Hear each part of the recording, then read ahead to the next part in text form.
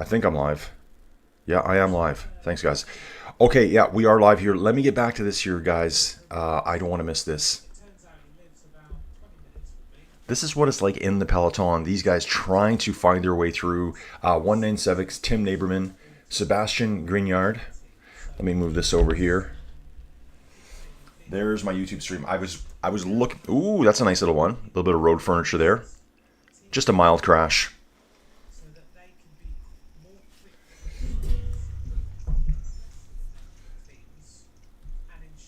Getting my YouTube stream open here so I can see what's going on. It's quite the process. I told Joey Jojo she's going to have to come downstairs here today and see how complicated this is what I'm doing down here. And guys, I feel like absolute garbage right now. I'm just thinking about going back to sleep. 8.5 kilometers, neutralized start still, guys. Nothing exciting yet. We'll stick here. I'll give you a preview of the stage coming up right away, too. Those dudes are pretty happy. Stage 3 winner. I thought it was going to be Vanderpoel, but if you watched it earlier, I mean, Vander pulled out with maybe 300 or 400 meters before that. Let's get that out of the way. We can do this, guys. What I want to show you now is just a little bit of a talk about why they designed the stage this way. So many good videos here.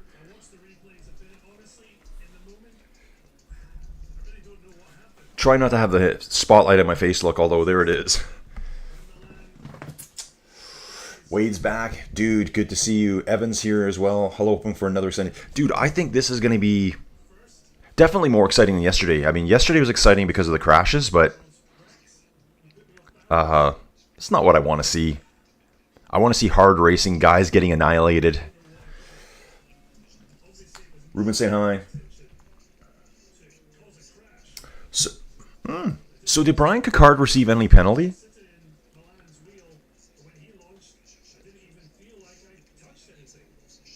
Ruben, are you riding today? Yeah, so they've back end loaded this stage with all the categorized climbs.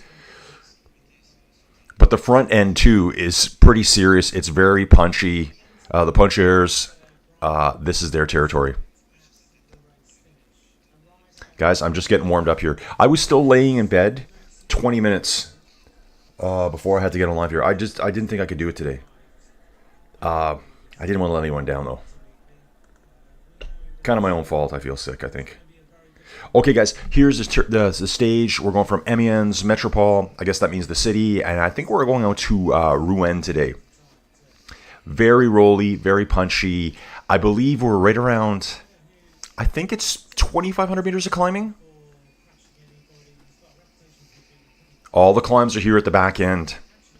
When we're getting near this river where we're kind of like going down through the valley systems, coming up and out of them. Côte de Bon Secures. And we whip around and we finish in Rouen. Love it, guys. Absolutely love it. Let's get to stage 4 here. Actually, you know what I want to do? Okay, guys. We're still 7.4 kilometers from the start. I got to do this right now. I don't really like doing this. But I got to. Okay? So, again, this dude out of the blue yesterday, he was in our chat, kindly supported me with a delicious coffee, aka an energy gel, because it's Inside Cycling World, right? And Shepard Zelf, dude, thanks for joining up. Not a lot of people know about this, and that's okay, guys. Again, like I said yesterday, he says, nice 2025 Tour de France YouTube channel. I bought you an energy gel. Dude, thank you so much. What did I say back to him? I responded right to him. Hello, and thanks so much for being part of the watch party today. I am so appreciative of you enjoying the channel and fueling the cause. Thanks again. I hope to see you back for more fun in the chat. Guys, I sincerely mean that. I don't push this at all. Take a look in the top corner there. Top left-hand corner, 33 supporters. I don't push this, but I want to do it for the tour just because people are taking their time to come in and fuel my tour. So, dude, you the man. Yesterday we also had a viewer. Guys, I'm never going to stop doing that. You got to realize I've been saying that for 2.5 years now. I say riders all the time. Let's see if we got any more videos I can show you real quick. What are we seeing right now, guys?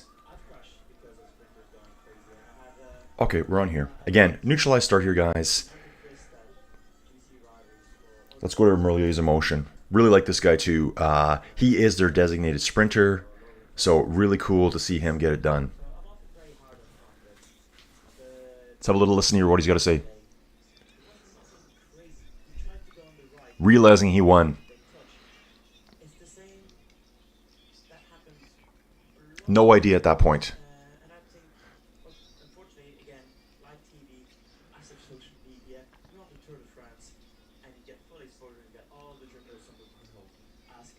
I bet you they're really happy to get that that win right away.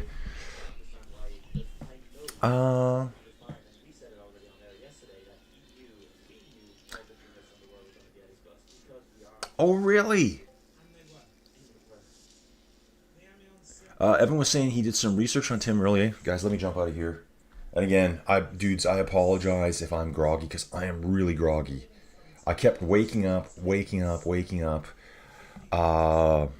It's early to start with. Usually 10 after 5 is fine for me. But, yeah. Today is really bad. Wonder what this one was. Oh, I think this was the... Oh, this is the finish right here. You can see Merlier coming up. And at the finish line, Milan was actually faster. It was the momentum of Merlier that got him through. I think they said Merlier... There was, I think, about a 4 km/h speed difference. Right here, it looks like Milan was just coming back. Looks like they possibly touched elbows there. Guys, that's sprint racing. You're going to be bumping and grinding. That crash with Brian Picardy, my opinion, Brian had no responsibility in that. If you see when he pops his feet out of his pedals, he just goes straight to the left. Jonas looking really good here on the front. This was yesterday, guys. 5.9 kilometers to the start. Let's get this going. Yeah, so just imagine waking up every 15 minutes for the potty run all night long. That's about the best way I can put it for you. And you're not trying to sleep. You have to go. Joey was saying, man, you're going to miss it. You're going to miss it. I'm like, I'm not going to miss it. I'm going to do it. But my number one goal today, thank you for the likes already, guys. Wow, 122 watching already. Guys, did you know this? Check this out. Because of you guys, Victor Campenart's on stream right now. Just got the bottle sticking out of his mouth. Surrounded by some UAE riders. Thank you for pushing that video to the limit yesterday. I woke up this morning and just had a quick peek at it when I've got my YouTube right here beside me. That video yesterday got, I think it's 49,700 views, and it's still just chugging away, 30, 50 views an hour. And it'll probably start getting higher today as people are waking up. It's their end of the day in Europe, and they're just interested in listening to someone else do some commentary. There's a lot of people that are doing this. The majority of them are just stealing things and rebroadcasting it, and they will get copyright struck. So this is the reason why I'm doing it this way. Jeff says, you're going to be bumping and grinding. Exactly what I told her. That's what she said, right? Isn't that the saying? That's what she said. Ruben did 40 minutes on Ruby yesterday. Wasn't as good as the day before. Okay, Ruben, how strong are the crosswinds? Ruben's our number one chat member right now. Guys, let's get in there now. I've kind of shown you the videos I can for now. We'll get to the live. I probably don't need my... I probably should keep my live stream up here. Oh, it looks like I already have it. Oh, that's me. Don't worry about that, guys.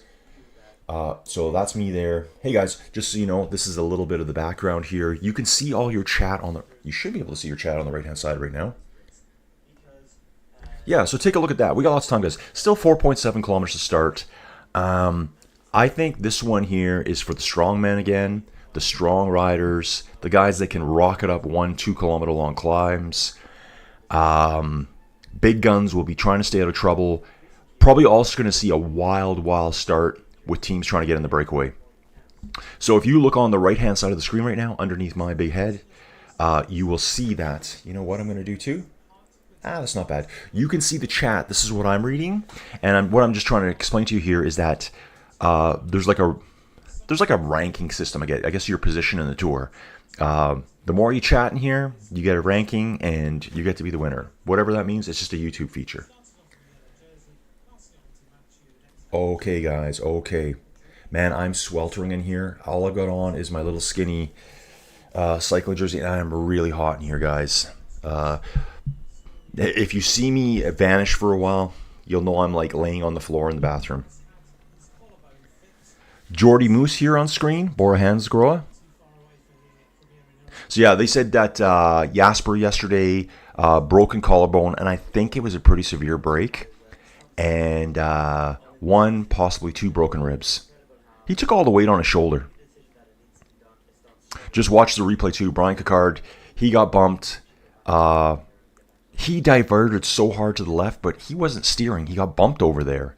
Both feet were out of their pedals. He's basically got all his weight on his seat. You know, that's hard to do when you're not in your pedals. And he's just trying to stay upright. And unfortunately, Jasper was right there. Take a look at the live tracking here, folks. You can see where we're going. So we're starting up today up here in Amiens. Guys, I'm building now. I'm kind of afraid to drink too much coffee, to be honest. I need the coffee, but I'm kind of terrified to drink it right now. We might have an issue. Let me see what Ruben sent me here. Ruben, where's my phone? Okay, I've lost my phone, guys. Phone is right here. Guys, love the action in the chat. Yeah, I was going to say too, so we almost hit 50,000 views yesterday. It'll probably hit 50,000 today. Like, incredible. I don't know like how people are finding this. If you're new here, and it was great talking to everyone yesterday. Guys, we're still a few kilometers to the start here. Let me just jump into the chat again. Yeah, Wade saying here, channels get banned again yesterday for streaming. Yeah, you can't rebroadcast their stuff. I'm giving you my impression of the tour from all the tour data. This is how I would normally commentate on a race. This is standard for me. Let's say if I was covering an inside race, Tuden knows this. That's Chainbreaker there. I've covered a lot of his races and seen him win a lot of races too. And then all the other stuff I'm pulling from the Tour de France website and adding something to it. You know, my impressions, my opinions, my voice, and definitely not an AI voice. You know what, guys? I hate AI. I hate it. It's Joey uses it all the time. I think it's kind of lazy. That's all it is to me. And if you're into it, that's great. I don't really care. I've listened to videos. I talked about this a couple days ago. I hear videos and I'm like, oh, wow, you didn't say that right at all. You're AI. Dudes, if you're making cycling videos and it's 15 minutes long, send me it. I'll make a script for it and I'll do it for you. Free, gratis, no charge. Guarantee you it'll do better. People like authentic, real voices. Not to toot my horn too much here. Okay, guys, going to jump into here. Yep. So channels got banned again. Ruben saying 5 meters a second. Ruben, how fast is 5 meters per second in kilometers? Tuden saying if I would cycle at the same time on my live streams, I'd be a World Tour pro. Dude, I used to do that all the time over on Ruby, and I really enjoyed it. It's just hard to go really fast. I could never go all out. And people would say, why don't you go racing on there and show how you're dying? Yeah, I might again. Tony C, good morning. Yeah, and I forgot yesterday too. Where can I look? Yeah, I don't want to try to jump in there right now. Who was it? Was it Don Clifton? Clifton Don, 1974. Is that the guy from Jersey? He bought Joey a couple pieces of pineapple pizza yesterday. So thank you very much for that. I think that was him. Okay, so 5 meters per second wind is about 20k an hour. And I think I did see on your screenshot there, Ruben, that we've got 7 meters per second in places. So, could be scary.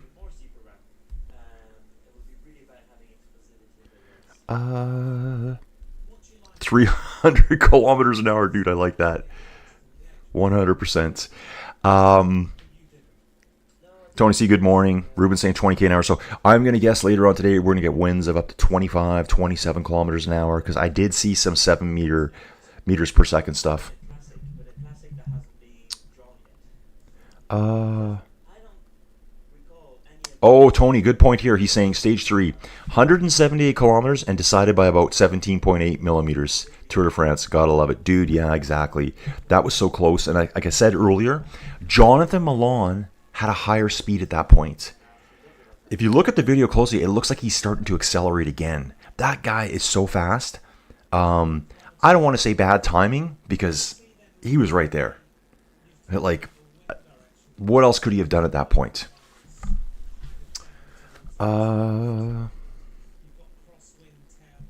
Oh, guys, it's already starting. So right now I'm 800 meters behind. And what we're going to do here, go into the race. We've already got a break, guys. So I'm going to try to follow both. Remember, my feed is a bit delayed here, but we do have a breakaway right away, which is totally what I expect. I expect when Christian Prudhomme in the red car there drops that yellow flag, it will be on like Donkey Kong. Watts will be dropped. It will be a Watts fest. Let's go. In fact, today is going to be a pure Watts apocalypse out there on the road, folks. There will be a lot of tired riders going into the TT tomorrow, where I expect Remco Evenepoel to absolutely destroy the team. Yeah, I'm watching it right now, Ruben. I'm seeing guys off the front right now. Ruben's saying Abrahamson and Martinez. Okay, well, Martinez, he is so far behind in the standings. He's got to do something. He needs to go like on an all-day breakaway and pull back 10 minutes. Who knows? Maybe he's got the same thing I do right now, and he feels sick as a dog, because I know I do. Guys, this just kind of came out of nowhere yesterday. 6 o'clock last night, Joey came home, and yeah, I was like just on edge. I was walking around the house, didn't know what to do with myself. I just told her, I said, I need to go downstairs into the Fortress of Solitude, and just so I can relax. And so I've been down there all night, and I can barely get up because I didn't sleep. Van der Poel leads in GC ranking with Poggy 4 seconds behind and Jonas is 6. Yep, big boys are all up there, folks. And these two are being allowed to go off the front right now. 14-second gap, it's looking like. Actually, let me take a look at this here, guys. Abrahamson and Martinez in the front. So this is Lenny Martinez here. Will it show his time? He's really, really far behind in the standings right now. He had a horrendous first day. I think he finished 9 minutes down. So just a brutal stage for him. With Abrahamson. You can see it here. Actually, if you look at the screen right now, Martinez is 14 minutes and 24 seconds behind. Abrahamson for UNOX Mobility, 5 minutes and 58 seconds. Yeah, they're saying on race radio with Decathlon saying, stay focused, guys. The winds are going to play a role today. Okay, good stuff. Chainbreaker's asking when the first mountain stage is. I think it's stage 10. And is it a mountain stage? Not really. I think it's more of a hilly stage. Let me check that out here. But there's a lot of real hilly stages here right away. Let's take a look at the route. I think it's stage 10 right here. Le Mont d'Or, Puy de Sancy. Take a look at that guy. 7 category 2s, 1 category 3. That will absolutely destroy the peloton going into the rest day. I'm sure we'll have guys not making the time cut on some of these. I think we've only lost 2 riders right now. What I'll do here, I'm going to go to the rankings.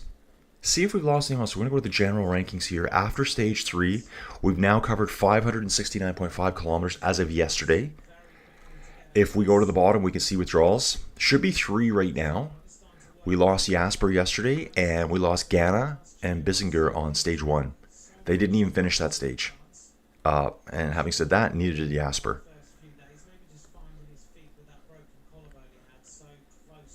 So 2 riders up front, Abrahamson and Martinez. I think they say Martinez. Then it looks like we got 1 solo rider here trying to bridge up to them. Who's this guy? Oh, Total Energies. Thomas Gachinard. 58th overall right now and 15th in the white jersey. This guy's only 4 minutes back. So these are the kind of stages.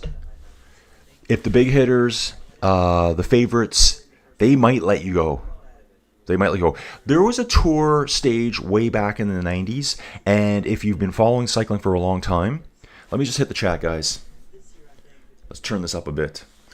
So stage 10 is the first one I see, but there's a lot of real lumpy stages. And again, it's not a high alpine stage. It's just a lot of hills. So I think in stage 10 we'll be at the Central Massif, I think is what they call it here. 48 seconds back right now. Actually, it's out to 102 back to the main peloton right now. Okay, ooh, good point here.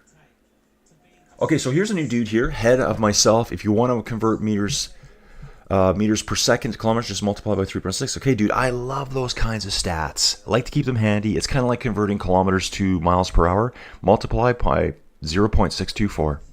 That's what you do. And you'll get the same number, folks. Yep, Tony's, okay, thanks for the backup here, Tony. First mountain stage is number 10. Stage 10 next Monday, July 14th. Yeah, and that one's going to be brutal. Ruben's also saying that Abrahamson, that's the dude that's in the front right now, broke his collarbone 4 weeks ago. Like, how long does it take to recover from a collarbone injury? I would think it would take a very long time. I guess it depends if it's like a celery stalk snap or it's a fracture where there's just a crack in it. I don't want a celery stalk snap at my collarbone. Yep. I see that guy there. Total Energy guys, he's heading up to the front. We got a lot of support for the Eritreans again. This will not be a Biniam stage today. This is more, you know, guys, this is more of a Matthew Van Der Poel stage. Okay, Ruben, thank you. I'm going to have a look at that right away. Okay, Dawn. Okay, so Dawn, I got to get this all figured out. Dawn Walutes here. Dawn, tell me how do you say your name. Walutes. That's also, I believe that's also Fodwalker. So he must have a couple of Google accounts. He's on stage 4 right now. I sent you pics through Facebook. The caravan is going through. Oh, cool, dude. I'm going to have to try to open those here real quick. Clifton Dawn's back. Hey, dude, good to see you. Yeah, guys, I'm going to show stuff. I'm going to try to show the crash right away. Let me see if I can do that, Ruben. I have to go in here and open up Discord. So, guys, just bear with me. Discord. We can have a look at that video. I usually have my Discord shut. Wonder if I can make this full screen here. Oh, ow. Okay, he's on the very far left-hand side. He broke his collarbone there, eh?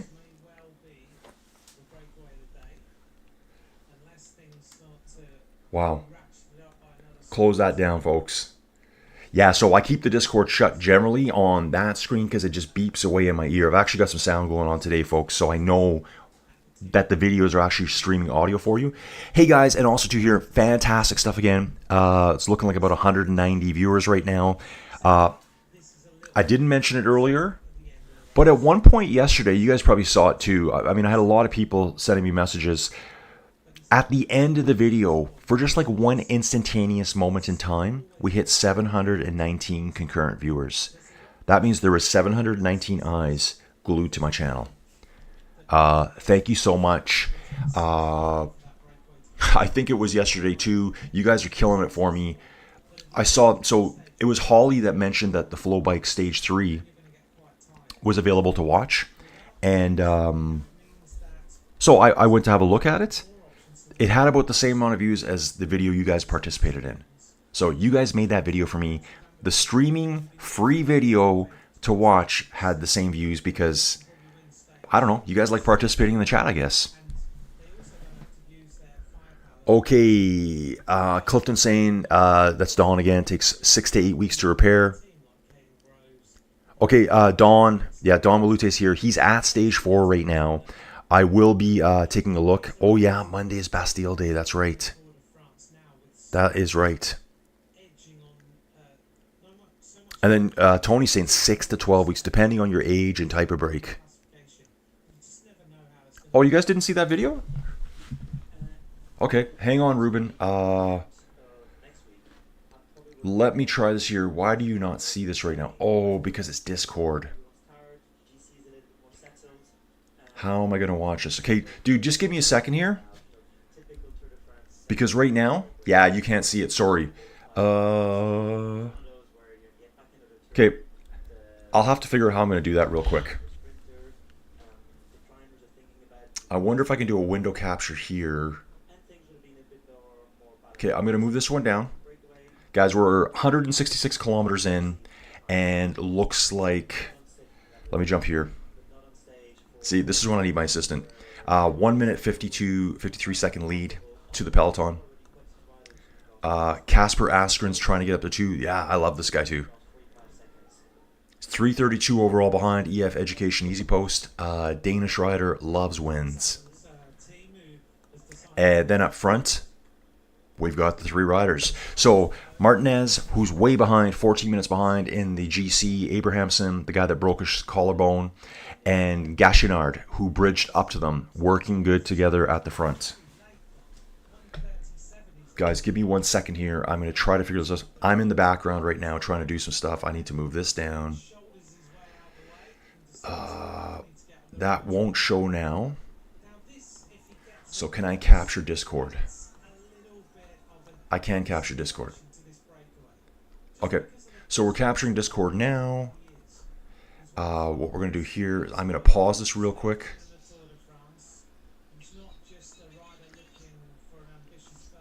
Okay, it's just a quick little clip here. So this is from Ruben. Jonas Abrahamson broke collarbone in nasty crash at the Belgium Tour today.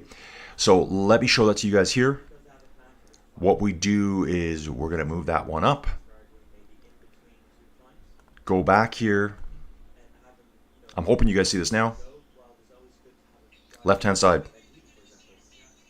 Abrahamson right there in the grass on the side of the road. Have one more quick look at it. Thanks, Ruben. Yeah, it looks like he spun right over his handlebars there. Okay, good stuff.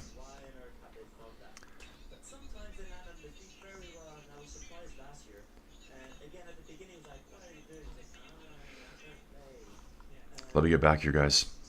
The brain is not functioning today. There we go. Yeah, it just kept playing in the background there. Sorry, guys. Yeah, so thanks, Ruben, for showing us that. Okay, guys, I'm slowly warming up here. What time is it going to start on GMT clock? And this is Habti Cleffer and Iram. Dude, she's off. It started at 13:15 CEST, which is 5:15 in the morning for me. And guys, I kept laying in bed going, I can't do it. I can't do it. I think it was at 4:30. I sat up. I almost threw up. The dry heaves. Doug Brown. Doug, are you new? I think Doug is new here. My birthday, July 14th. I'll be in Nijmegen, Netherlands, doing my annual Walk of the World. Dude, what's that all about? 4 days, walk a marathon, 40K a day. Dude, that's awesome. No biking, all on foot.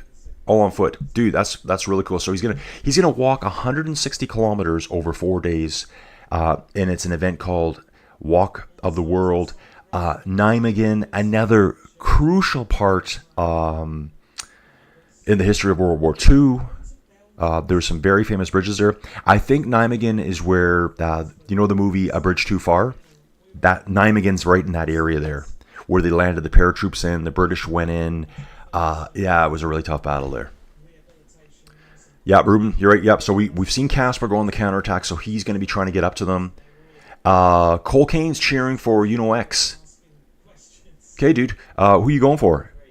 Abrahamson? Abrahamson looks like quite a big rider to me that I'm seeing on screen here. Guys, let me get in here. We'll go to the commentary. Let's just browse through the commentary quickly from this morning. I'm going to show you all the stuff. This is just them heading out. Really chill, really mellow.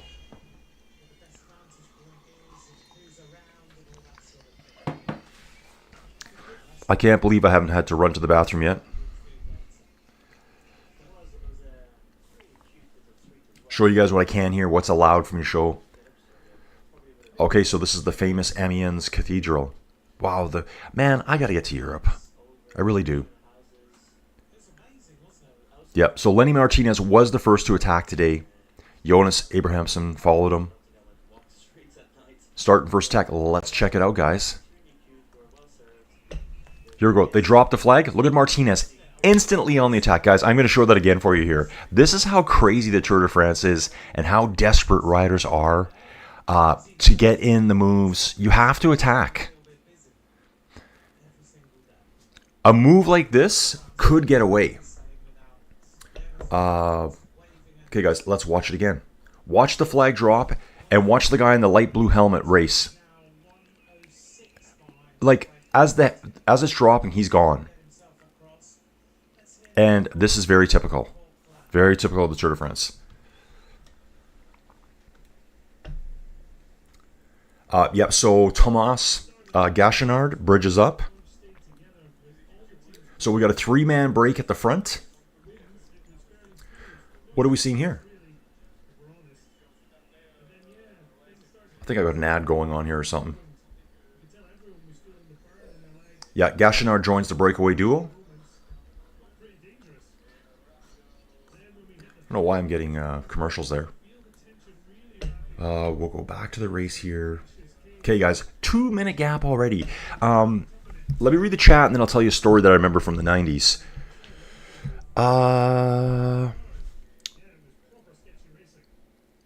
Someone saying it's all copyright. Looks like, is it Santa Biak? Ruben, were you able to see the video there? I think I worked, so I added another window capture. I captured my Discord and showed it to you guys, so I'm pretty sure it was shown. Someone else asking, some channels are showing it. Yeah, those channels are going to be copyright hit later in the day. And all the people that watch those videos, that channel just gets taken down. So, we do have 2,050 meters of climbing to do today, traveling at 46.2 kilometers an hour. The winds are coming from the left side, so from the west. Let me just look at that for a second. Yeah. It says the winds are coming from the left. Again, so if we got some nice wind gusts here out in these open fields, you could see the peloton split apart. I think the winds are pretty light here right now. Guys, I think I'm coming back to life right now. Coming back to life.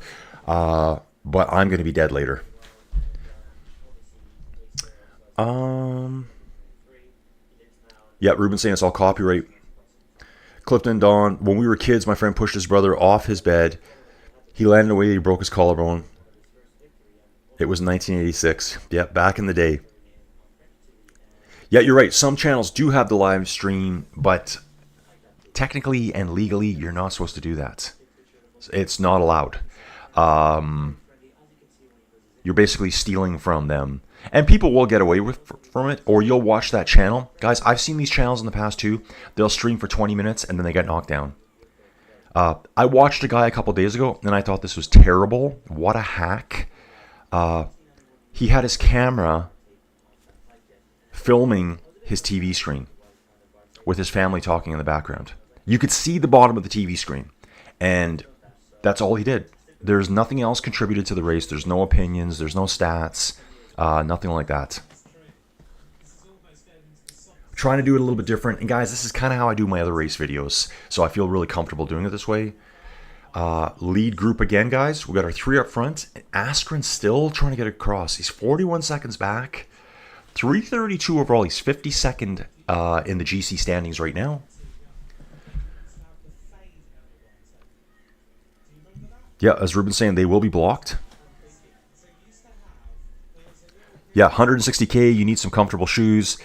So who was that again? Was it Doug, I believe? Doug, that's something you do every year? Do you travel to that location at Nijmegen every year to do it? Like, why there? Or is that just where you're doing it this year? Dude, Doug, thank you so much. Thank you, dude. I love when someone knows some history in the area. Evan says, remember, you signed up for 21 days and we were counting on you. Dude, I hear you, man. I was like so stressed out. When I tried to go to sleep last night, like, honestly, guys, every 15 minutes, race to the bathroom. Come back to bed. Try to fall asleep. Nope, get up. Get going back in there again. There was one stretch of about half hour. I'm like, oh, thank you. I slept for half an hour straight. Maybe I had an hour and a half of sleep last night that was actually restful and not freaking out trying to get to the bathroom. And so I was kind of laying in bed this morning going, I don't know if I can do this. But you're right, dude. I did sign up for this. These guys don't quit the tour. They got to put their effort into 21 days. Let's get it, boys. Bang, bang time. Thanks for everyone watching right now. Yeah, so great comments here. Ruben saying, yes, Colin, don't leave us hanging. Doug Brown, dude, I'm glad you got this in here. Operation Market Garden. That's where they dropped paratroopers in. I think it was mostly the British. I think it was British paratroops. The Canadians were there as well. World War II.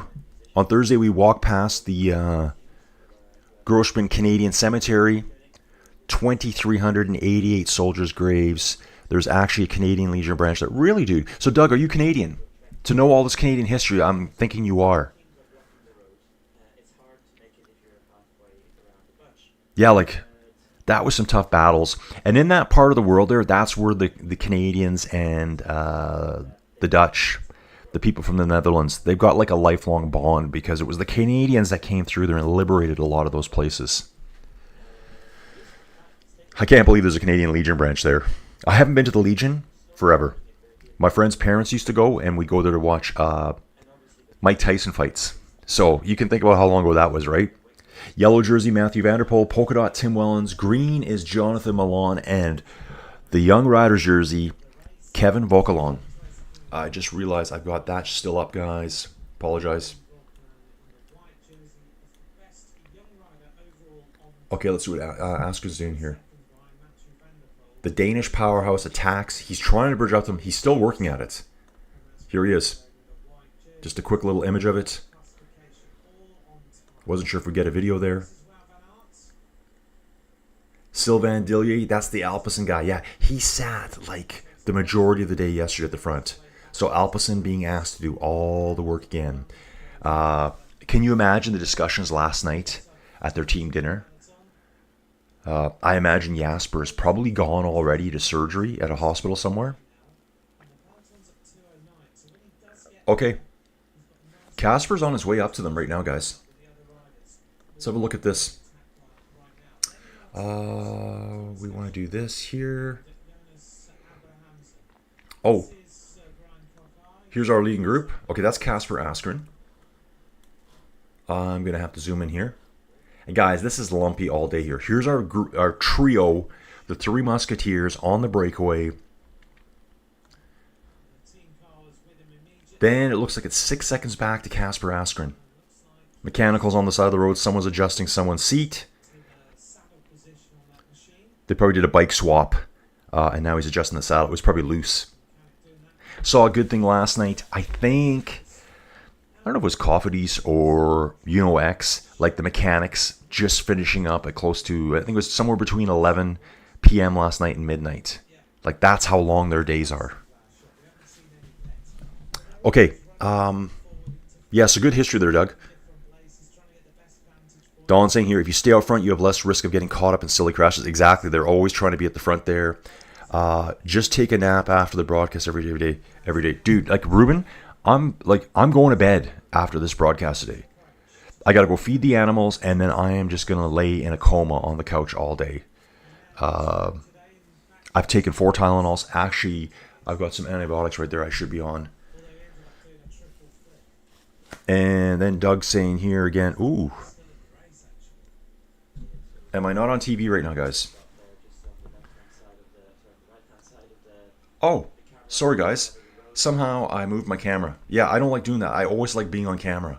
For the longest time when I had my channel, I didn't have a camera. I didn't have good enough internet. Now we have Starlink. I think I started doing the camera. Wow. 2023, I went to Metallica in Seattle. So almost 2 years ago, my camera's on every time, and I feel comfortable with it being on. You guys can see the energy, the excitement, how pumped up I get watching this stuff. Front of the group's traveling at 48 kilometers an hour right now. These three riders all together here. Total Energies, Uno X, and Bahrain Victorious at the front. Watching the course here, it's up and down all day.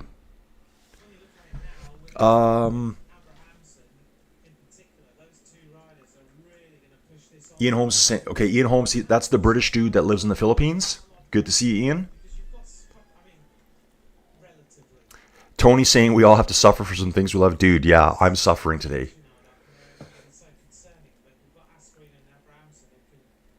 Yeah, I kept closing my eyes. Okay, I need to sleep. I can't do this. Got up, started dry heaving. Askren is with them now, I believe. I think he's back with them now. So, guys, I'm wearing one of my jerseys. This is a jersey from the bike shop down the road, Cranked. Really great bike shop. Yeah, so he's with them now. And then we got a 2-minute gap back to the peloton. Here's our situation on the map at the moment. And you can see all the categorized climbs are all at the back end. We have 5 categorized climbs. Currently, at this point in the tour, Tim Wellens in the polka dot jersey, he has 3 points. 1 point for a Cat 4. So right away here, too, you can see those 3 Cat 4 climbs, you could be tied with Tim Wellens as long as Tim doesn't get anything. The Cat 3s will give you more points. So let's say these guys are on the run all day. If that happens, we got 4 of them now. One of these riders could take the polka dot jersey today. It all depends how it plays out. It all depends what the peloton allows them to do. So Brett Rogers, hey Brett, I think this is your first time here too. He's saying, let's see your face, bud. Yeah, well, here I am. Guys, I'm waking up now. This is just going to be pure adrenaline and caffeine surging through the bloodstream right now, folks. Yeah, Joey will attest this. She'll probably come online later and tell you, like, I was just a train wreck. And she didn't get to see me all last night either. I kind of retreated into what I call the Fortress of Solitude down in the basement where it's just me, the cycling, the video games, the 10x10 cube of pain and destruction where all of the watts get exposed to the world. Okay, we got Clifton Dawn here. He's commenting to Doug, walking that type of distance is tough. I only walk 5K per day and ride 10K, but only on the days I don't work, so 3 to 4 times a week. Okay, Doug Brown, he's from Vancouver. So Doug Brown is in the province of British Columbia. He's one province over from me. I'm just north of Calgary, Alberta, Doug. 5th time to Nijmegen for the marathon walk. Like watching Tour de France, it's simply addictive to participate in this event. Wow, 47,000 fellow walkers. Dude, I'm going to have to look this up online afterwards. Is there a website for it? I can show it online here. My one friend, he was in the stream, I think 2 days ago, Hand Grenade Division. Doug, you'd probably like his channel. He's like my high school friend. I'm still friends with him. Way back when, myself and Mike, we used to play a lot of Squad Leader. Squad Leader is probably ranked as the hardest board game ever developed. It's like a full simulation of everything that's going on. Like you basically have to. It's like a dice, and the hexagons, and you have counters. You got a tank. Well, your tank's not running. You got to roll to see if your tank starts up. Things like that. Mechanical failure. So we played a lot of that together. And Mike has actually done. I think he's done 2 books on Canadian military uniforms. His channel is really fun. Hand Grenade Division. And the Hand Grenade Division, The hand grenade division is named after a German unit that was active in Italy in World War II. So they do reenactments and stuff like that. So yeah, Doug's from there.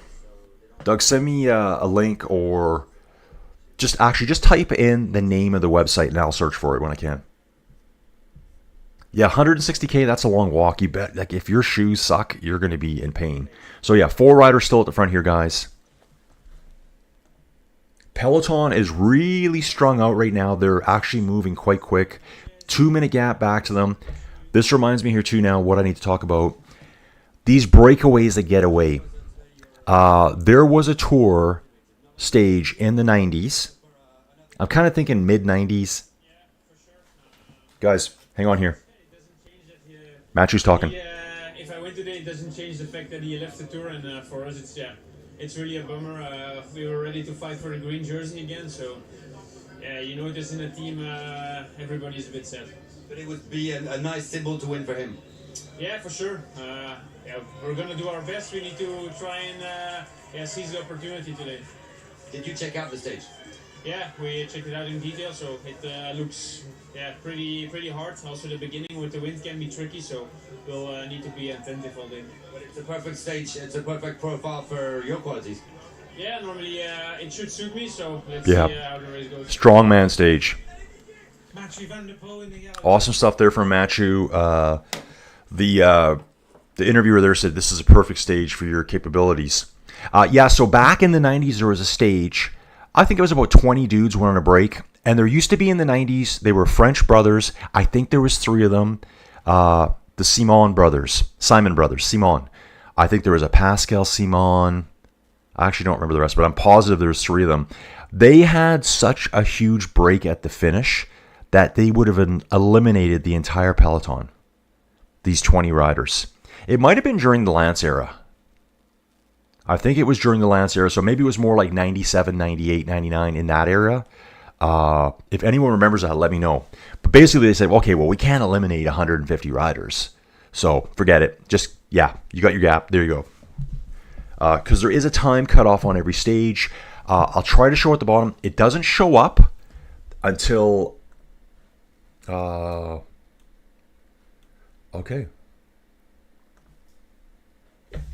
What we got here, most selected stage winners. So this is what the predictions are for today. Kevin Vauquelin, Mathieu van der Poel, Taddy. My gut says Mathieu van der Poel. Alpecin's going to be out to get a little bit of revenge for what happened to Jasper yesterday. That was their green jersey winner right there. He was in the green jersey when he crashed out. Front of the peloton, it looks like right now there's about 20 riders long, strung out single file. So they're moving pretty quick, 49 kilometers an hour right now. And I'm looking at here, Alpecin sitting on the front. Mathieu in 4th place right now. Let me get this closed down. So those are our favorites for today. Oh, check this out. Vauquelin, almost at home. Born in Bayeux, the start of stage 6. Kevin Vauquelin, Arkea B&B Hotels, was eager to reach his region, Normandy. The beaches of Normandy, right? I think Doug knows all about this stuff. Yeah, and he looked great yesterday. He looked great. I mean, we could have a future French champion. When was the last time a Frenchman won the Tour de France? Would it be Bernard Hinault? Would it really be Bernard Hinault? Okay, so Laurent Fignon won in, I think, in 82 and 83, or 81 and 82. The Badger, Bernard Hinault, I think his last win was 85. 85, and Greg was 86. After that, there's been no one.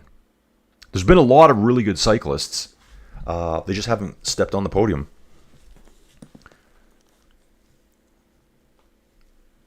Okay, Brett saying thanks for bringing the face back. Yeah, dude, I'm always on camera now. I really enjoy it. I really love doing the commentating. Guys, you know what I got to work on now? I was thinking about this last night. I need someone in some cycling-related product to see this so I can get my first ever sponsor. This channel does not have a sponsor. Putting it out there. If some guy working at some company somewhere, some lady somewhere, reach out to me. I can do some product shout-outs. Don saying here the tour route image doesn't show how lumpy the stage is. Yeah, absolutely not. Guys, I'll try to bring that up for you again. We'll go to withdrawals here. The route, just so you can have a look at it. Again, like what I was saying, I said it yesterday too. Take a look at the 5 categorized climbs, the 3s and the 4s. These are all going to be like, well, actually, there's one that's 3.5 kilometers. It's not very steep though. 3.6% gradient, more of what you would call a false flat. Just gradually climbing. And I see one at 1.8 kilometers, 900 meters at a steeper gradient. But take a look back here. Look at kilometer 107. I've got my mouse pointer on it. That looks like quite the little climb right there. That's a climb. Kilometer 71. There's a nice lump there. This whole beginning part of the stage, we're climbing all the way. Dropping down, climbing in. Nothing here is categorized. Remember, it's the tour organizers who decide the classification locations. Let me get back in here. 2 minutes, 1 second still at this moment. We've climbed 283 meters out of the 2,050 today. So yeah, some people are saying Kevin Vauquelin for the win. They're probably saying that just because he's kind of in his homeland right now. He's returned to where the area that he was born. Maybe it's going to light a fire under him and he's going to try to go for a stage win today. Up against Mathieu van der Poel. That's a big task.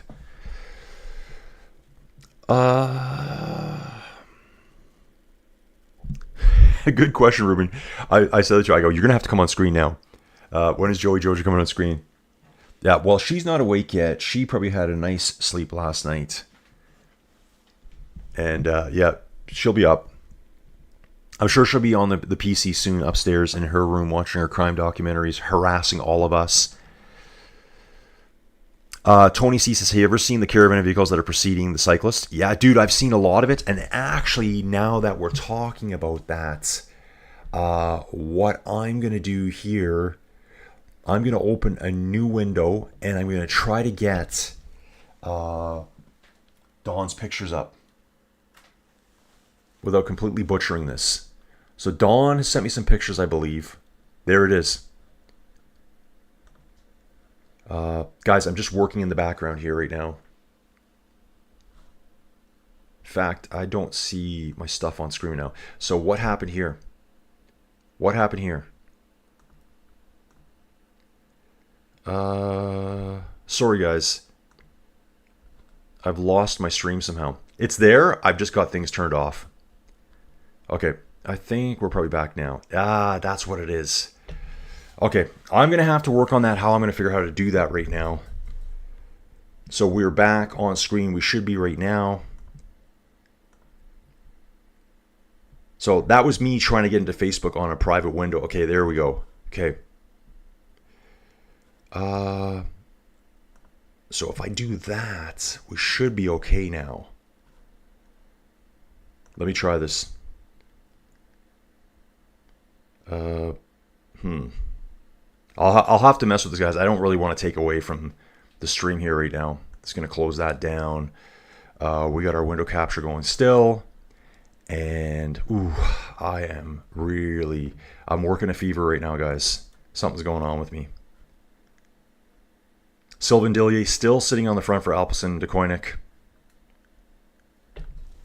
Field is really stretched out. I don't think they want to let these guys get too far away. So basically right now we've got Alpecin's entire team. I'll try to see who the second team is there. There's about 20 riders stretched out, single file, kind of a blob in the middle, and then quite a few riders, ones and twos, falling off the back. Kind of a little bit of a danger zone area, I think. I think we got an interview coming up here, guys. I'm going to try to get this going for you. And then I'm going to work on getting Don's pictures up. I think he's got some pictures of the caravan coming through. Let me just stay here. Oh, we're taking a look at G. Thomas here, Ineos Grenadiers. So strange to see the Ineos Grenadiers with the Total Energies on the back.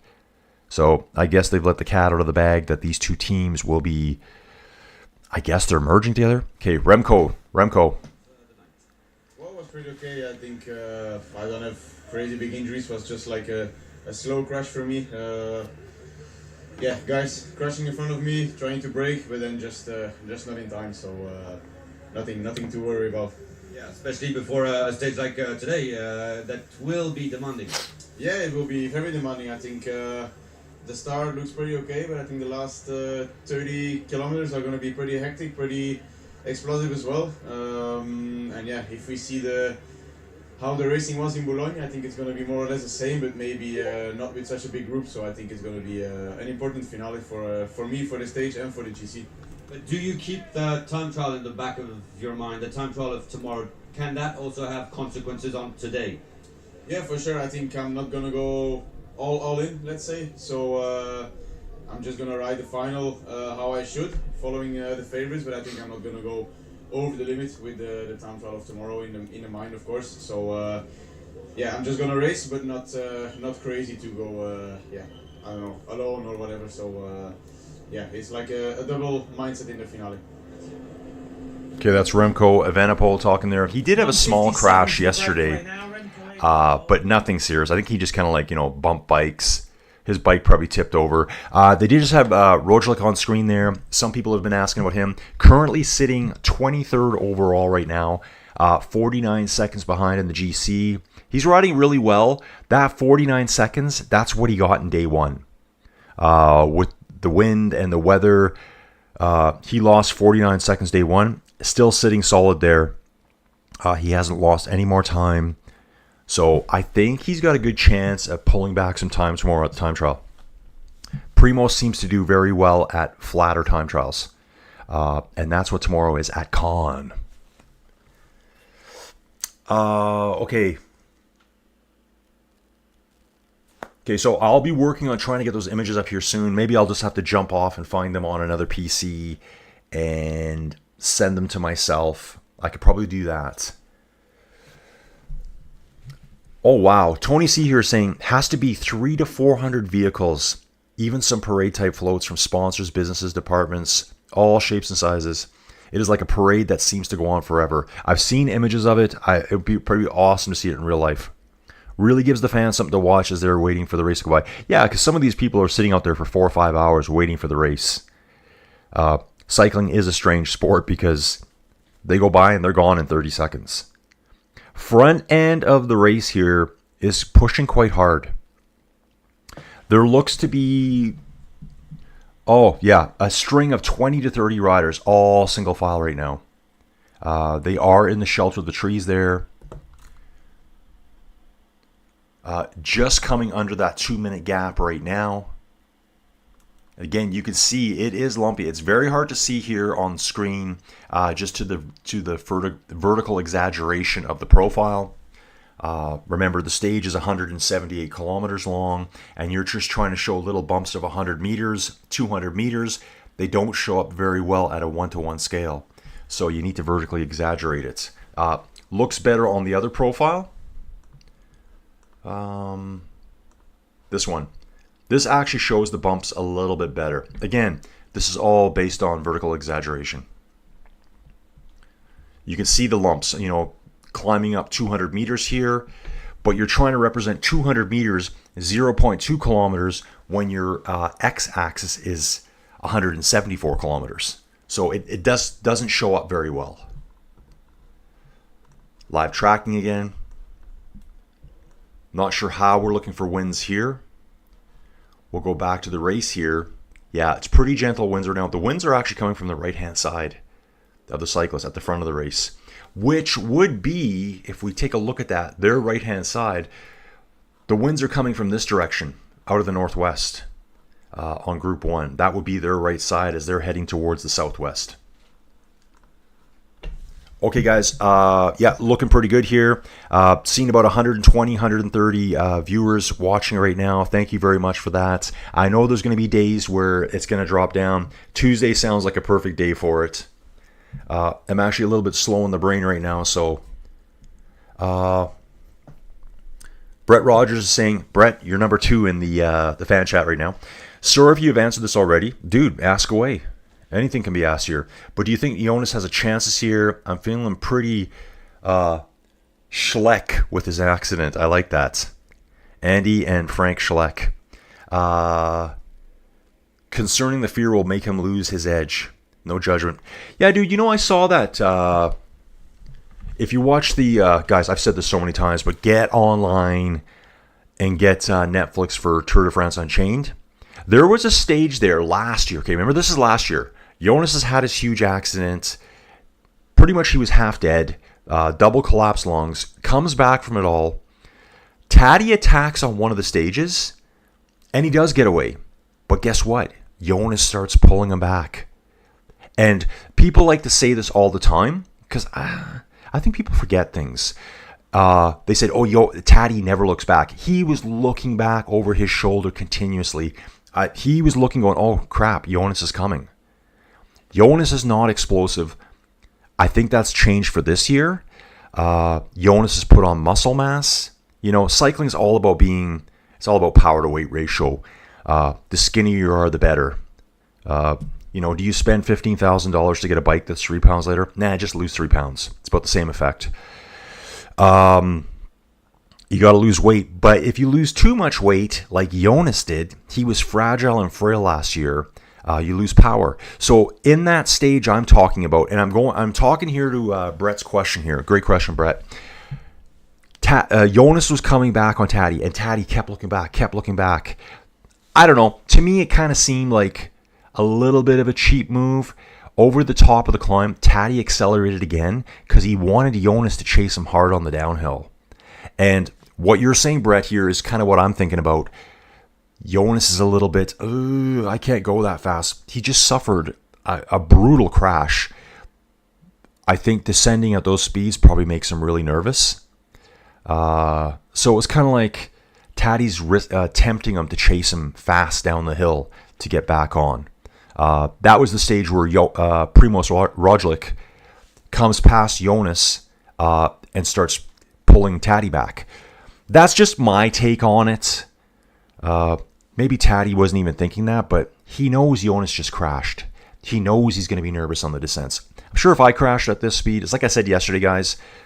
You're driving your car, 40 miles an hour, 70k an hour, open the door, jump out.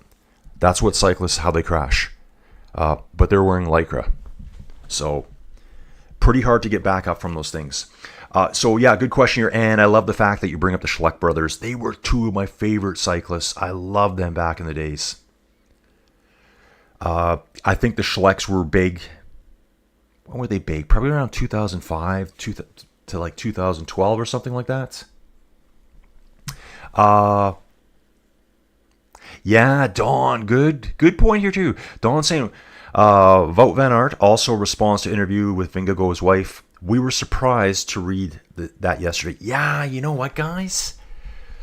Okay, this might get me in some trouble, but I think his wife needs to just step away.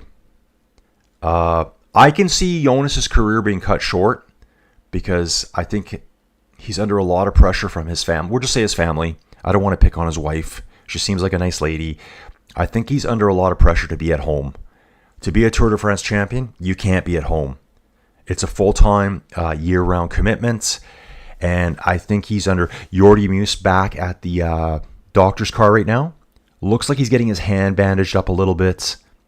Probably took a little spill, scuffed up his fingers. Looks like it's his pinky finger. Yeah, catastrophic injury. Pinky finger injury. Yeah, I think a lot of people were shocked by that. And some people like, hey, you shouldn't be here. Basically, I guess, I don't know what Jonas gets paid. He must get paid a lot of money. What do you guys think? Like 5 million euros per year? Anyone know? I think Taddy's on that or something, 5 to 8 million per year. Maybe I'm wrong on that. And so he's got his wife there saying, you need to be home more. And they're paying him big bucks to win the Tour de France. This will definitely affect his mental state for the Tour. He's trying to do the best he can. He's trying to come back. He's won the Tour de France twice. And again, I'm going to keep saying it when people... Brett, good question again. Can Jonas actually win? Well, he's beaten Taddy twice before. So there's that. 2022, 2023, Jonas beat Taddy. People forget all this stuff. Taddy's the one that looked bad. He's the one that was like dying going up the hill saying, I'm dead. There's also a time trial you can see in 2023 where Jonas takes 1 minute and 38 seconds on an uphill time trial out of Taddy. Nowhere near as hard as the mountain time trial we're going to see on stage 13. So I'm so excited about that. A lot of you, when I say you, I don't want to say that. A lot of people, maybe they don't find the time trials to be as exciting. I absolutely love them. And guys, I'm going to be on fire for that time trial. I am going to be like jumping up and down, screaming. I love time trials. Okay. Wade's saying here too, he saw that about his burnout yesterday. His wife was complaining Jonas was away too much training. Well, that's his job. Guess what? If he doesn't train, Taddy's training. The day that you take off, oh, this is pretty cool. They got some dude way up high in one of the wind turbines waving at the people. Let's go back to the live tracking here, guys. Where are we? Cruising on. I think we're pulling the back now. Go to the race here. Oh, actually, it's 2 minutes and 4 seconds still. See if we got any videos to show you guys. Same ones as before. Yeah,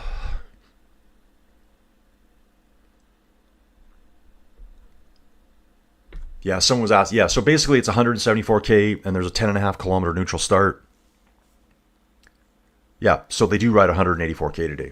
Happy birthday, Jean-René Bernadotte and Phil Bauhaus. Jean-René Bernadotte, manager of Total Energies, celebrating his 69th birthday. Oh, dude, I love this. They're talking about Thomas Voeckler here. Oh, and Lilian Calmejean.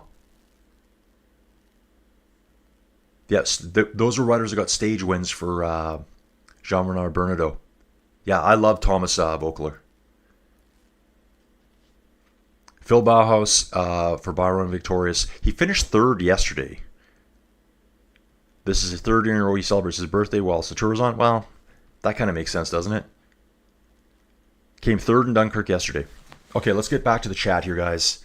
I'm seeing some weird ad here. I want to catch up. Lots of good comments right now, guys. I love all the talk about Jonas and his wife. I think that's going to be a really strange story. Jonas is heavily involved with his family, and he has them at all the stages. But is it going to distract him from winning another Tour de France? We may see that play out. He's got a lot of stress from home. You're not home enough. I need you to be at home more. And this is my opinion, guys. That means he's not going to want to go do all the training.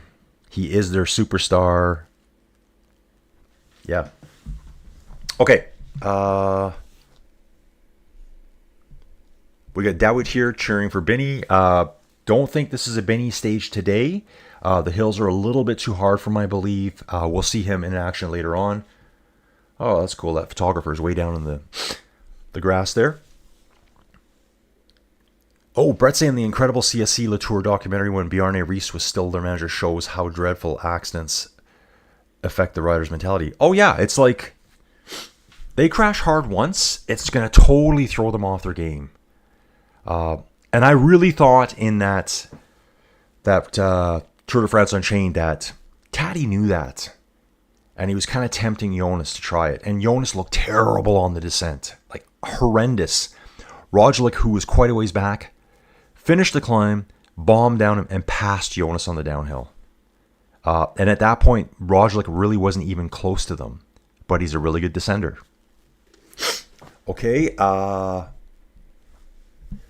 Yeah, Taddy must have a big salary. Who do we got here? Aled Jones here. Hey, Aled, dude. Here's Aled Jones here. Hey, Colin, don't you think Poggy is out for revenge on the stages?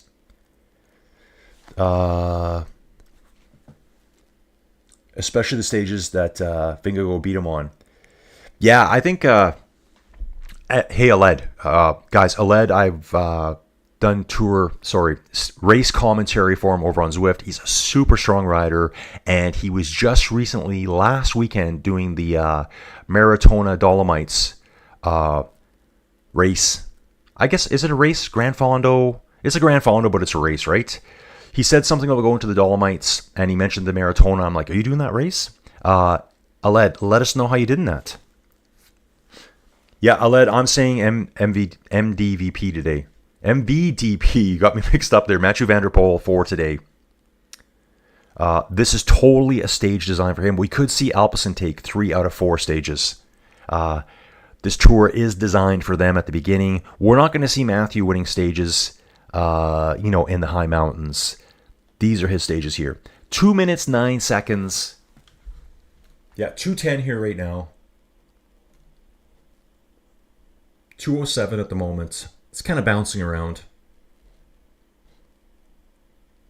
I'll see if we got any videos to show you. I don't think there's much to show you right now. Just this, this group of 4, all they've got to show us is that first attack, and that's it. That group of 4 is just out front. Do we have any highlights? No, just our group of 4 again. I think stage 16 this year, I think what you're saying here, Aled, is that the one that Vingegaard hurt Poggy on last time? I think it is. I think it's the same climb.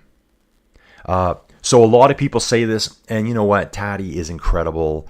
But just watching it and seeing some things from the past, like the 2023 Tour, some of the longer high alpine stages, not really Taddy's thing. He proved that wrong in 2024, but 2024 Jonas was not the same Jonas as 2023. Totally different rider. Okay. Yeah, so I'm picking Matthew today. If someone said, hey, you need to bet $20 on someone, I'd say Matthew. Maybe this breakaway can go for it. Maybe they'll just let them go. They've kept it really stable at 2 minutes. They've never let it get any bigger than that, so I highly doubt this breakaway will be allowed to get away. Wade saying Visma must make use of Wout van Aert. Yeah, this could be a Wout stage as well. Like cyclists like Wout, Mathieu van der Poel, they need to use Wout. The years that he won, Wout was a big part of the team. He was always at the front, stage victories. Wout's been a little bit quieter lately. Wade, yeah, good comment, Wade. Taddy and Jonas, yeah, they're taking it easy. They're not getting themselves into dangerous situations. Their teams are probably being told every day, hey guys, keep these boys safe. One crash, it's over. Jasper, one crash, tour over. Yeah, he was sprinting, but it's pretty easy to be knocked out of the tour at these speeds. Really strung out here. They must be bombing downhill. Again, 20 to 30 riders on the front, and then a big blob behind them, and just like a huge tail off the back of the peloton.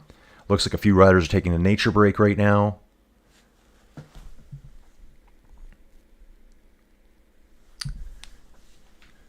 Wade saying, I think people forget Taddy is a well-rounded cyclist. Definitely. Don Malutes, I'm at the climb Côte Jacques Anquetil, Cat 4 climb. Dude, awesome. I still got to work on how to get your pictures up here.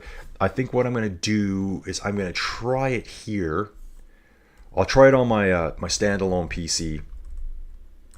And maybe we can do that.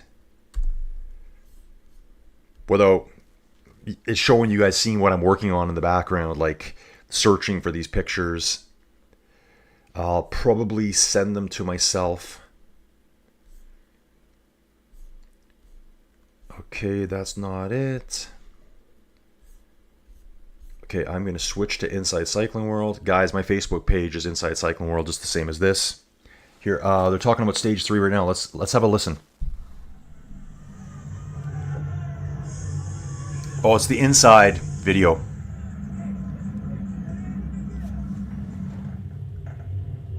Now, these guys with cameras on their bikes, do they have to take the camera on their bike? Like, are they just told, hey man, we're putting a camera on your bike today and you have no say in the matter? Rough over the cobbles there.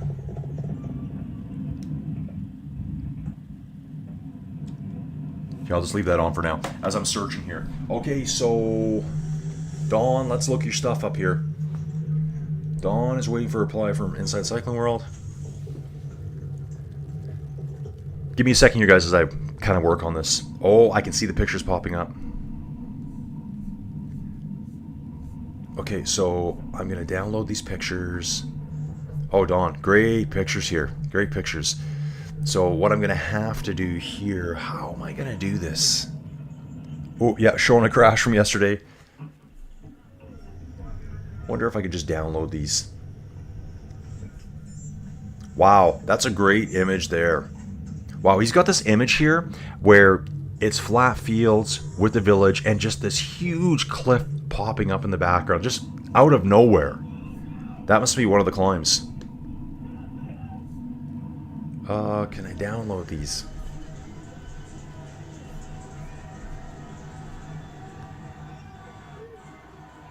So Don here is at Landel, it's town on stage 4 route.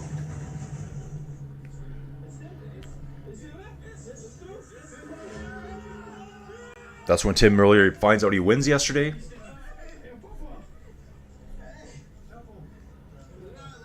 Okay. Sorry guys, getting distracted here. Take a look at this here, guys. Definitely different from yesterday. 44.7 kilometers an hour in the first hour of the Tour today. The gap is still at 2 minutes and 10 seconds, so it's just sitting there within 5-10 seconds all day long.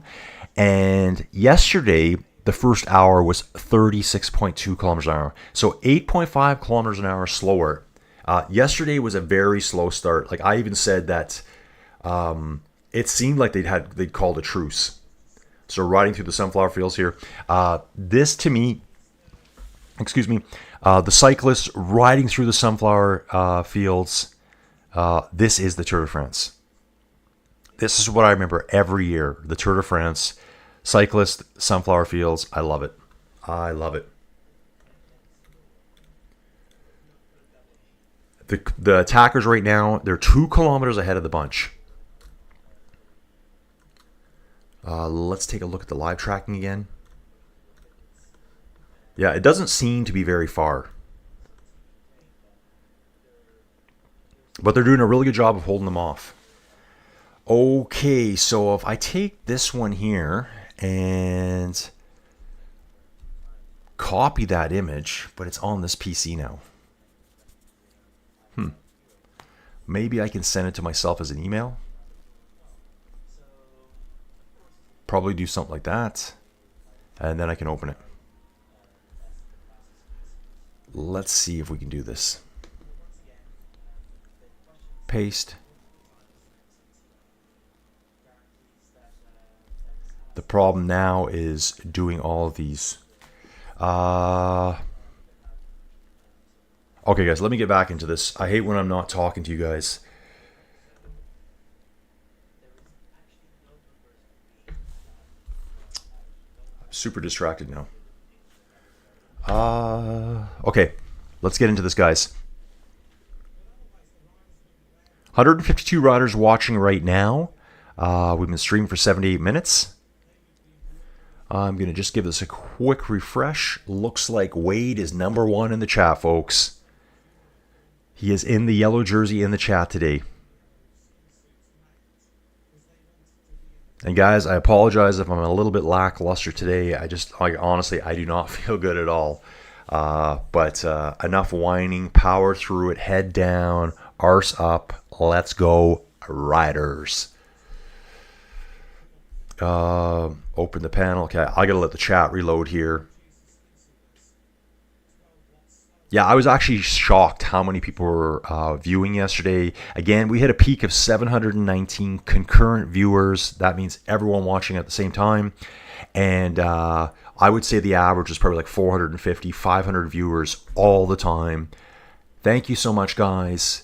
It's kind of my dream to become a commentator.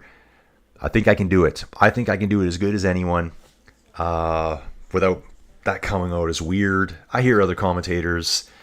You just watch the race and you add some input into it and you have a lot of fun with it.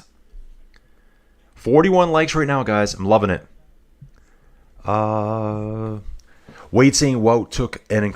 Okay, that's top chat. We want to go to all chat. Don saying he wish he had a beer. Don, how warm is it where you are right now? It looks quite sunny. From the Ineos Grenadiers, yes, there is a bit of stress right now, but the wind actually isn't too strong. They're saying just stay together in a relatively good position, but I wouldn't go crazy. Man, it looks like they're flying along the road today. It looks very, very fast. Aled Jones, yes, stage 16, Vinny attacked and broke Poggy on the climb. Yeah, I love that. Yeah, that was a really good stage. And that's what people forget. It's like, oh, Poggy. He's going to win. He's lost before. He's not a robot. He's a human. Looks like we got Matteo Trentin out the back. And this looks like it might be something. He's about a minute back right now on the peloton. 3 minutes behind the leaders. Minute back. He might be just visiting the cars. Oh, take a look at this. We got Matteo Trentin back there. And we have Tim Wellens back there. Italian rider. I think we took a look at Matteo Trentin yesterday. His first victory was way back in 2013 at the Tour de France. Sitting at 3:08 for Tim Wellens. Tim Wellens is in the polka dot jersey today. I think that's all going to change today. He's behind the peloton now. I'm not really sure what's going on back there. Poggy could easily be back in the polka dot jersey today. Or we could have someone totally new. Okay, dudes. Hey, Aled. So great you're here. Aled, let us know. So, guys, Aled Jones here. Very, very strong cyclist. When I covered him on Zwift, it just says A, Jones. I gave him the nickname Alan. And then there was a race. The next race we did, I think it was for the TMP. Team Not Poggy. That's the team over on Zwift. Strong team. I think it was their spring championships. He changed his name to Alan in his profile just to mess me around. I loved it. I laughed my head off when I finally realized who it was. Scotty Mac. Scotty Mac here, dude. Thanks for dropping. He says, dude. Nice trip, dude. I know I say dude a lot. I know I do. I just like saying dude. Dude is kind of like bro, right? But it's better. Everyone's my dudes. Everyone's my bros. I'm so easygoing. I can meet anyone and have a conversation with them and just chill out. So yeah, dude, Scotty Mac here, dude. Nice stream. First time to the channel. Been watching TDF since the 1970s. Holy crap, dude. My knowledge of, you know what? I did just pick up a brand new book, The History of the Tour de France. I think it goes up to 2018 and covers all that stuff, I think, from the 50s and 60s on. Because there's so many good cyclists in there. You kind of forget about them. It was a different time. Cycling was different back then. Marginal gains, all that kind of stuff, right? But they were strong dudes riding junky gear. And they got up the same climbs that these guys go up. They probably go up they're going up the same climbs, and the roads are probably in way worse condition. It would have been an ultimate nightmare back then. So Scotty Mac, great to have you here. Tuesday morning here at the tour. This is kind of what I expected. I didn't think we'd have a ton of people in here. And again, guys, yesterday absolutely blew me out of the water. These streams are only doing good because of you guys participating in the chat. I think that's what we're doing different here. Like I told you earlier, yeah, you can go watch this somewhere else. There's going to be no one talking to you. It's just going to be someone ripping off the feed and rebroadcasting it and then getting copyright struck later on. I've been copyright struck before, only because I wanted to show Team Not Poggy a song by Red Rider. They're a Canadian band. I absolutely love them. I saw them in concert. They're like an early 80s band. So cool. And I said, I don't care if I don't care if I get demonetized for this video or copyright struck. I'm playing this song. They get you real quick. Okay, Dawn saying don't worry about it. Dawn, I will get the pictures up here.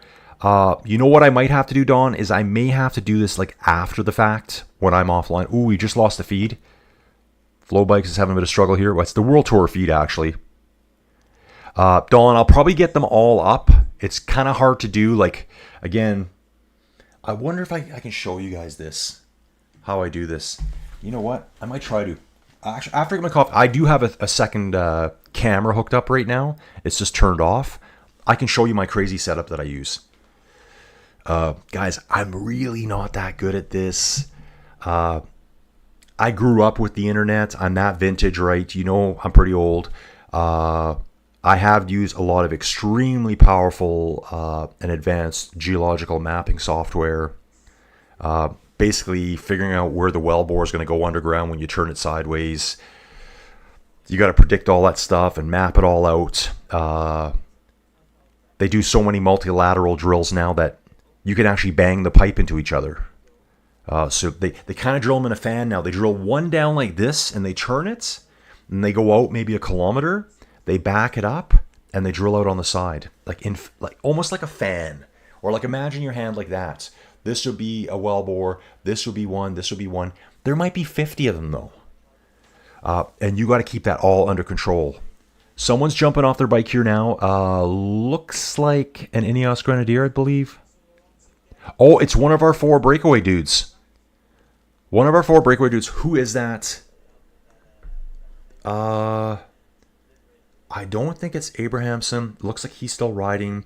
Martinez is still there. It might have been Casper Askren. No, he's still there too. Who is that? See if they say.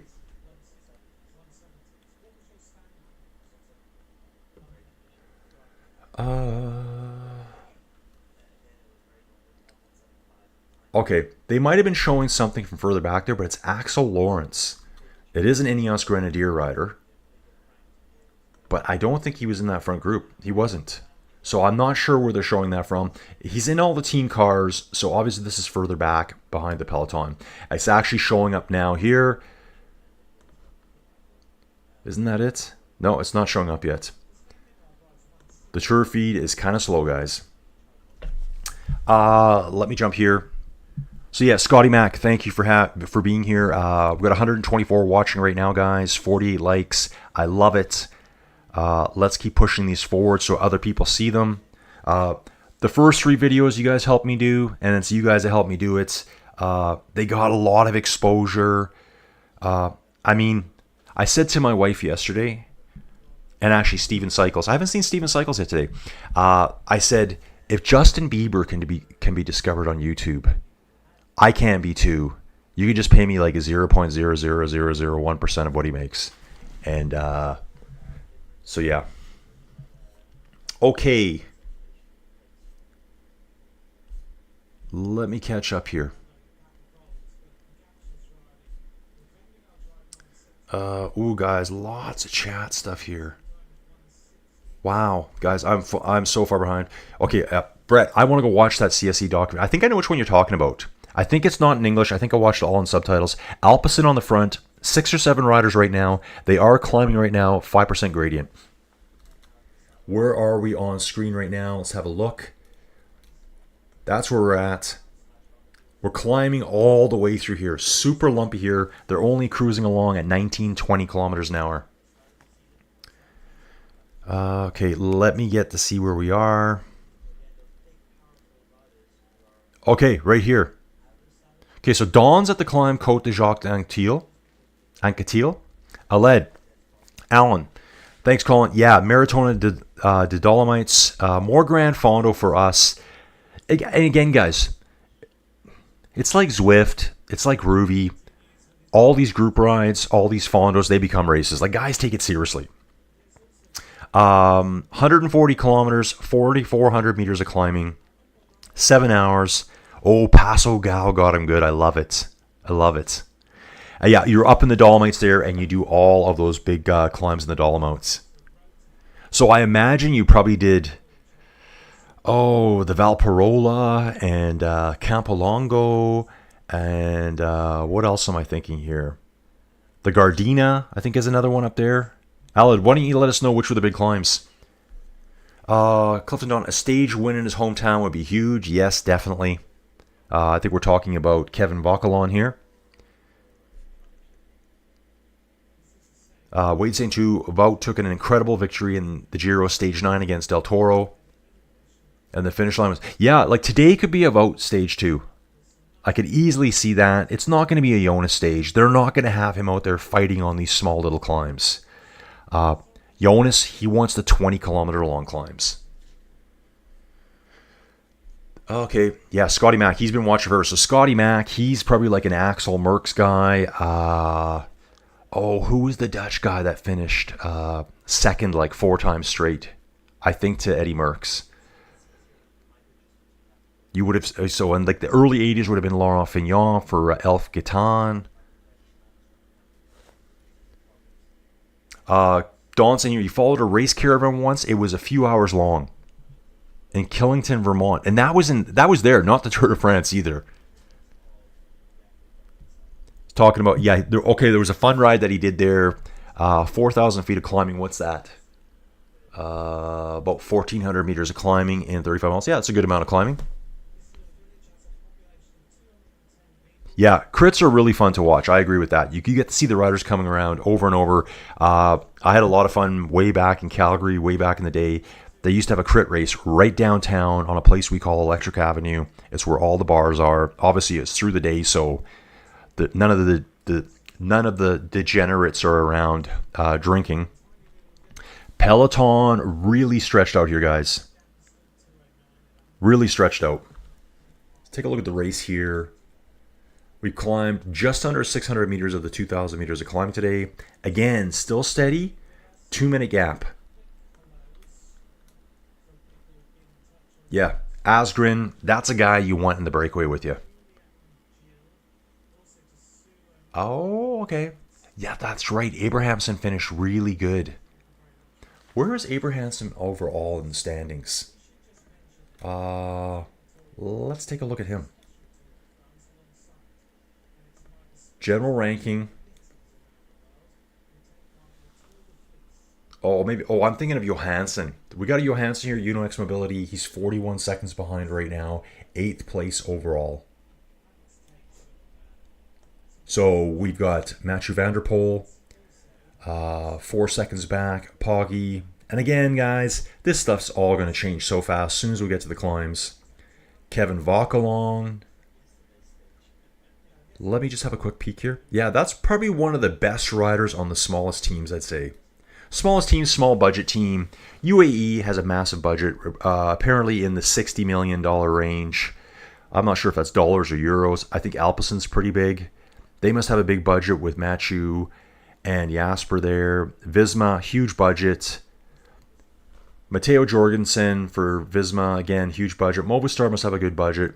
Israel Premier Tech, kind of a smaller team, I would say. UnoX, smaller. Cofidis, kind of smaller. But look at Kevin Vauquelin here. 4th place overall. 10 seconds out of the lead. That guy could easily be in the yellow jersey. Easily. Okay, let's get back here. Oh, what do we see now? Check this out. Gachenard is a former rugby player who is not afraid to take turns. Riding for Total Energies, he's 24 years old. Took part in a breakaway in the Tour last year as well. Last year was his debutante year. He led the way for 160 kilometers between Gruson and Nimes during stage 16. Eventually won in a sprint by the one and only Jasper Philipsen.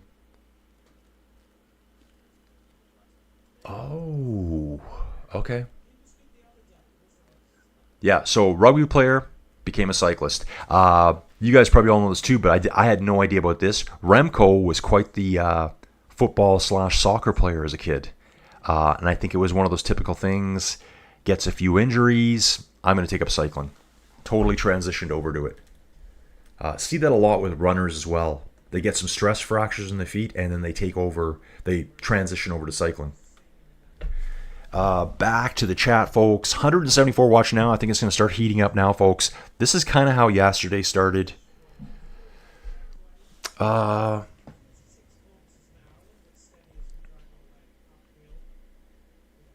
Jack Wade here. Jack, are you new? You seem like a new name here for me. I'm pretty good at remembering people's names. He's saying Jack Wade, Aled Jones is definitely a Welsh name. Dude, he's a really good cyclist too. On Team Not Poggy, that's on Zwift. One of the top riders on that team. And I do feel a little bit bad right now because they're doing their ladder league races. For some reason, I was just thinking to myself there, I need to pull a Grisha off and say, come on, Jonas, come on. Steven Cycles was asking when I'm going to pull that off. I've done that in a lot of my other race videos. I love watching that guy. So I guess Aled is Welsh. It's a name I've never actually heard before. So when I saw it, I just saw A. Jones. I'm like, yeah, this must be Alan. And so they got a big kick out of that. Dawn saying it's mid to high 60s, sunny but breezy, so not too hot. But yeah, always a perfect time for a beer. Looks like we got a Total Energy Riders. Emilien Genier back at the team car. So he's back at the doctor's car. And he does have bandaging on his elbow, it looks like. 10 minutes behind overall in the GC. Wade's in here. The cyclists back then were indeed stronger to climb steep hills with small cassettes. Yeah, like they were like savages. Absolute savages.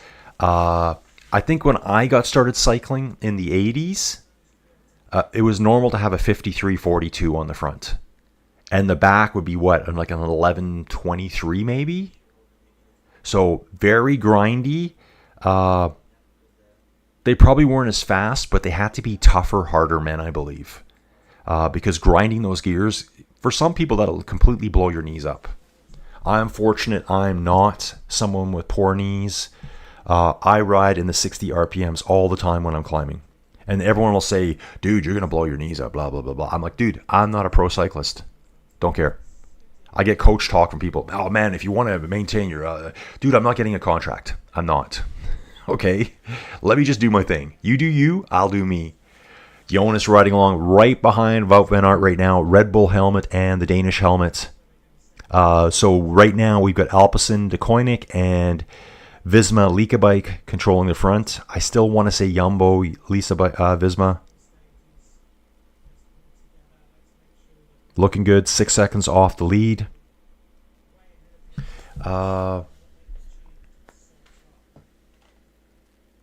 Yeah, Chris Froome won the Tour de France 4 times, and he is super skinny. I was amazed at how he's able to put out so much power for so long. Yeah, dude, how about when he was running up Mont Ventoux? That was the craziest stage of all time. I think he crashed. The crowds closed in, and I think there was 3 of them. And I think it was Richie Porte that basically he banged his bike into the motorbike, the camera motorbike. And really not his fault. Chris went down, his bike was damaged, and then he was like looking around, what do I do? What do I do? Then he started, running up the Mont Ventoux. They were on the lower slopes at that point, I believe. Mindu Tare here, saying Anchi Gimitam. I'm not sure what that means.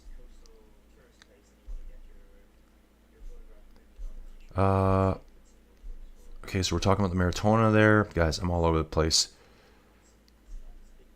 Someone was talking about Chris Froome here, and I want to read it. Oh, yeah, Chris Froome with his Aero Tuck that's now banned. Yeah, he took off one day, and I think he went on a solo break using that weird sit-on-the-top tube of the bike. Yeah, I think I used to do that in the past, too. It is a bit sketchy because you got the weight kind of in the wrong place. You kind of got it more to the front of the bike. Yeah, you can't do that anymore. Holly's saying she's found a live stream. Dawn's listening to my broadcast from the side of the road. So, guys, we still got our 4 riders up front. Casper Askren. Let me see who we all are. Casper Askren, T. Gachinard, Jonas Abramson, and Lenny Martinez. Great to see Lenny. I'm hoping he's feeling better. Hopefully, I'm sure the night before the tour, he was up every 15 minutes like me. And I can see why he lost 10 minutes on stage 1 now. I'm a barely functioning human at this moment. Oh, technical difficulties from Flow Bikes here, so we're going to just be relying on the tour feed, which is either really good or really bad. No change in the riders right now. They've covered 58 kilometers. Sylvain Dillier still on the front. for Alpecin. And then the Visma Lisa Bike team is right there. Okay, so the guy that was back at the doctor's car, Emilien Janier, he was involved in a high-speed crash in the sprint yesterday. Yeah, there was a sprint yesterday at the end, obviously. And I think it was like the second last bend. There was like 5 or 6 riders that went down. Oh. So he busted a tooth. So face first, smash your face into the ground, and break a tooth. That was his injury from yesterday. Okay.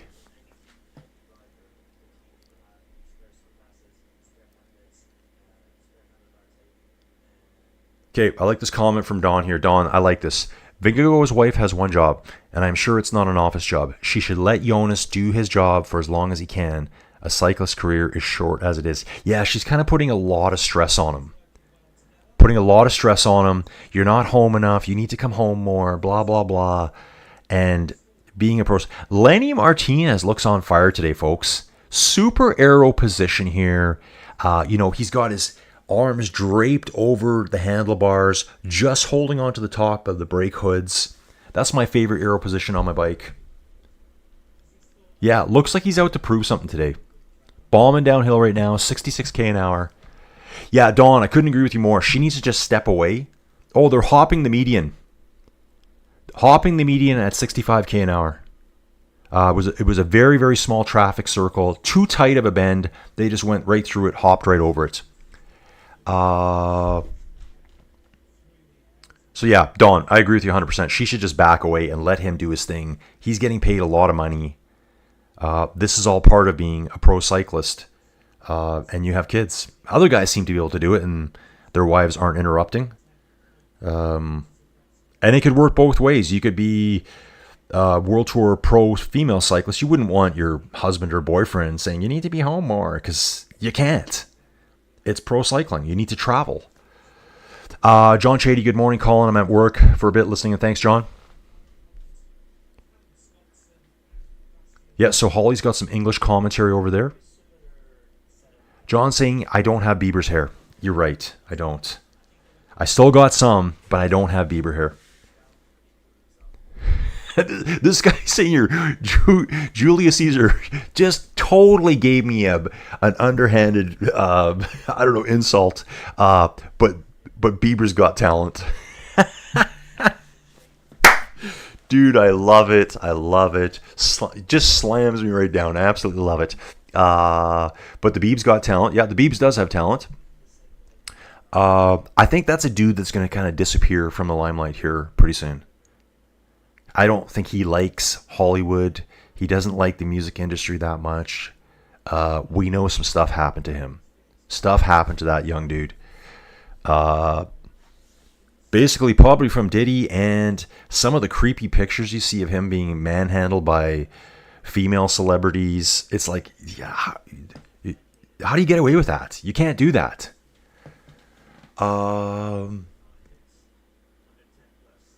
Okay. Rouen, that's where we're finishing today. It's had 17 stage finishes over the years with 17 different stage winners. So no one's won twice here. Wow, Andre Greipel. Oh, I loved him. Andre Greipel, that was a sprinter. Jan Kursipu, a sprinter in the late 90s, early 2000s. Boardman. Jan Ross. These are names I know. Some of these names I've never heard of before in my life. They're going back to the 60s. That's the stuff I want to learn about. Jacques Anquetil won here in 57. Yeah, a lot of names I don't know. So that's why I picked up that book, to learn more about the history of the Tour from the past. Okay. Ooh, chat. It's busy. Chat's busy, guys. Okay, what I'm probably going to do here, I'm going to read this chat for a little bit. Dawn saying, I think there's a sprint to the finish line at about a kilometer from where I'm at. Okay. Dawn's the other Dawn Clifton, 1974. He's thinking Poggy wants to get a win over Matthew. Yeah, because he did just get edged out. And the look on Poggy's face, he was giving everything to make Matthew Van Der Poel. He was very close. Matthew may have the yellow jersey today. Well, he has it right now. It's on his back right now. Wout is still recovering from a stomach issue he had last week. Not 100% yet. Scotty Mac, Savages for sure. Totally, dude. Johannes Tesfalases, Benny, Tour de France. We'll get into his stages here soon. We need some flat stages. Yeah, for sure. It is very scary. I've had a few high-speed descents. This has come from Don Clifton, where I prayed for no bumps or potholes. Yeah, when you get a little bit too far forward on your bike, it throws the whole balance off, and you kind of get that high-speed wobble going on. Yeah, Don here. 48 miles an hour downhill is fast for me. You know what, guys? Way back when I was riding, when I was like 19, 20, 21, there's a hill out here, Cochrane Hill, a small town of Cochrane. And look at this. Hello, Normandie. Bonjour, la Normandie. Let's have a quick look.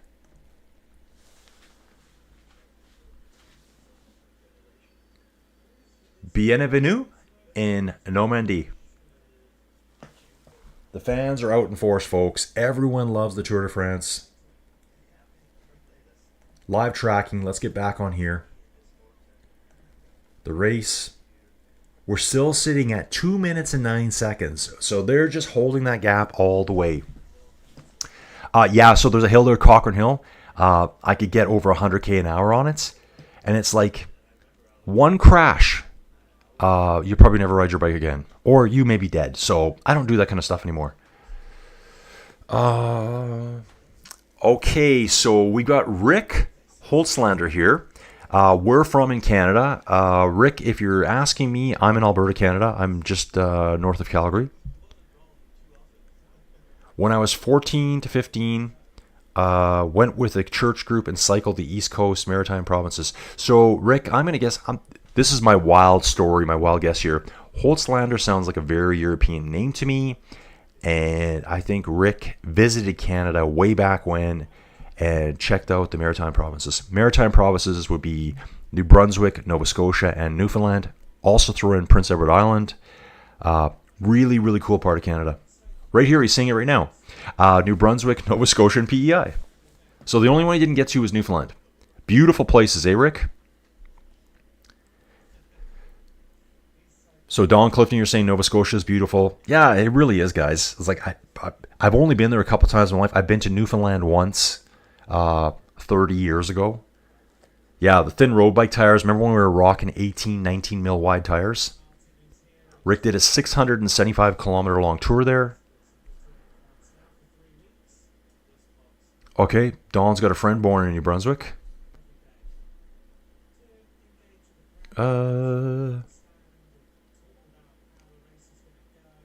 Scotty Mac, bro, dude, you the man. Scotty Mac here saying, dude, I love that you say dude.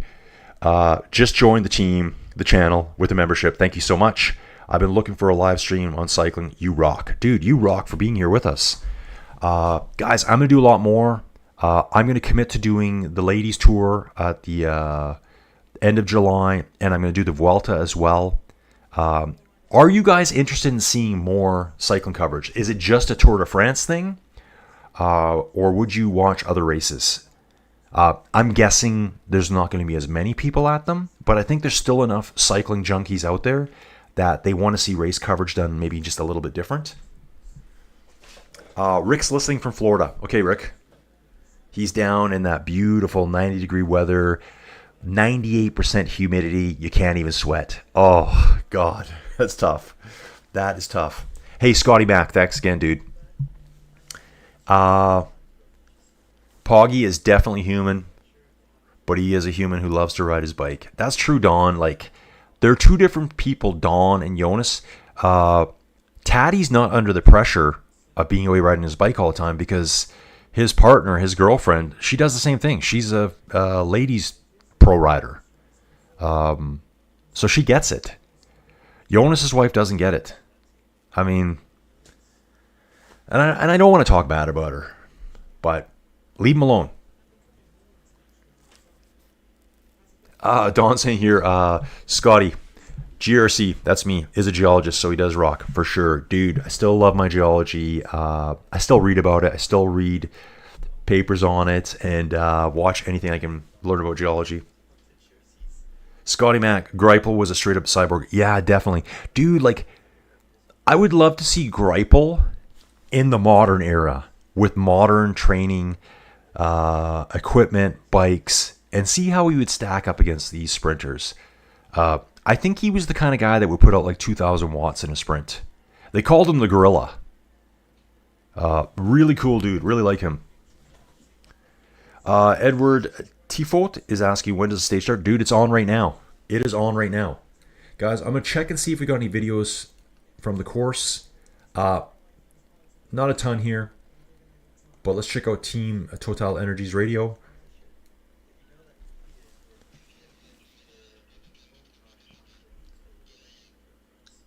Okay, so they want the guys to be in the breakaway. We've got one rider up there. So that must have been from earlier today. This is a good picture too. I love this image here of this photographer sitting in the fields with our 4 riders going by. Go to the live tracking again. We'll go to the race. Let's take our leading group again. There he is. Not Casper, this guy here. Thomas Gachenard, that's the rider for Total Energies. They wanted someone in the break today. And he's sitting nicely in the Tour. He's 58th overall at the Tour right now. Casper Askren, 52nd. So this would be a nice way for them to move up if they can stay away. I don't see that happening. Yeah, I think everyone likes Andre Greipel. Okay. Yeah, Don, you're right about that. The stage starts at the 75% mark when they get into the categorized climbs. Yeah, they're just holding this stable for now. No one's racing really yet. I think the front 4 are working very hard. The peloton right now, they're climbing a 6% grade. That's not even classified. These are some of those bumps I was talking about earlier on. They probably do the majority of the climbing at the front end of the stage, but the categorized ones are at the back where they're going to have to race for them. Okay, Aled. He says, correct. Campolongo times 2, Passo Pordoi, the Passo Sella, Gardena, Valparolo, all the big ones. Oh, and Olmir de Gat. I don't know that one. Dude, Aled, I've never heard of that one. No Stelvio, but done that before too. So I've done all of those ones. Again, Aled, it's not the same. It's virtual. It's inside. But I've done the Campolongo, Pordoi, Sella, Gardena, Valparolo. There is a Sella Ronda route on Ruvi. It's a 52-kilometer route, I believe, and you take all those passes on. That one there, the Old Mir de Gat, I don't know that one at all. I'll have to look it up. Legend Blocks TV here cheering Benny on. Yeah, Don here saying GRC. I'm with you. I prefer to use dude over bro. Please. I don't miss dial-up connections in 14. Oh, dude, yeah. Back in the old days when the internet barely worked. Scotty Mac, yes. Okay. Thanks, Wade. Urska Ziegert, Taddy's spouse, who cycles for AG Insurance Sudal. Okay, I'm going to have to look her up today. Remember, don't forget the Giro Donne is on right now. Stage 2 is off yesterday. They started with a time trial.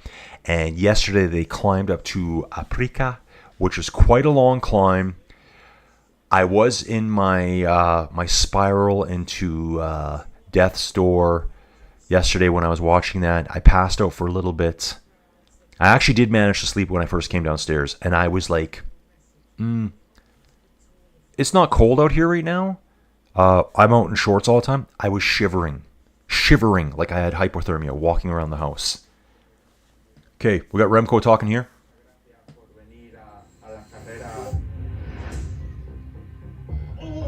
Ooh.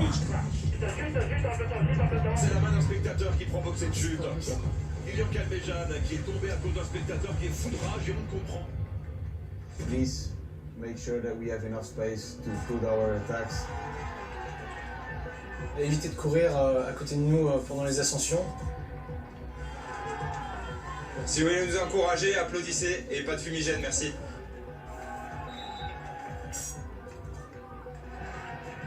Ni nos tiren agua o otros productos que no son agua. Oh, Jesus. You guys can help us with that, so don't forget to enjoy, of course. Podamos hacer un ciclismo más respetuoso y todo lo podamos pasar bien. Guys, they're talking here about protecting the riders on the stage. Was Ben Tomas there saying, please don't light flares up as we're going by. Like, these guys are gagging on those fumes as they go by.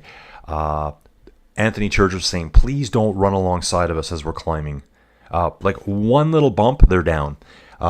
People's dogs. The last one I didn't even think about. People have their kids running around, like little 5-year-olds, just running around on the side of the stage. Locals in the area cheering on Kevin Vauquelin, and there was another name there too. I didn't catch that one. Yeah, so you got a little 5-year-old girl running around on the side of the stage. Like, really? I mean, on the road. Hey, check this out here. Rick singing in, what are you riding these days? Yeah, guys, let us know what you're riding. Rick's riding a Trek Domani AL4 Era White 58 centimeters, so I gotta believe Rick is somewhat tall. He's in that 5'10" to 6 feet tall range to be riding a bike like that. Maybe a bit taller. I know some of us squeeze ourselves onto smaller frames. I've done it in the past. So for me, Rick, I ride... Guys, can you see it? I don't know. Yes, you can. I do this every day. Right here, this is the handlebars of my Insight. It's very hard to see, but... And guys, I change the camera every day. It's never the same every day. You're going to notice that it's never the same every day. And I was going to tell Joey Jojo, I need to get myself a map of the world because I want to play that game where you put pins up where everyone are. And I'll have it on the wall here behind me. So what I'll do is I'll take my green screen down because I don't really care about it. And I want to kind of show where you guys are all watching from. I think that'd be really fun. And I could throw some other junk back there, show you some stuff I've worked on in the past. Maybe some of my rock collection. Fossils. Yes, fossils that I found. Probably the coolest fossil I found. We were up, I talked about this before, we were on the Smoky River. We were collecting just thousands of ammonites. Thousands of them. And they weren't just like, the impression of them on a shale. They were like the full thing. The full circle, spiraled around. Full replacement of the fossil. So basically, it gets replaced through mineralization. The fossil kind of gets, it just gets transformed from the living stuff, the organic stuff, gets mineralized with other minerals, and it forms like a 3D cast of the fossil. We found so many in there, but the coolest thing I found, at first I thought it was basically a bivalve. When I say bivalve, think of it like a mollusk, a clam. The guy I was with, the guy doing his PhD work, his postdoctorate work, I think he went to school for 10 years studying bivalves. He goes, hey dude, don't break that one there. Because I was going to smash it open. It was actually the claw of a lobster, an ancient lobster.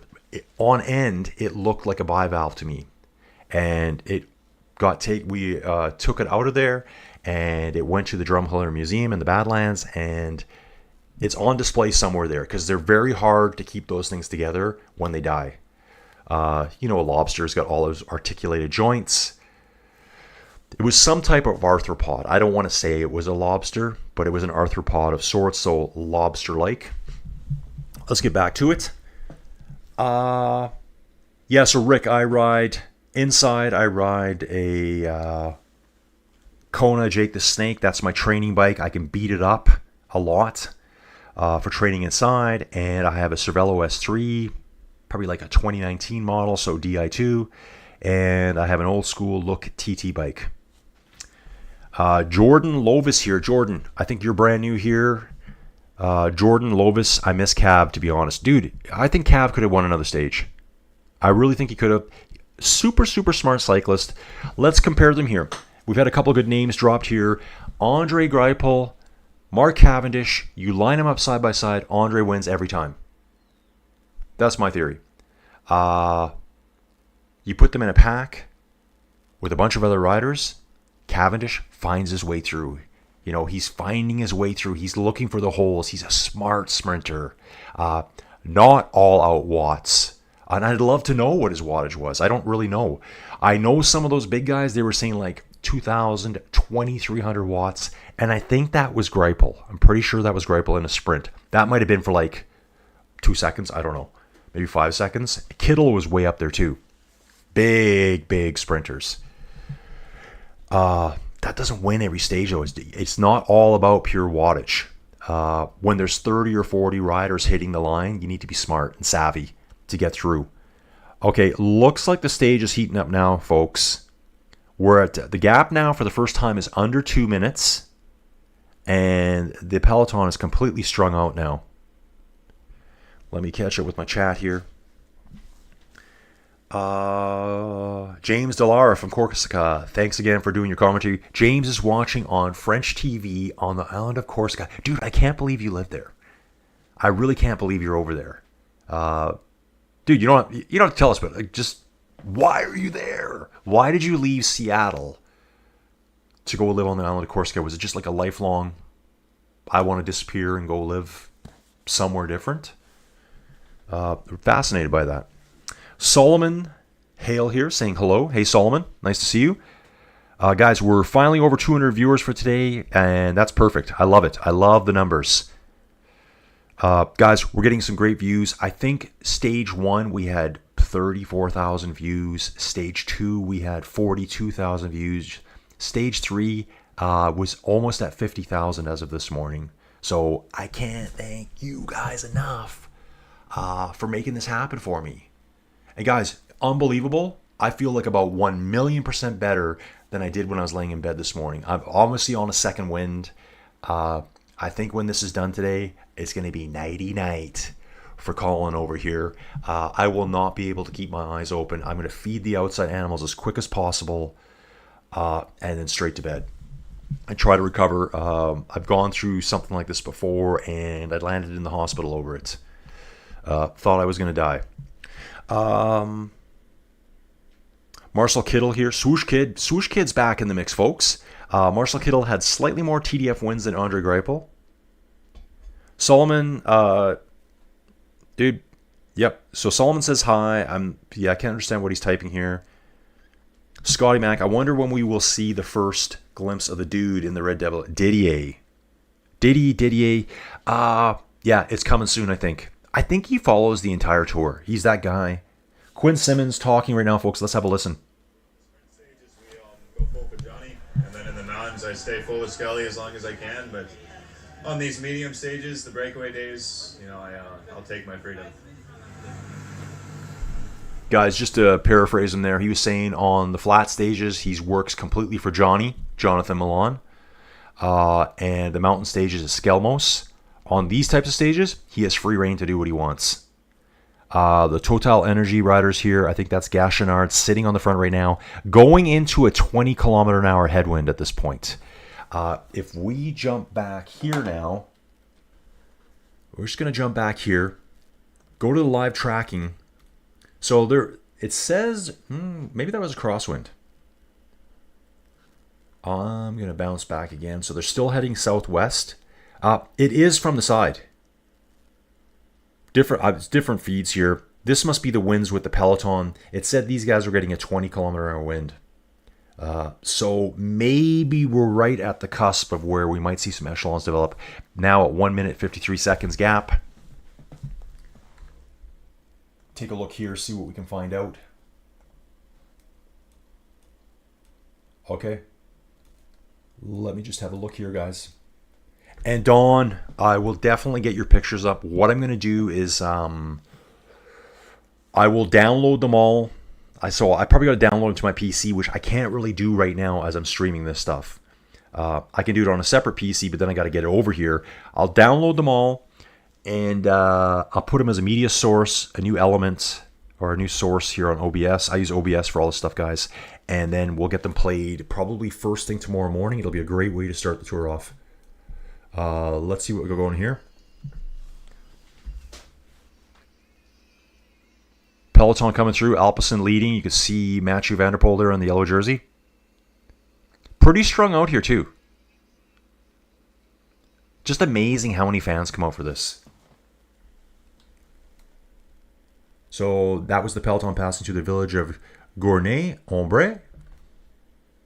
We're into the last 100 kilometers, and the graph has come down a little bit.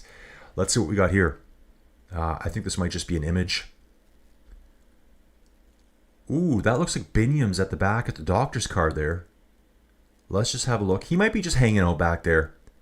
Yeah, it's not saying he's at the doctor's card, but I think that's him back there. I believe so.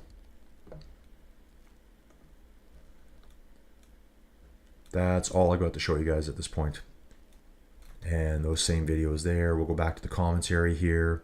Guys, the race is starting to heat up now. Starting to heat up. Actually, there's quite the lump coming up in the road ahead of us here. You see it on screen right now. We're going to drop downhill quick, and then we're going to be climbing up out of it. Then the first categorized climb of the day, the Côte de Jacques Anquetil, will be coming up. Dude, yes, dude, I said this yesterday. Jordan Lovis, you should be part of the YouTube channel every day. Great comment, dude, because I agree with you 1,000,000,000%. Cav also had the best lead-out man in the game, Mark Renshaw. Dude, I probably said that on stage 1 and stage 2. He had an incredible lead-out man. It's kind of like Jasper and Mathieu. They're virtually sprinters themselves, and they get you in the right position every time. And again, Cav's wins, a lot of them were positioning wins. He's smart. He knows where to be at the right time. When he got his 35th stage win last year, I thought that was incredible. He just darted right across to the left-hand side of the road to get away from everyone, and set the record for the most Tour stage wins at 35. Eddie Merckx at 34. Aled Jones, Vuelta and women's coverage would be great, Colin. Shame women's Giro is on at the same time as the Tour de France. Means less coverage, exposure. Stage 2 yesterday was great. Yeah, Aled, I watched that one. That was the one I was watching as I was starting to die downstairs yesterday. I watched a bit in the afternoon. Felt great. We had our supper, and I was like, whoa. I was just kind of walking around the house, and I looked at Joey Jojo. I said, I need to go lay down. I said, I'm going to the Fortress of Solitude because I'm stressing out. I'm freaking out right now. And I watched it, and I think the winner yesterday, guys, well, maybe that was yesterday. Okay, spoiler alert. Stage 1 was won by a Movistar rider, big, tall time trialist. Stage 2, because we're on stage 3 today, and Aled's right, it's on the exact same time as the Tour de France. So impossible for me to cover. I was going to try to do it after the fact, but I think what I'll do with the Tour stages being I think the shortest stage I've done so far has been 4.5 hours. Guys, right around 200 riders watching us right now. Love it. Thank you so much, dudes. Appreciate all the support. This channel, guys, I'll give you the history of the channel and how it almost was shut down one day. I believe it was Anna Hendrickson who won yesterday. And if you haven't seen it, guys, I'm sorry, but it's yesterday. I figure if you haven't watched it by now, it's too late. Okay, hang on a second here. It's the holy grail of cycling. Once you've raced it, I think you just want to go back. It represents cycling.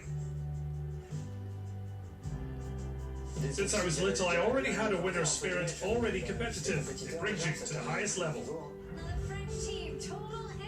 Total Energy's riders talking. It's a kind of grandiose madness. Everyone knows it. Everyone comes to support us. I remember the 14 kilometers of the neutral start where we couldn't hear anything. I almost had ringing in my ears from the noise. I told myself, wow, this is something else. And then they keep 40 degrees. We were suffocating. Ooh. For me, the tour started badly. The first day I ended up in a gruppetto. I thought, okay, the Tour de France is no joke. I told myself tomorrow I'll get in the breakaway in the end. I found myself at the front. And now we start to see the attack, and it's the young rider from the team of Total Energy, Vingegaard, as he now starts to up the pace. On the Muro de San Luca. Oh, what an awesome climb. As we say, and it was incredible. I had chills. I often look at pictures. I see spectators stacked in. I don't know how many rows. Then I dropped out of the breakaway and got caught by Pogacar. This guy's name is Jordan Gigat for Total Energies. Then I looked back. I was the third rider and thought, wow, really? So I looked at my bike computer and saw how fast they were riding. It was impressive. Come on, dude, let's go. Come on. Come on, Jonas. Crossing the finishing line with them like that was a really beautiful memory, even if, of course, I wasn't at their level. Dude, what a cool story about this guy. I just absolutely love the tour. His name is Jordan Gigat. First tour was last year, 2024. Day one, stage one, he finds himself in a gruppetto. Okay, guys, what's a gruppetto? Some of you know, some of you don't. Let's go through it. A gruppetto is the group that kind of like finds himself off the back of the peloton. Tends to be a lot of sprinters, hurt riders, guys that are worn out, guys that have whatever I have right now and can't really ride that strong. They kind of form a group and they're there working together. It's completely different teammates. It's completely different teams, I guess is what I'm trying to say. They're all riding together to hit the time, to beat the time cuts. Stage two, he's like, I got to do something good. He finishes second. Like, what a cool story. Cool story. EF Education sitting at the front right now. Groupama, FDJ, Alpecin, and Arkea BNB. I can see UAE way over on the right-hand side of the road here. I can see some tents on the side of the road, and they are fluttering around. Flags are fluttering really good here. I think that's why the other teams have now come to the front. Get their key riders in good positioning at the front of the peloton, just so they're not caught up in a crash behind in the winds, or they lose contact and have to form another echelon. Jonas is sitting here. Taddy is riding basically 4 feet back from him. So we're going to see them together all the way. Yeah, so back to Jordan here. Yeah, dude, your comment about Mark Renshaw, absolutely perfect. Love it, dude. You the man. And I led again, dude, I'm going to do it. So I really want to cover the Vuelta. I know it won't be as big as this, but maybe we can make it big.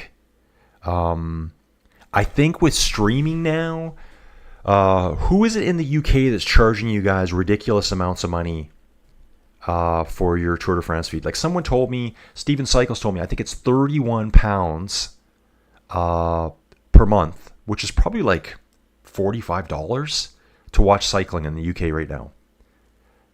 I think a lot of people are fed up with it. I see a lot of kind of like nasty comments about some of the feeds, TNT specifically. I don't know why. But anyways, so yeah, Aled says the Vuelta and women's coverage would be great. Yeah, dude, I'd love to be the dude that covers the women's coverage. I went through it yesterday. The more coverage they get, it's going to raise their game up. Even if it comes from me, you know? So I'll give it a shot. Scotty Mack is agreeing with Jordan said about Mark Renshaw. Rick is saying it's not a tour without Diddy. He's always there. We will see him. Okay, James Delara backstory here. I first visited in 1988. Fell in love with it. Bought a place for vacation 20 years ago. After retirement, permanently moved there as it was a long time dream and not a moment of regret since. Dude, that is such a cool story. Like, Corsica seems so exotic to me. You're like plonked down right in the middle of the Mediterranean there. Beautiful summers. Do you get any winter whatsoever?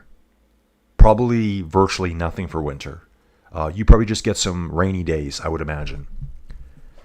Thomas Bridge was here. Thomas, yeah, here he is. Dude, thanks for making it. Thomas commented in my Discord yesterday. And Thomas, do we know each other from My Whoosh? I think your name seems familiar from My Whoosh. I'm just thinking so. Scotty Mack saying, awesome, James, jealous. Dude, me too. I'm like so envious of being able to do something like that. Just seems like such a cool thing. Go over there, ride your bike there every day. Sunny, warm all the time. A bad day there is probably like 10 degrees Celsius, 50 Fahrenheit. That's what I can imagine being a cold day there. Maybe James can let us know. Thomas Bridges here. He says, hey, Colin, and hello, chat. Hey, Thomas, good to see you again. He talks in the Discord with me Guys, there's an Inside Cycling World Discord. If you're not aware of it, I run that too. Aled says he's riding a Lightspeed T1 with Campy Chorus, 1120 cassette, steep, difficult climbing here in Yorkshire, so low cadence grinding. Yes, Aled. Dude, I'm all for low cadence grinding. Whatever works for you. All my race videos that I've done, guys, the channel's been around since January of 2023, so we're 2.5 years in. I have hundreds of race videos over on Ruby, my Whoosh, Zwift, and I would watch people riding. I would watch two cyclists riding side by side, and I can spectate them. So they're riding side by side. One guy's spinning at 98, 99 RPM. The other guy's grinding at 60. Both going the same speed. One's putting out more power. One's putting out less power, more spinning, more revolutions. It ends up being the same power. They like to say watts or watts.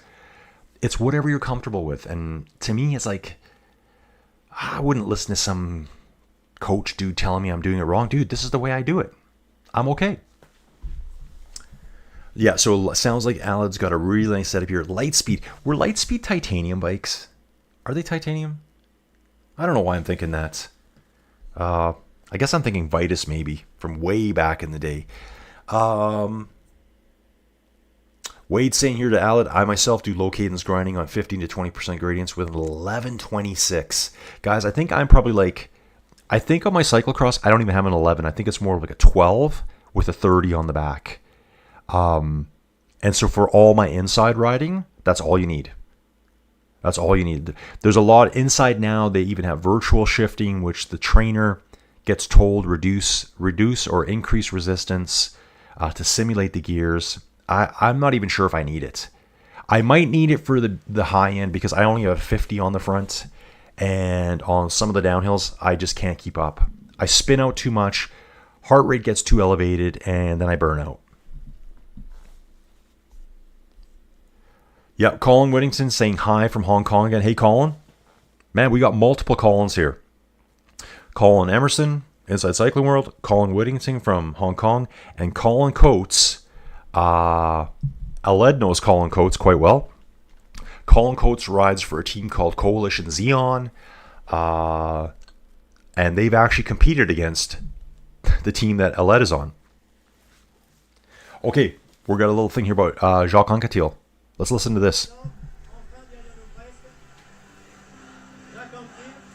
The city of Rouen is inextricably linked to the great Jacques Anquetil, who was born on the outskirts of the city. The Frenchman was given a hero's welcome there in 1957, the year of his first Tour de France triumph. Having started stage 3 with a team time trial victory in the morning, he sprinted to victory in Rouen in the afternoon, in front of his friends and family.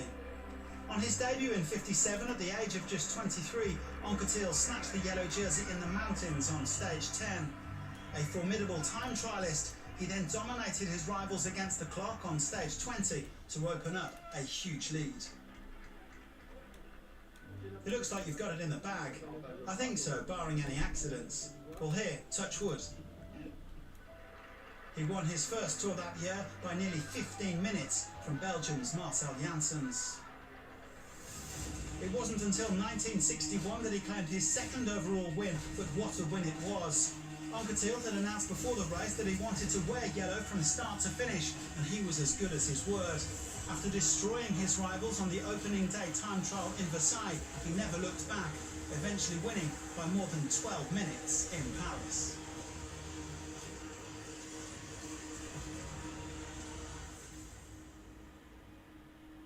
In 1962, Anquetil's time trialling prowess once again made all the difference. 2 days from the finish in Paris, he trailed the race leader, Joe Plancart, by 1 minute and 8 seconds. But that was before an outrageous performance in the 68-kilometre time trial from Bourgoin to Lyon. Well, Anquetil first caught Raymond Poulidor, who'd set off 3 minutes before him and was lying third overall. And before the finish, Maître Jacques even reeled in Gilbert Desmay, who'd started 6 minutes before him.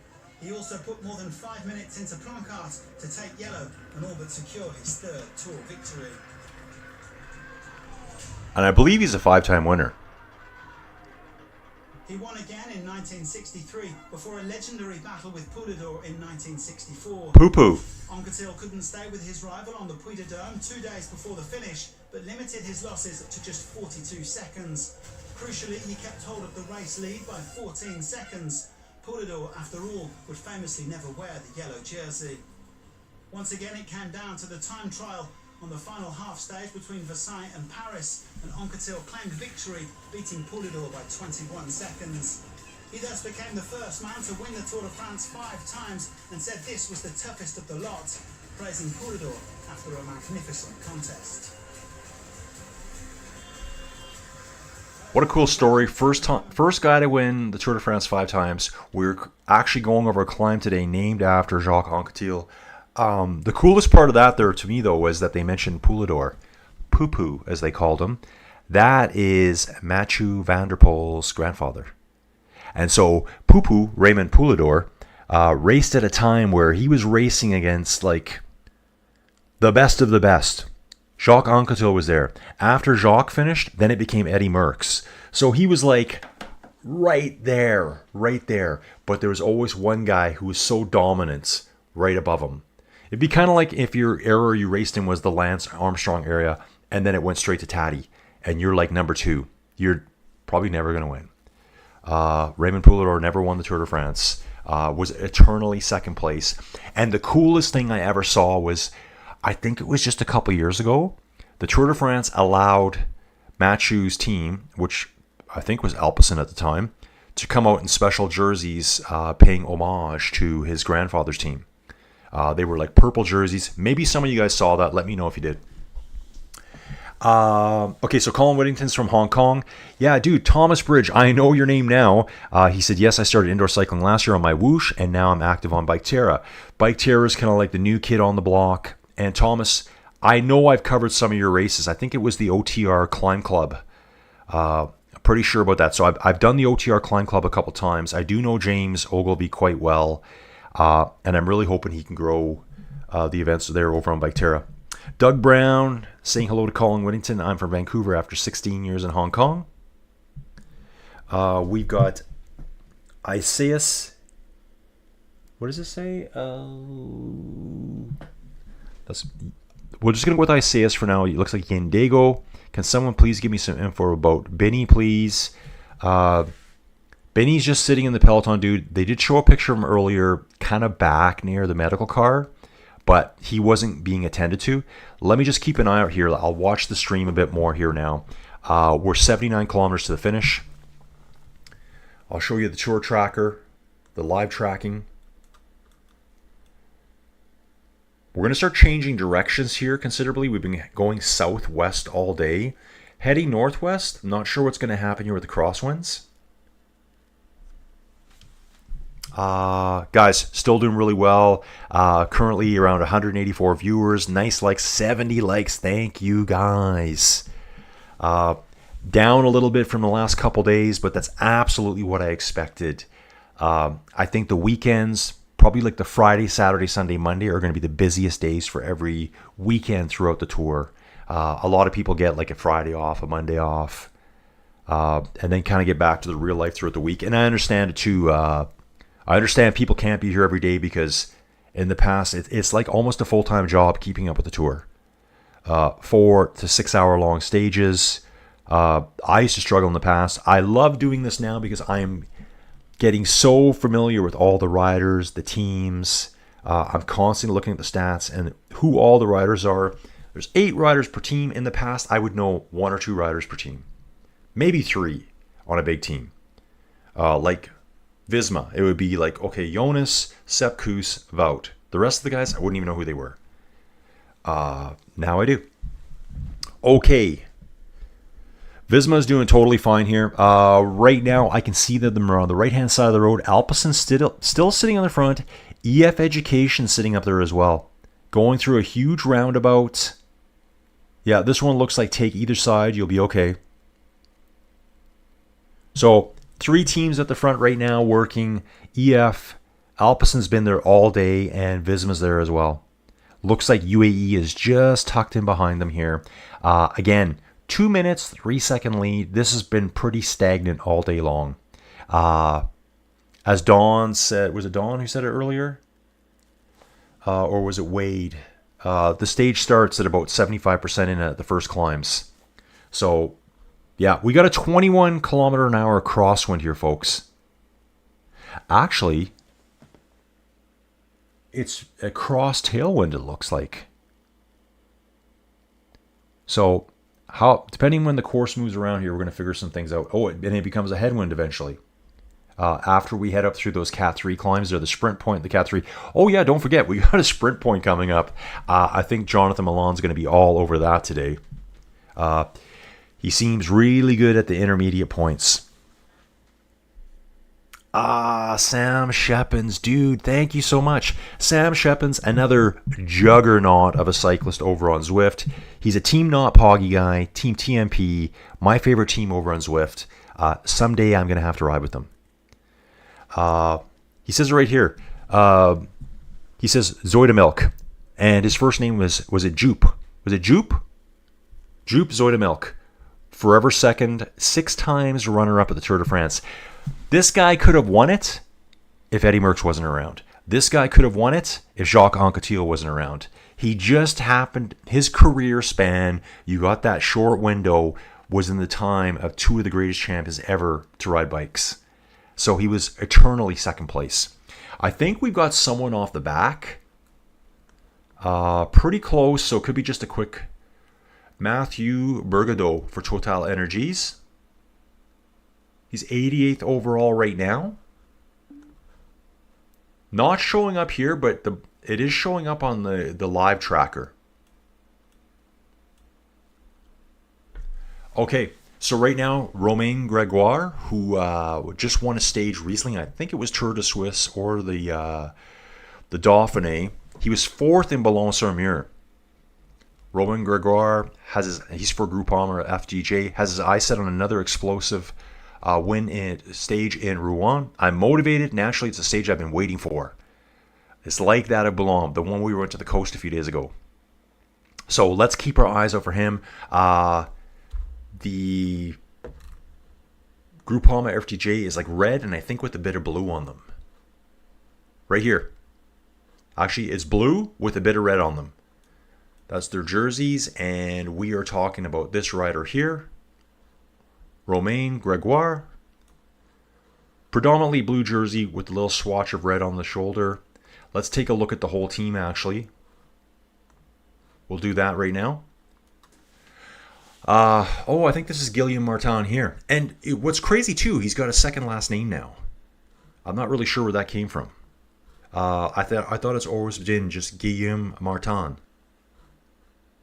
Now Guillaume on the back. Maybe he's taken a second last name. Sorry, folks. Louis Askey. Let's get these names right. Cyril Barth. 65th overall right now, it looks like, at the Tour. Romain Gregoire, we've seen him. C. Rousseau, who's this? French rider Clément Rousseau.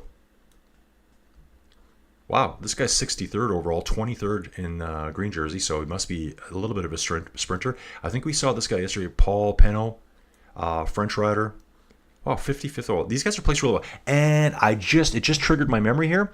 This is the highest placed team right now at the Tour de France. This team, Groupama FDJ, is leading the team category. So this is back up again here. Quentin Pascher, French rider, 67th. They got a ton of them right in the 50s and 60s. So these guys must be sticking together the entire time.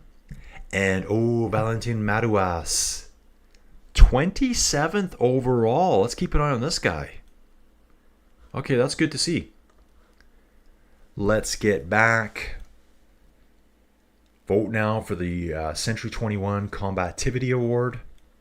Yesterday, there was no Combativity Award. I think they thought with all the crashes, they were like, yeah, let's not talk about being combative today. Visiting Normandy here, Mathieu van der Poel.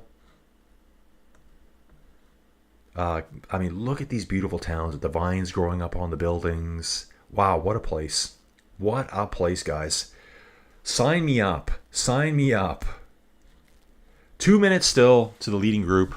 Climbs are starting soon. And actually, we've got a decent little climb coming right away here. Not categorized. Jupe Soda Milk. Sam Shepins, you got it, dude. You got it. Jupe was a Dutchman. Sam is from Belgium. James Delara here saying he never wore the yellow jersey.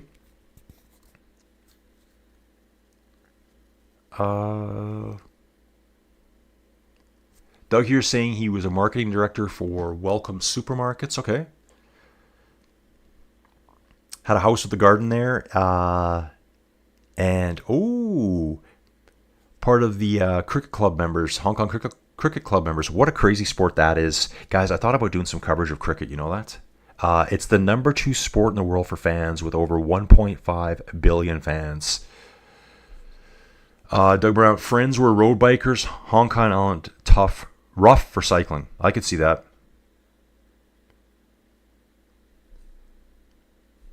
Oh, was my mic muted? My mic might have been muted there. Sorry, guys. There's, I'll show you something right now on screen if I can show it. You can see how my mic's red. If I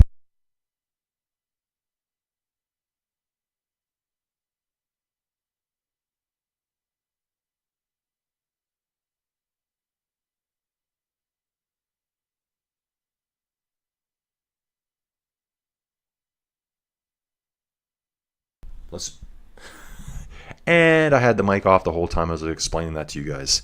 Don't worry, guys. Like I told you, I'm kind of brain dead today.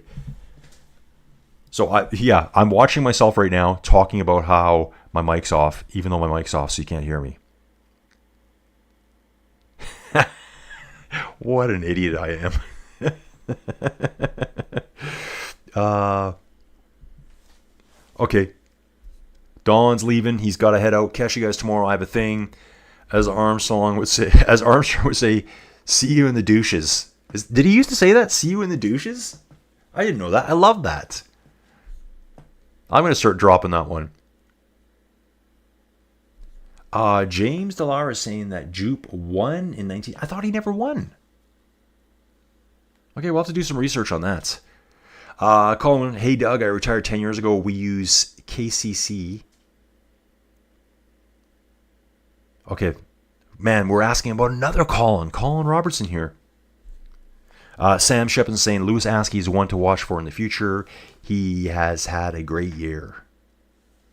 Oh, okay, good to know. Yoop is pronounced Yop. Okay. Don rode 25 miles this morning and the tarmac seemed fast even though I'm not. Yeah, a nice smooth surface makes a big difference.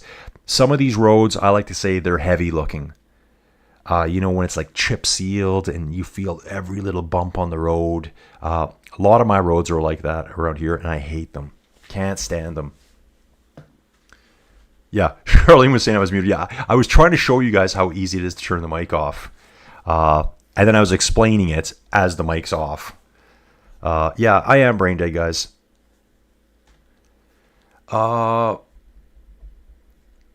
Exactly, Sam. He says Epic Colin shows his mic is muted by talking into a muted mic. I know. Sam, I was up all night. All I can say, I was in the bathroom every 15 minutes. I'll just park it right there. We don't need details. I really struggled last night. I really struggled to get out of bed this morning. Probably 15, 20 minutes before the stream, I'm like, I don't think I could do this today. And I feel horrible right now. I am on some, guys, I'm on a couple of medications here. I popped last night and this morning, in fact. Oh, I got a cold coffee here. Wow, the Castles. I absolutely love them. You know, I'm going to start, I think what I might start doing this too is, I got to figure out how I'm going to do this. Maybe I'll start taking some screenshots. I think I'll do that. I think I can do that. I don't think that's really stealing. It's just a screenshot of something. Or I think I mentioned yesterday, have Google Maps open so I can have like a 3D look at where they're at. We could do that. Yeah, so yeah, I am kind of brain dead and I'm the first to admit it. And I'm the first person to make fun of myself. Guys, please feel free to dump on me whenever you want. It does not hurt my feelings. I actually love it. Joop. Yes, you sound Dutch. Colin Coates is back. Colin, there's a ton of Collins in here today. We got myself, we got you, we got Colin Whittington. Someone just asked about a Colin Robertson. 204 riders watching now, folks. I think this is the time of the day it starts actually picking up. Over in Europe, it's 3 and 4 o'clock in the afternoon. So I'm hoping some dudes are getting home early from work and going to jump into the stream and have a little peek at what I'm doing here. Charlie Murphy saying electrolytes are your friend. Yes, indeed. Yes, indeed. And decent climb for these guys here. Yeah, oh, totally. Totally. These climbs, these ones that aren't categorized are just as hard. Guys, I think what I'm going to do is I want to get myself a nice hot coffee. I want to take those antibiotics because I'm supposed to be on them. I do not want to go to the hospital. Because even Joey was saying, she goes, oh my, she goes, you're going to have to go to emergency. And I'm like, yeah, I know. So I'm going to turn up the pro commentators. Oh, Colin Coates just slept for 12 hours. Colin, what's the next race for you over on the Zwift Ladder League Racing? Let me know in the comments here. I'm going to try to get back onto it, but I think I was saying in the Team Not Poggy Discord, it's going to be really hard right now because these 4 to 6 hour long streams, they really kind of take up my day. Guys, let me just go do this quick. I'll turn up the race radio. I reckon you've peaked on the Tour de France today. Yeah, it's going to be hard to back this up. I've thrown all my knowledge. Gonna go reading tonight. I think you're going to have to. So no, apple tart then. So tonight we have to have for dinner, I'm not sure I'm going with the tripe, the andouette or the duck, I'm not sure. So, but apple tart we can go with, and apple crumble, that's actually, fine. Today in the canteen they had duck. They had their one duck. They did. I don't know if it was done on purpose though, but... Yep, because they had a little card next to it saying all about the local speciality. So there you go, that's what you need to make for dinner. So find some combination. You're going to post that on your social media again later, aren't you? Yes, I will. And if you want to get hold of Nico on his social media, at Roach Nicholas. Roach_Nicholas. Roach_Nicholas. On the social media that has pictures on it. Well, in fact, most of them do, but mainly pictures. And if you want to get hold of me, at Antmcrossan, ANTMCCROSSAN. That's the menu of the day. Thanks for all of you who've been messaging in about menus and fact that you're following along and making sure that you follow the recipes. Vanessa and Alan Sharp were happy with some of the menus and wanted to know what we had for dinner last night. We went to, as we mentioned earlier, a really nice little bistro in Rouen, which was found by Andy, who's the head of our team radio team. His cousin lives just outside and he recommended it, and it was a great recommendation. I had a very boring Caesar salad. You did? I didn't. I had a great fish dish last night. It was fantastic. We're going to hear now from a rider we've spoken about quite a lot today, a little while earlier. Can he win today's stage? Roman Gregoire. You must be super motivated for the stage like today. It really suits your strengths, no? Absolutely. Really motivated. I've been especially waiting for this stage. Like Boulogne, it's similar to what we've had 2 days ago. I can't wait to get on the bike and really go full gas. Are you expecting the same kind of scenario? Yeah, the same type of scenario is possible. It's likely to be the same protagonists up front. After that, it's a bit more technical around Rouen.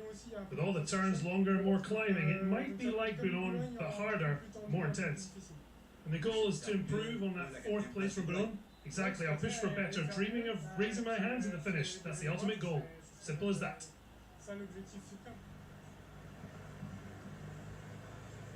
Carlos Rodriguez coming back. Roman Gregoire is up for this stage. He wants to win. He is without doubt very focused and certainly looking to try and ensure that he takes the race victory today. Yeah, again, a very, very confident young rider, Romain Gregoire.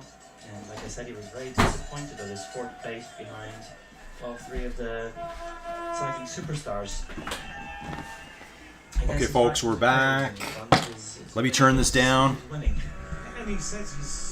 1 minute 31 second gap now. Actually, 1:23 here. Let me get back to this. Talking off power chords. Only on the second coffee, and I'm going to take some random medications here.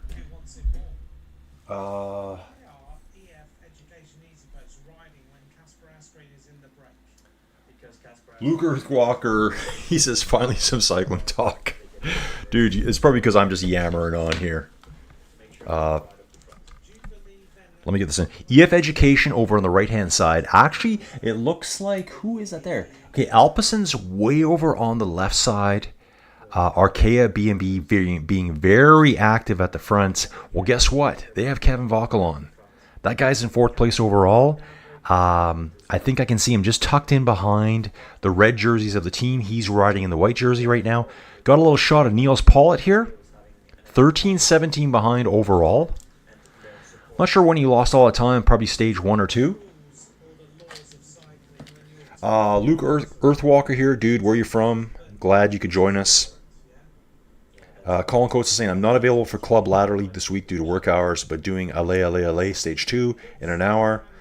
I will be doing it live if you want to check out. Dude, I'll jump on. I do jump on and check your videos out. I like your setup. Okay, so I'm taking something here. I think this is an antibiotic. It might actually be a painkiller. I don't know. This is kind of how I do things. Yeah, maybe I shouldn't take these.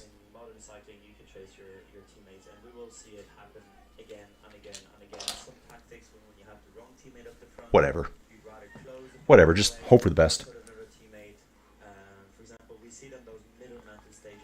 They're only dated from September of 2023, folks. Living on the edge here, calling in action, folks. 4 riders at the front right now, guys. They've been just sitting there all day, dangling off the front. We're down to a 1 minute, 15 second gap. It's about to get real, folks. The race is kind of actually starting now.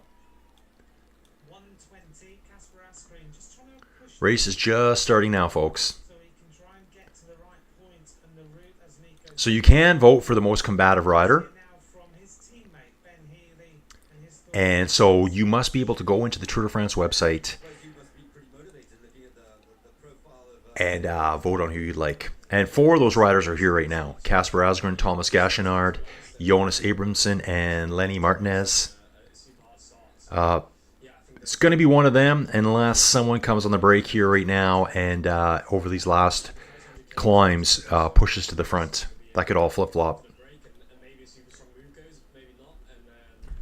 Matthew Vanderpool here saying it would be nice to win for Jasper. Yeah.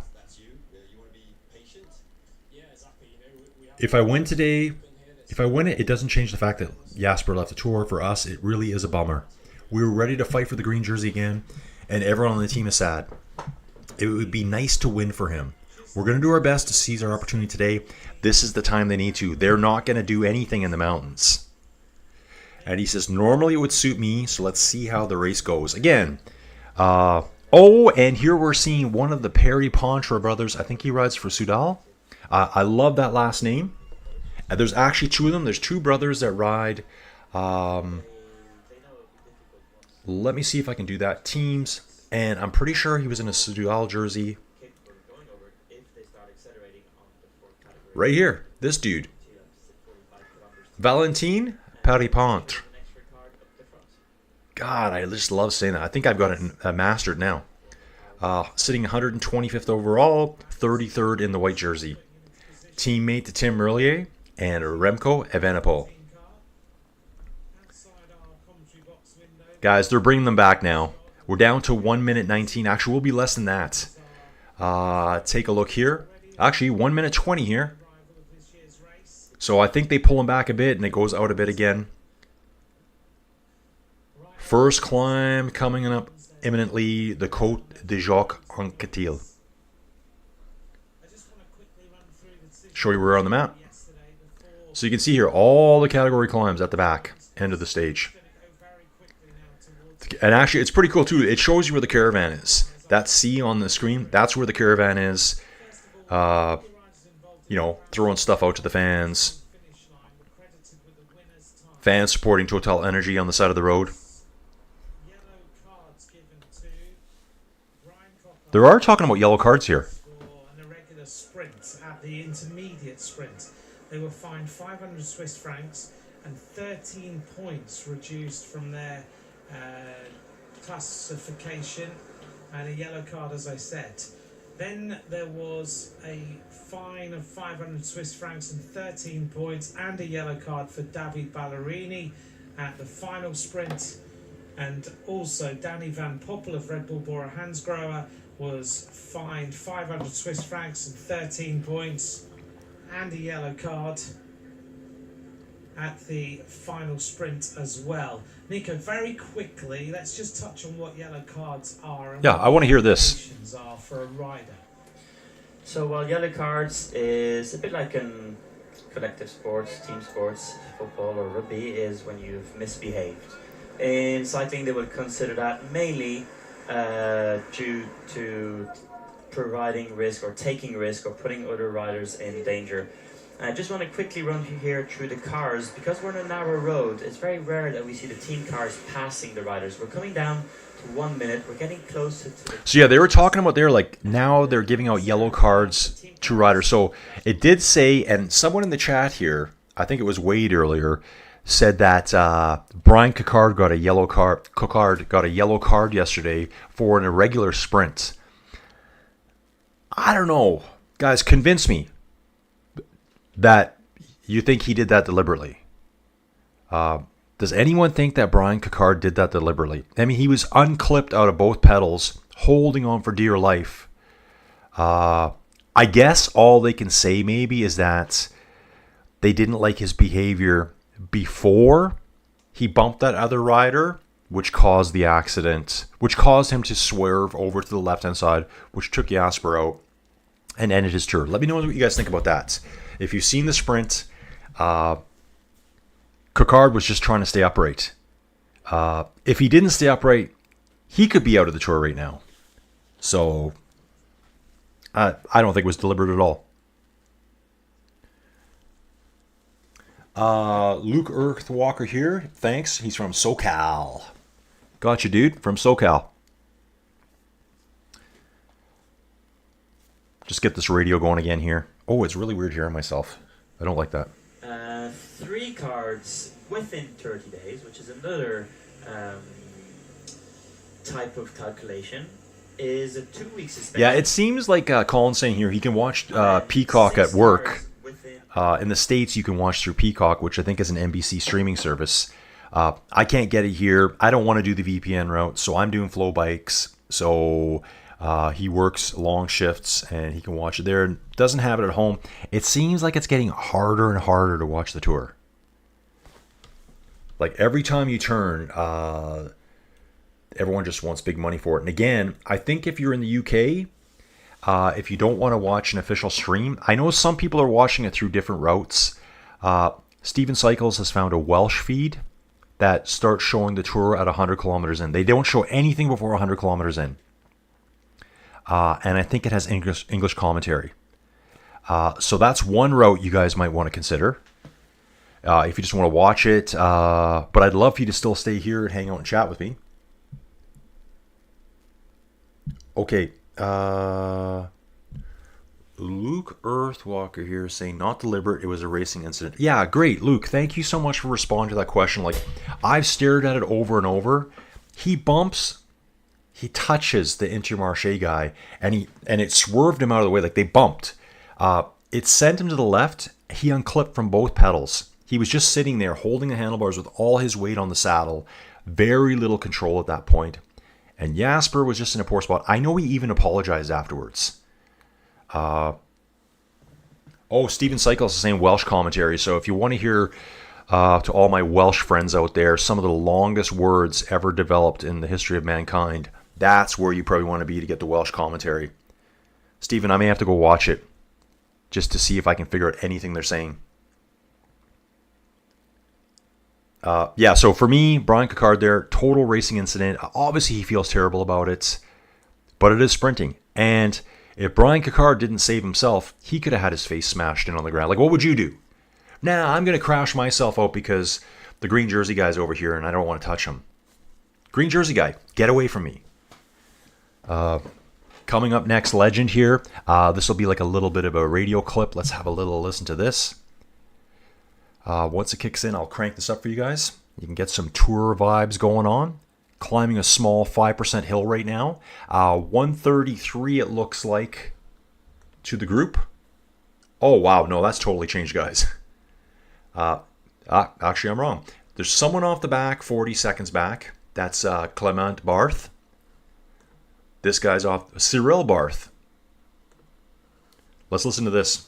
Stage 4 was one for the pure sprinters. A big crash on the run-in took out Mark Cavendish, which left Andre Greipel in a league of his own. The big German in blue and red shorts of Lotto Belisol on the right-hand side here, blasting to the line for his second Tour win. Wow, Greipel for Lotto Belisol. Dudes, we were just talking about him. I guess Cavendish crashed out earlier in the stage back in 2012. So it was just Greipel. He started his sprint from 200 or 300 meters out. A bunch of guys riding his wheel. They can't even make any impact to come around him. So strong and powerful. Even using the draft, they cannot accelerate up beside him. That's how strong that guy was. Alpecin looks like they're working pretty hard at the front. I think this is still Sylvain Dillier at the front. EF Education, they've been sitting in that exact same spot for the last 30 or 40 kilometers. We got a Groupama FDJ rider who is getting, it looks like a bike change. Cyril Barth, that's the rider that's off the back. 5 minutes down overall, 65th place. Highest placed team at the Tour right now. Oh yeah, I can imagine that Welsh commentator. Steven, I'm going to have to look for it later. I'll look for it later today. Have a good time with that. Actually, guys, I was going to do some videos where I go back. Guys, I'm pretty... What do I want to say? I like to play by the rules. It's just the way I am. I kind of look a black and white kind of guy. You can or you can't. I'm not going to show stuff that's copyrighted. But I think I can go back and like snag some of the old stuff from the past, like the 90s and the early 2000s. And I thought about putting some commentary to it, some thoughts, what was going on. Do you guys remember the time trial? Big Mig absolutely blowing by Lance Armstrong. Blowing by him. The future best time trialist at the Tour de France, 7-time winner, now 0. Which kind of sucks for him, I guess. I still like Lance. I don't care what anyone says. I really wasn't a huge fan at the time because, again, okay, Alpecin's putting an attack here right now, guys. Someone going... Okay, sorry. Let's correct that. Just going for a bottle up the road. It looks... Okay, it's not Matthew. Put in a bit of a sprint to get up ahead and get bottles. We're 1 minute 42 to the group. Looks like my stream from the Tour de France channel and my Flow Bikes is looking pretty good here.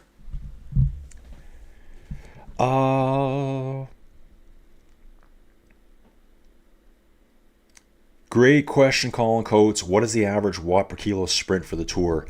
Dude, I don't really know that.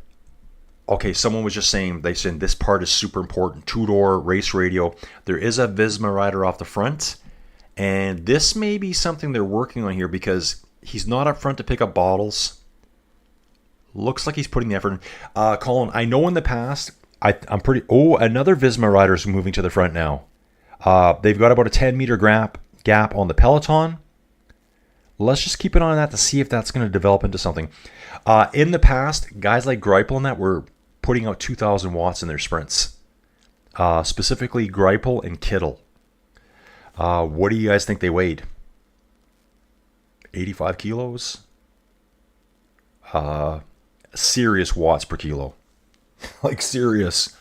Top end sprinters, they're probably like 22, 23 watts per kilo. Something like that. Very, very short, though. I could look into that for you. I'm going to find out. Oh, some kids getting some souvenirs here from the fans. I love from the racers. I love it. Okay, so we got a new dude here, Eric Gebhardt. Hey, Eric, good to see you here, man. Guys, we are now. Yeah, it's starting to pick up now. I'm liking this, guys. And like I said, I knew these middle of the day races, even though I think today is a better stage than yesterday, I expected these ones to be down a little bit. And you know what? I'm so glad I powered through. I just had like the piece of wood in my mouth, biting down on it in agony, got myself out of bed, and here we go, folks. Let's rock. Eric Gebhardt has got a question here. Once GCN stopped being able to show the tour, it became harder to watch. NBC does an okay job, but the commentators are not the best in the USA. Eric, that's why you're here. That is why you're here.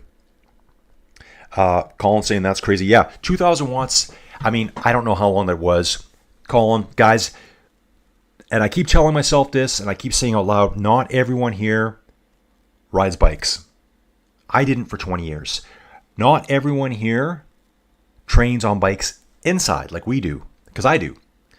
I love bike racing inside. I love virtual cycling. I love the real world stuff. I've always wanted to do commentary. I'm just doing it. Maybe some like local independent dude like, yeah, we need this guy. Let's get him on. Yeah, so big numbers. So you got to think, let's say they're 90 kilos, 1,800 watts would be 20 watts a kilo. If you look at that chart, there's a crazy chart out there that'll show you how good of a cyclist you are. I'm the worst person on that chart. I don't even make the chart. And it ranks you based on your 5-second power, 15-second power, 1 minute, 5 minute, 10 minute, 20 minute powers. And it kind of ranks you where you are amongst everyone. And the number for the top end sprinters is like 23, 24 watts per kilo. Just absolute insanity. Live music moments. I hear live music moments. I just hear that title. You got a YouTube channel, don't you, bro? Live music moments dude here has a YouTube channel, I think. Dude, tell us about your channel. Promote yourself a little bit here. Anyone know where I can watch it in Europe? I think there's lots of places to watch it, dude. But you're going to have to pay. You might find a stream. Actually, try the Welsh commentary. There is a site they show from 100 kilometers on. I know Steven's watching it. Charlie Murphy says she uses a Wahoo and Zwift just for fun. Charlie, great. Awesome stuff. I love Zwift. I love Ruby for real routes, real courses. There was a crash at the back. Bahrain Victorious here. No, sorry, Astana rider. Oh, it's Evgeny Fedorov again.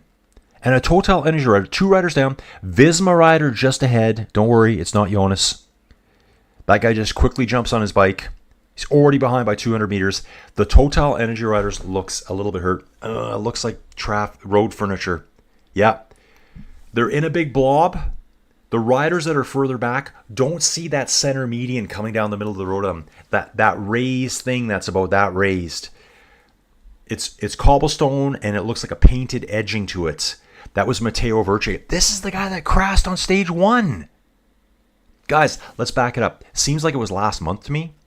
Matteo Verce was the guy that got taken out by Ben Thomas in that sprint up the hill. Remember when they were slipping and sliding on the cobbles? Totally wiped him out. Okay, he's back up. He's going, dude, I'm pulling for this guy. He's had a rough tour. Yeah, so as they're all streaming in, you got a big block of cyclists. The front guys are seeing it, and they're separating like this. They're all separating on either side of it. Those guys at the back, oh, too late. They hit that painted surface. They hit the cobbles. 3 of them just wiped out. Looks like he's stretching on his bike a little bit right now. There are some motorbikes and cars still back here. Dude, get back in. Still team cars coming through. Okay. It's saying he's a few minutes back now. Guys, first climb of the day is coming up. The Côte Jacques Anquetil. The leading group, Askren, Gachenard, Abrahamson, Martinez. Hopefully Martinez can get something going on. I think they're all going to be swamped here really quick. We got the main peloton. Sepp Kuss. Oh, it might have been Sepp that was that Visma rider that I saw. So 3 riders went down. I got to say right away, the Visma rider looked the least hurt to me. Like he spun his back wheel. Looks like he skimmed the tire to get any debris off it, as we like to say, debris. and jumped right back on his bike and he was gone. Whereas Vircher and the Bahrain Victorious rider were a little bit further back. It looks like they're all back together now, folks. Yep, Sepp Kuss is trying to race his way back in. Again, I'm looking at a slightly delayed feed here. Kuss, Fedorov, and Vircher caught in a crash. And that was them just hitting the road furniture. Got a little look here. Okay, so these are our 4 riders that were at the front. They will be caught soon. Going to see if we have any videos for today. I think we won't see any videos later till the end of the day. Oh yeah, let's check out Kevin Vauquelin.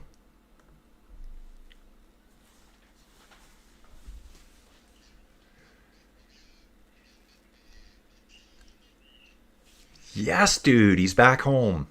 I love it. I love stuff like that. This guy gets to race on his home soil. So cool. The really cool thing was back in the day was when they would let a cyclist, I'm talking like the 80s and the early 90s, they'd let someone go up the road. Like, okay, dude, go up the road. And you see him going like on a little fake attack. He'd go up the road a kilometer or two. He'd be on the side of the road hugging his grandma, having a quick snack, saying hi to mom and dad. That's what they used to do in the Tour all the time. I think that still probably happens at times. Hopefully we see it again so we can relive the glories of the past Tour de France's. Okay, so Charlene does ride a Wahoo in a Zwift. So I ride a Tax Neo 2T, and I ride Zwift too. Bashak is here. Hey, Bashak. Bashak is a huge member of Team GRC. What's up, ICW? That's me, guys. Inside Cycling World. Keep going, Colin. Dude, I'm trying, man. I'm trying.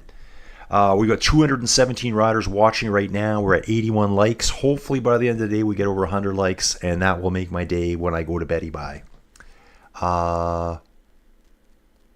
Colin is saying he needs to find that chart. Bashak, if you're here, you probably know what I'm talking about. Bashak, that chart that shows 5, 10, 15, 20, 1 minute 2, 5 minute 10, 20 minute powers, your watts per kilo, where you rank. It's like a name of a chart. It's like someone's name, and it kind of compares you to all the cyclists out there. And when you look at it, I barely make the chart. And I'd like, oh, we've got another crash, folks. Another crash. Okay, he just rolled right out of it. 2 riders. Looks like we got a Soudal rider. And who is that? Maybe is that an Astana rider? Yeah, it is an Astana rider again. It keeps throwing me off. The color of their jerseys have changed. They're more bluey now than that greenish color. Yeah, just touches of wheels. One guy crashed into a hedge. Kind of just parked himself into it. There you go, dude. Thank you, Bashak. You're the man for that. So, Colin, look up the Coggin chart. That's exactly what I'm thinking about, Bashak. Colin, dude, you're probably going to be way up on there because I know you're a great cyclist. I barely make the chart. It's actually depressing to look at it. So we've all said that. First climb of the day, Côte Jacques Anquetil. The peloton is behind by about 1 minute and 40. Ooh, Martinez is attacking, folks. Martinez is attacking on the climbs. I want to get zoomed in here. Here we go, folks. Take a look at this. Jonas Abrahamson, Lenny Martinez. I know I was saying Martinez all the time before, but I think it's Martinez. They are riding just ahead of Askren and Gachenard. It's very hard. You can see it's very difficult to see them here. Actually, they're all coming back together here right now. They now have Askren with them, and Gachenard is the one that is not there, but I think he's very, very close. It says there's 6 seconds between the 4th rider.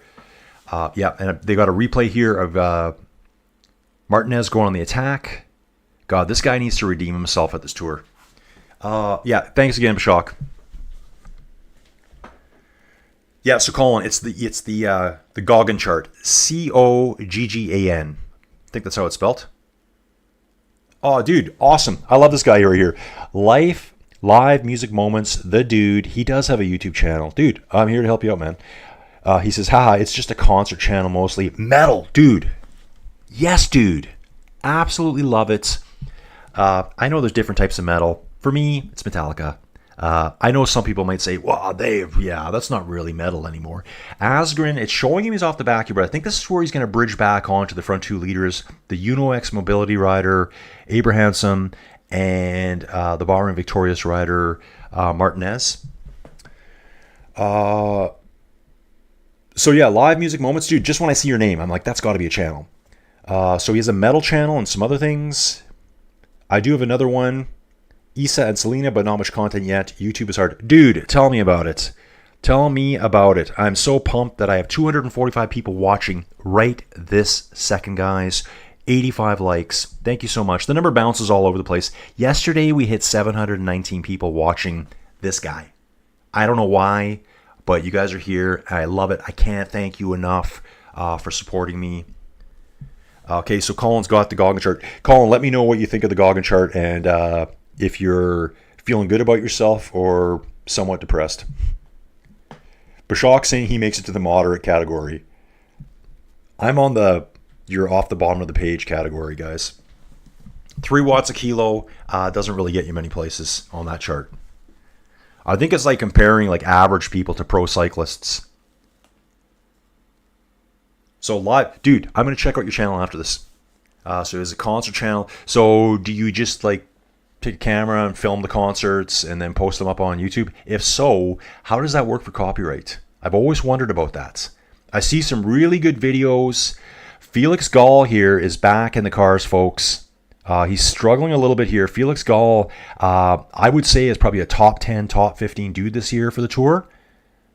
Guys, I'm going to just crank some race audio up here for you so I can have some coffee. Swings around a little bit on the front. Kofidis come forward to the front of the race. Remco Evenepoel sitting in second position between Catenau. Be quite used to seeing that formation with Catenau and Remco Evenepoel on the wheel. And Remco shouting at him. Yes. He does his job well to be a very good teammate. He does. Only 400 meters. James Delara, Corsica. Dude, I love your comment there. I was thinking about that guy yesterday. I was outside doing some chores. Oh, they're sprinting over the top here now for their 250 meters to go from the top of the first climb. They've actually crested it. I'm watching a quick replay here. Casper Askren at the front. He's got a 2-bike length lead. Martinez coming fast. Ooh, that was really close. He threw his bike at the end there. Let's find out who went over that one first. Remember, if this group can stay away for a long time, we could have a change in the KOM jersey, the polka dot jersey, because that Cat 4 is worth 1 point. The Cat 3, maybe someone can help me out with that. I'm not really sure how the points go, but there's going to be points for multiple positions there. Probably the top 3. But yeah, great point here by James Delara. And James, I honestly was outside thinking about this going, who is that guy? Who is that guy? Jonas Abrahamson, the guy that's in the break today, he gained 20 kilos and became a better climber. It was all about the fine line of power to weight ratios, but if you get really skinny, you get really weak. You're probably still pretty strong, but you're weak. I know on a certain type of climb, a big rider can keep up just as good. It's the really, really long grinder climbs that the effect of weight, it just really kicks in for the lightweight climbers. But yeah, James, awesome point, because I saw something about that last year too, where he put weight on and became better.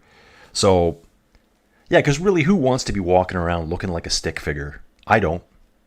I like to say full-size guy. Full-size guy here, folks. So live music moments, yeah, that's what I do. I usually film for myself and upload the footage. Okay, yeah, dude, that's what I thought. Because we love going to Metallica. We were just in Denver. I saw Limp Bizkit for the first time ever. They were awesome. And there's video footage from that concert. Live music. What's your real name? There's video footage there where they bring a young girl up on stage. She looked like she was like 16 years old, and she bangs it out. I don't know if they were singing Nookie or Full Nelson. Those songs sound a lot alike to me. I really had no idea what Limp Bizkit was. That was a lot of fun. And Metallica, those guys are perfection on stage to me. I've been watching some reaction videos. Guys, this is where you get the non-cycling content. A lot of these older bands, like 70s and 80 bands, and specifically a lot of metal bands, rock bands, I find, they're able to play live and sound as good, if not better, than the studio recordings. I don't think other modern artists can do that. The music's too light. These dudes from the 70s, like I was listening to Boston a few days ago. Those guys are absolutely incredible. So yeah, live music saying here, yeah, you're allowed to show it. You just can't get monetized. That's what I thought, because when I see a Metallica video there, the guy will get like 150,000 views in a day. I'm like, there's no way this can be monetized. Because copyright strike. But they'll let you show it. I actually have a couple of videos where I played some music in the background. I got a copyright strike. I knew I would. I just wanted to play the music. You're allowed to use it. You're allowed to enjoy it. Relive your memories of the concert. You just can't get anything out of it. Colin's in the good category. Nice job, dude. Nice job. Live music. Oh, your name is Selena. Okay. Okay, no, dude. But, dude. Dude, I make myself laugh. You know you're an idiot when you make yourself laugh. Live music moments here said, my name is Selena. That's the other channel. I do remember that point. And then in brackets, not a dude, by the way, haha. And I immediately said, okay, dude. But I mean, dude. Everyone's a dude to me. Everyone's a dude. Okay. Almost into very good. Colin, that doesn't surprise me either. Charlene, how good was Rammstein in concert? Really good? Yeah, it's just like, they're so technical. Guys, you may hate metal and rock, but the musicians are very talented to play those instruments like that. It's not like pop where it's a 2/4 beat, boom chicka, boom chicka, where they sing 3 things, then they do the chorus 3 times, and it's done in 2.5 minutes to 3 minutes. Guys, and guess what? I love some of that music. I really do. I love my 80s pop, 80s new wave music. I love A Flock of Seagulls. I don't think they were really that simple, though. I think they were kind of complicated at the time. Metallica, though, I've only been a fan for maybe 3 years now. Mind-blowing, the stuff that they talk about in their songs. The lyrics are real. Someone posted something a while ago showing a Beyonce song. All the Single Ladies. You guys know that song, right? I don't even want to pretend I know how to sing it. Actually, I've never heard it. I wouldn't demean myself. You know, all the single ladies, put your hands up, put your hand. I'm not a great singer. That's the whole song. It says the same thing over and over and over and over. Guys, we are currently 1 minute and 6 seconds behind the leaders with 39.9 kilometers to go. They compared that song side by side with some Beatles songs about, I don't even know the song, and I'm not a Beatles fan. But the lyrics were like mind-blowing. One is like pure poetry and one is absolute garbage. But that's what's popular. It's crap pop. Take a look at Metallica's lyrics and you'll be like, huh? One of my favorite songs, Creeping Death. Everyone loves that song. Die by my hand, I creep across the land. Killing firstborn man. I actually posted a video on the Inside Cycling World Discord where you can hear me singing. The guy behind me is chanting die over and over. That song is all about the Jewish people over 2,000 years ago being persecuted by the Egyptians. It's not just, yeah, party, party, party, drink beer, let's get stoned and bang our heads. It's interesting. Anyways, guys, you are back. The 4 riders are back together at the front. Really cool to see this. Let's get back to the race. Guys, if you're new to the channel and you're learning on the fly, I get distracted really easy. I love telling my stories. Nielsen Powles is saying there's probably 40 riders today with the same idea. How to escape Mathieu van der Poel and Taddy in such a finale. Here are Nielsen Powles' ideas. The last 30K is really difficult. There's going to be a lot of riders trying to race for the stage win, and we've got 4 super strong riders.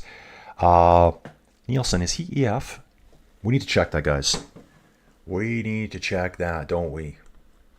I'm pretty sure he's EF, but I'm supposed to actually know this stuff. Nielsen Powell right here. This guy's a really, really good cyclist. Like, really good. Check this out. He's in 12th place overall right now. With Richard Carapaz not being here, this is probably their GC guy right now, I would say. Let's take a look at EF Education again. Look at the whole team. Okay, Volgren's there. Sweeney's there. Ben Healy for the mountains, though. Casper Askren's in the break today. Let's get back to this. Casper Askren did get over the top of the Côte Jacques Anquetil today. So he would have picked up 1 point there for that 4th category climb. I thought that Martinez might have been there. He was closing really fast. Looks like he's got a better sprint up the hill than Askren does. Askren's one of those strong guys. Askren's the kind of guy that could probably ride off the front when he wants. Let's see if we've any videos to show you guys.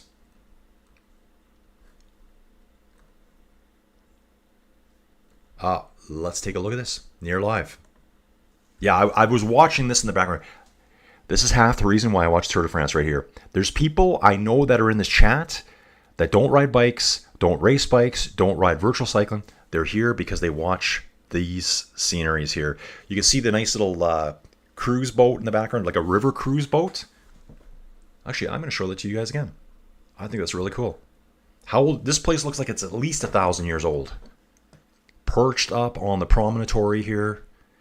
You can see the river cruise boat in the backside on the right-hand side there. I think it's something I'd like to do. Do like a river cruise. I heard they're really expensive, though. I'm really poor.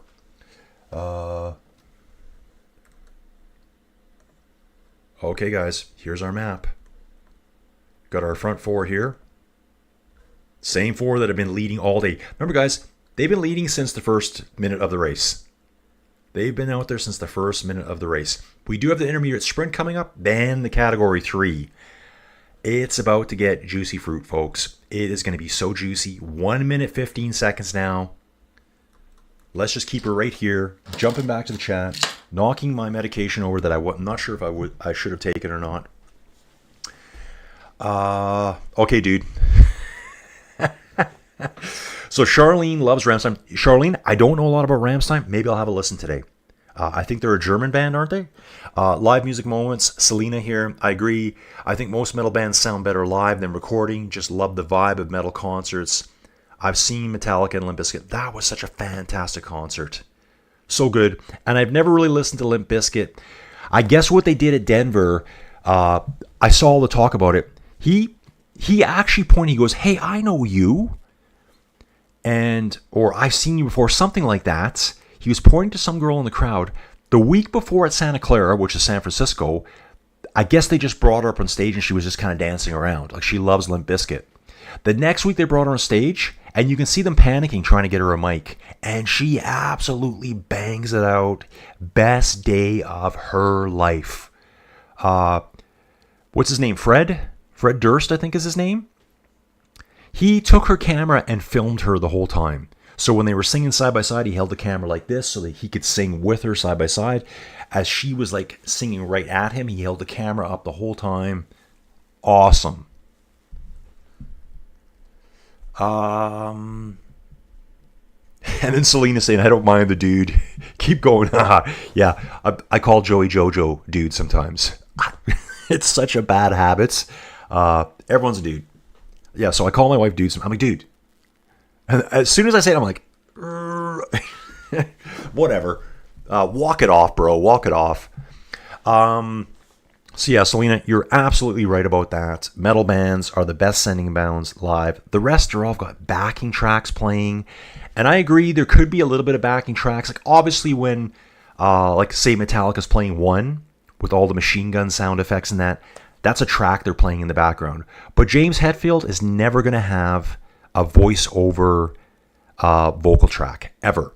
You hear when his voice cracks. You hear when he hits the wrong chord, and it's okay. Everyone loves that guy. He's so natural. I went to the Power Trip show in Palm Desert, Indio, Coachella, 2 years back. Kirk totally screwed up the beginning of one song. He's like, sorry guys, it's 100 degrees Fahrenheit. I didn't even know what I was playing. He started the song over. Because it's not fake. So if you like modern music, that's great. Just realize a lot of it's fake. Okay. Yeah. Selena, she hated metal until she went to a live show and was immediately sold. Same as me. I saw Metallica for the first time in February of 2023 in Vegas, and I was like, holy crap. I saw them with Greta Van Fleet. Those guys blow me away too. Such talented musicians. Looks like William Barta's over getting a rear wheel change. Movistar rider. What are we down to for a break? It looks like we're sitting at 103 right now. Intermediate sprint point coming up. Are the sprinters going to catch these guys? They've got just a very little amount of time here to tag back onto this group of four up front so that they don't steal all of the sprint points today. Now, thinking of who's up here, green jersey right now is Jonathan Milan, I believe. His teammate not here, so this is going to be some good points to snag. Keep an eye on that. Okay, let me just catch up here. Ian Smith, looks like a brand new dude here, man. Good to see you. Yeah, and you can do spinning to that music. It's a buzz. Dude, I listened to Metallica, Guns N' Roses. Guys, I got into Guns N' Roses after the Power Trip. I was expecting it to be garbage. I absolutely loved it. That was 6 concerts over 3 nights. I've talked about this a lot, but I love talking about it. Night 1, Iron Maiden, Guns N' Roses. Back to back, baby. At Coachella, at the Polo Club there. We rented a condo, flew down from Calgary, drove out from LA. We should have flown to... My wife didn't know that there's an airport in Palm Springs, apparently. When we went to the airport, it says LA. And over on this one here, it says Palm Springs. I'm like, why aren't we on that one? We had to drive 4 hours from LA to get there. Just a miserable drive. Terrible drivers there. But we made it. Night 2 was Judas Priest and AC/DC. The first time Brian Johnson had sang, I think, since 2016 or 17 because of his hearing. Night 3 was Tool and Metallica. Best concert I've ever been to. I still wear the strap. You know, your little band you put on to get in the door. It's got like a chip in here that you actually scan to get in. I've never taken it off. You have to cut it off. It's got this pulley thing on it. You pull it tight. You can only cut them off. You can't take it off. And Joey Jojo keeps saying, when are you going to take that off? I'm like, I'm not, dude. It's staying on forever. Someone's going to see it one day, and I'm going to meet my new best friend. 50, what are we looking at here, folks? Coming down rapidly now. 44 seconds from the front group of 4 back to the peloton. I think they're going to make it to the sprint point before the peloton catches them. Julian Alaphilippe, 2 minutes behind right now. He's a minute back from the peloton. Julian had a fantastic day yesterday. It seems lately Julian's either up or he's down. Did terrible in the first 2 stages. Stage 3, I think he got 4th place. And was attacking at the end. So that's Alaphilippe. Looks like 26 seconds behind Alaphilippe, we've got William Barta. He was having a rear wheel change. I didn't know he was an American. So William Barta here for Movistar. Oh, the peloton's coming, folks. The peloton is coming right now. I'm going to try to keep an eye on this. Okay, it says right here, Julian Alaphilippe had a mechanical, changes his rear wheel. Dionisi stays with the Frenchman to try and bring him back, positioned in the final climbs. This could be a stage for Alaphilippe as well. Short climbs. It's actually showing him doing his wheel change now. Has a teammate right now, a 2-door teammate right nearby. Guys, take a look at this here. These are some of the climbs you're going to see at the end. The last 22 kilometers. Up and down, up and down. Look at this little wall right here. It's black. It's so tough. And it is an uphill finish again. So this stage is not designed for the pure sprinters. Designed for the strong men, the punchers. Live tracking, folks. Live tracking. Love it. So you can see we've got some people. This must be William Barta back here, Julian Alaphilippe, the main peloton. The leaders have gone through and snagged all those points. There will be points still there. So let's keep an eye on that. Selena saying, agree 100%. Metal lyrics are pure poetry. Colin has a race on today. I think that was the LA event. I will head back after if you're still live.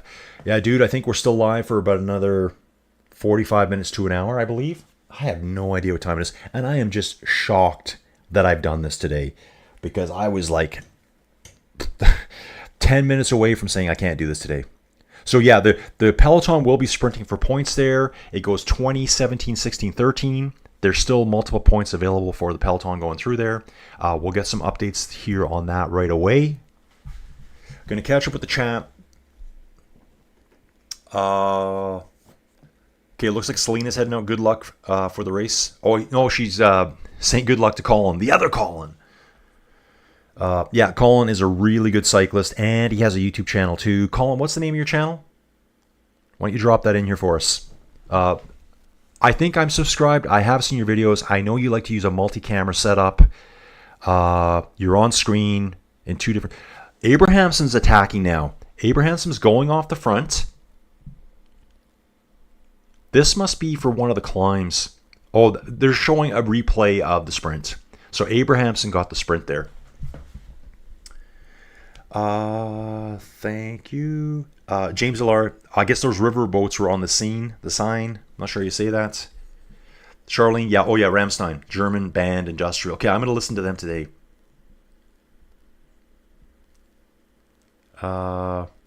Yeah, like Bashak saying it right here. Bashak, so that's how it went down. We always fly WestJet.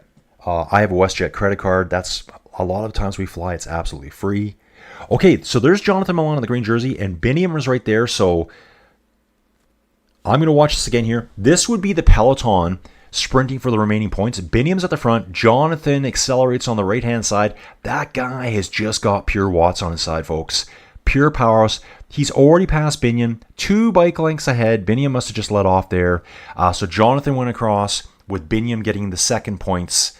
And then the rest of the schmozzle coming in. Bashak here saying WestJet flights to Palm Springs from Calgary. Dude, totally. So as we're at the airport, it says LA this way, WestJet. And over on this side, I see Palm Springs. And I see dudes wearing their Metallica shirts, their AC/DC shirts. I just looked at Joey Jojo and thought, are you kidding me? Like, are you kidding me? So we had to fly to LA. I hate the LA airport. So you kind of have, whenever we fly there, we have to go outside, come back in to get our luggage. I'm like, who designed this? That's a good way to forget about your luggage. We almost did it one year when we went to Disneyland. We were standing out going to the buses, and it was Avery who said, what about our luggage? I'm like, holy crap. Because it sent us outside, and we were just like, okay, we're here. Yep. So yeah, we fly directly to Palm Springs. We had to do that 4-hour drive from LA on the worst road in the world. Yeah, I would not want to live there. Palm Springs, I could live in a second. We're thinking about trying to get a condo there. Shunik is in the mix too. Guys, if you see this guy here, his name's very hard to pronounce. It starts with the P-R-Z-E. You pronounce that as Shunik. He's a Polish rider. Very, very strong rider over on Ruby. Good to see you, dude. Eric Gebhardt, Greta Van Vliet may be one of the coolest band that is not a cover band, but can sound exactly like a... Dude, yeah. Like, guys, if you guys have never heard Greta Van Vliet, mind-blowing. When I saw Metallica for the first time in Vegas at the Raider Stadium, not the greatest stadium for a concert, Metallica sounded flawless, but I wasn't a big fan yet. Greta Van Vliet blew me out of the water. Joey Jojo looked at me and she goes, oh, you like this, don't you? Because Greta Van Vliet has a lot of crescendos and transitions in their music. My favorite band of all time is Rush, the greatest band of all time. 3-piece, sounds like it's about 8 guys on stage together. Canadian band, for the win, folks. Pretty hard to beat those 3 musicians. Say what you want about Geddy Lee's voice, that's just his voice. One of the best bassists of all time. He sings and plays keyboards at the same time. Alex Lifeson, underrated guitarist, and the mythical Neil Peart. That's it. Case closed. But yeah, Greta Van Fleet, there's stuff about that. They sound a lot like Led Zeppelin. Great band. Greta Van Fleet. If you guys haven't heard them, check them out. Okay, so Colin's saying it's just at Colin Coates. Okay.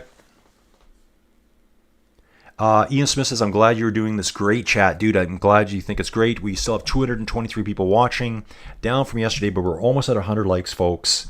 Let me get back to the race here.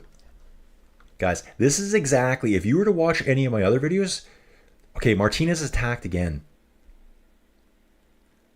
Asgren's been caught by the peloton. Alaphilippe tries to move past many of the riders that dropped him from the bunch, including Milan. UAE Emirates at the front now, folks. Let me just check and see. No, we still got a gap. Looks like we have one, maybe two riders out front. It's Martinez. Totally redeeming his Tour. His first three stages have been terrible. So he's picking up all the KOM points here. Looks like he will be the first across. So we got him, Lenny Martinez at 27.3 kilometers, climbing over the top of the Côte de Belleboeuf. He's solo right here. You can see him on screen right here, Lenny Martinez. So yeah, he had a bad curry before the Tour started, folks, or he has what I have and didn't sleep for a whole night. Started the stage, lost 9 minutes. He's on fire now. On fire. Let's get it, dude. Let's get it. Digging in hard here. I saw the same dude with the beat-on catcher. Or he ripped off the idea. He's got like a big round cardboard circle with fishing net on it. And it says beat-ons, please. And the riders are throwing their beat-ons in there. What a great idea. Ian Smith, thanks, dude, for commenting that you think the chat's great. He's in Fairmouth, Cornwall, UK. Watching TV, but listening to my commentary. Dude, I appreciate it. I appreciate it. Yeah, I see a lot of people talking about other commentators. And yeah, I don't know. I like them all. Savage Pro's back. I'm in the house from St. Lucia. I'm in the house. Good day, everybody. We're killing it, guys. We're killing it. Lenny Martinez riding uphill here now. He's over the top of that one. I'm watching the replay here, trying to watch a little bit further back. Let's see if we can get you any videos on this one here. God, I can't believe how much better I feel now. We should get some videos of them cresting the tops. No, we don't have anything yet, guys. We're back on that really cool castle from the old days. Imagine how cold it would have been back here in the wintertime. Okay, we got one here. It just popped up live before our eyes. This is where Lenny Martinez, he's attacked twice.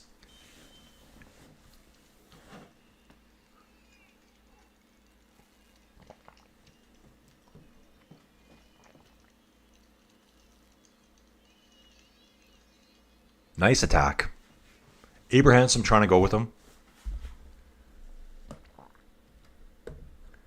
Let's get back to it. Here's another one. That's an older one, guys. Sorry about that. That's when Kevin Bockelon got back to Normandy. Watching the race here at this polka dot points, I can see the field is quite split up here, folks. Let me get this figured out for you. Okay, so the Cat 3 is only two positions get it. Okay, I see what's going on there. Martinez got 2 points for that. There's only 1 point. Two riders get points. 2 for first, 1 for second. Guess who got second? Tim Wellens. That's because he's in the polka dot jersey now. We're going to be seeing a little battle here between UAE and Martinez to see who gets the KOM at the end of the day. And actually, here's UAE Race Radio. Tim, take the points at the top. Yeah, so he did get 1 point there. So it looks like Martinez has 3 points right now. 1 for the first climb, 2 for the second. He's still riding solo up front. He's got 3 points. Tim Wellens just got a 4th point there. Another point, giving him 4 in total. So he still has the polka dot. Can Martinez stay away? It's only a 16-second gap. So Tim Wellens will be in the huge group here. UAE went to the front, controlled it to allow Tim to get the points. Next climb coming up, folks, is the Côte des Bonsecours. 17-second gap. Can he stay away? I think if UAE's chasing, it's going to be really, really tough. says right here, 15-second gap with 25 kilometers to go. So yeah, we're climbing the Côte de Belbouf next. Starts in 3 kilometers. Is that correct? No, we passed that. Okay, so the race feed is very old here. That was at 16:55. Okay, I'm at 8:55. They're a little bit behind here on their updates. We're already back through that. Bahrain Victorious is absolutely screaming at Martinez to go for it. Oh, we got a crash, folks. We've got a crash. Harold Tejeda and Valentin Paripentre. I don't want that guy to crash out. I just love saying his name. Let's get it, dude. So we're going to see where that crash just happened. Oh, jeez. Let's see the live tracking here. So yeah, they were talking about the Côte de Belbouf, which is this Cat 3 here. Next, we're going up to the Bon Secours, which that should be this climb here, this category 4. Côte de Bon Secours. You can see here how hard they're chasing them. So let's have a look. UAE on the front chasing out, and it's showing the crash now. Only looks like a couple of riders down. Doesn't, you know what it was? It's where they narrowed the road down from like 2 to 3 lanes down to 1 lane. There's a barrier across the road. Soudal rider down. That's Paripentre right there. Valentin Paripentre, 125th overall at the Tour right now. 206 riders watching. There's my 100 likes. Thank you very much, guys. They're showing Harold Tejeda on the side of the road. We've got a Bora Hansgrohe rider there too. Yeah, UAE and UNO-X are on the front. So that crash happened halfway down the field. Didn't even phase UAE because they're all at the front. Back to the chat here. Amy Marquette, thanks for sharing this. Hello from Pennsylvania. Hey, Amy, good to see you here. Dina TV is cheering for Benny. Again, I said earlier, this will not be a Benny stage here. Will not be a Benny stage. This is set up for Matthew Avout, one of these strong Danish riders, perhaps. We've still got 3 climbs to go. We got 2 Cat 4s and a Cat 3. That will give Paripentre sitting on the side of the road before. I think his team car is pretty far back. Oh, the teams are driving. UNO-X on the far right-hand side of the road. EF on the left. Movistar pushing on the left-hand side as well with UAE and Visma right in the middle of the screen. The points remaining for the climbs. We have a Cat 4. That's 1 point only. 1 place, 1 point. We have another Cat 4. 1 place, 1 point. The Cat 3, 2 places, 2 points for first, 1 point for second. It's going to be a pretty frantic battle here for the polka dot jersey. These guys want to win all the jerseys they can. Lenny is just barely hanging on here. He's got his head down. This is the best he's looked over the last 4 days. It's down to 9 seconds. Down to 9 seconds, guys. And this is really cool. He's on the climb now. You can see it here on the screen, the map in the middle. He's frantically trying to get away from them. I'm a little bit delayed here. 22.8. The race here. He'll be going across the top soon. Here it's saying he's got an 18-second gap still. Yeah, get it, dude. You can hold them off. Looks like Ben Healy is chasing right now. Ben Healy's here for EF Education. Where is the peloton? Why are they showing him separate? I'm thinking maybe Ben Healy is just off the front. This is his kind of territory as well. Ben Healy off the front. The peloton. Ooh, so I'm thinking now that they've just caught Lenny Martinez. So I'm not really sure yet who's going to go over the top of the category 5 Côte de Bon Secours. If the peloton's there, I got to think that they're going to try to give it to Tim Wellens for UAE. Yep. Martinez is just caught at the bottom of the Côte de Bon Secours. Oh, man. But really good showing from Lenny Martinez today for Bahrain Victorious here. I can see, I'm watching the stats here right now, trying to see who gets the 1 point here. I'm sure they're going to hope it's Tim Wellens. Okay, looking back, here's Ben Healy. The green jersey is 2 seconds back. Things are splitting apart on these short climbs. Green jersey, yeah, there's a bunch of riders back here. The call-out riders from earlier today, actually the green jersey group back here is pretty big. It says it's 39 riders. Then we've got a group here of 4 riders. Niels Pollitt, Brent Van Moor, we saw him earlier in the race. Edvardsen Freintine and Garcia Cortina. Then we've got the peloton. They're coming up to the top of the climb right now, folks. Martinez has been acquired back into the fold. Who is going to get this point? Keep an eye on that there. Wade's asking who's leading. Dude, it was just Lenny Martinez for quite a while. He had a really good showing here. I'm watching the slightly delayed stuff. They're on the Côte de Bon Secure, but they are over the top right now, just looking for points. Oh, Martinez and Buitrago swap bikes. The Colombian climber suffered a mechanical. Okay, so Buitrago is trying to get back in. Let's see if we can see those splits. Nothing from the Tour yet. Who got over the top of that one? Let's take a look back at the intermediate sprint from earlier. This is where Jonathan Milan just took out Biniam.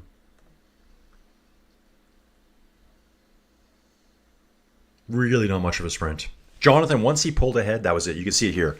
Once he gets up alongside Biniam, he just pulls away. I think he's just got so much more power. Biniam's going to be looking for Cavendish-like moves, be in the right place at the right time, and still be fast. Get back to our live tracking here, see where we're at. So we've tackled the third climb of the day. That's a category 4. You can see the green jersey group is quite a ways back right now. Quite a ways back here. It's saying it's a 3-minute group, 3-minute gap back to this group here. They are trying to get up that climb. We've got a group here: Felix Gall, Oliver Nassen, Tejeda, Niels Pollitt, Brent Van Moor. Dogs are going crazy upstairs. Yeah, the dogs, they like to howl like they're a pack of wolves up there. 18.4 kilometers to go, guys. Will we see any more attacks? Remember, tomorrow is stage 5. Khan! From the Wrath of Khan. No one's guessed that yet. Or maybe you didn't, you just didn't care. Yes, it is showing here Santiago Buitrago doing that bike swap. He's in a really nice position, 49 seconds behind. There's a ton of riders that are sitting in that 49-second behind gap. That was all from day 1, and they haven't lost or gained time since then. Back over to the chat here.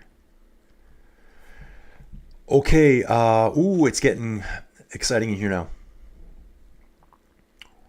Elite Stuff. Hey, dude, nice to see you here. Elite Stuff. We've got 205 riders watching. Will Poggy win this one? Dude, there's a chance he could. He might want to be able to... Poggy's super competitive. He talks with his legs. He's 1,000,000% into his career. He wants to win every race. He got beat by Matthew, but not by much. I'm sure this is a race that Matthew can win very easily, but Poggy could be there as well. So there's a chance. So you're saying there's a chance. You're saying there's a chance. Yes, I am saying there's a chance. Wade saying his gut says Poggy. We've got Claude Chassagny here. Chassang? Where is Jumbo? Dude, that's what I would call him too. Jumbo. Visma Lisa bike. I still call them Jumbo as well. Looks like we got Julian Alaphilippe now is at the back of the peloton. I'm thinking there's going to be riders falling off the back of the peloton there. There's already gaps opening up. 10, 15 meter gaps. The pace is high. Bang, bang time, folks. UAE on the front driving. That looks like it's probably Mark Soler up front. Again, I'm slightly delayed here. They're probably trying to set Tim Wellens up for all the points. Now, this is a little bit delayed, but yeah, I can see Tim Wellens' polka dot jersey sitting on the front. These guys fight every day for their jerseys. We've got someone here, JTGB Movie, saying hi. How are you? Dude, I'm great. Great, how are you? Wade saying, is it a time trial? Yes, it is, dude. Wade, tomorrow we are in Cannes. It's a 33-kilometer long time trial. I expect Remco to obliterate virtually every cyclist in the field.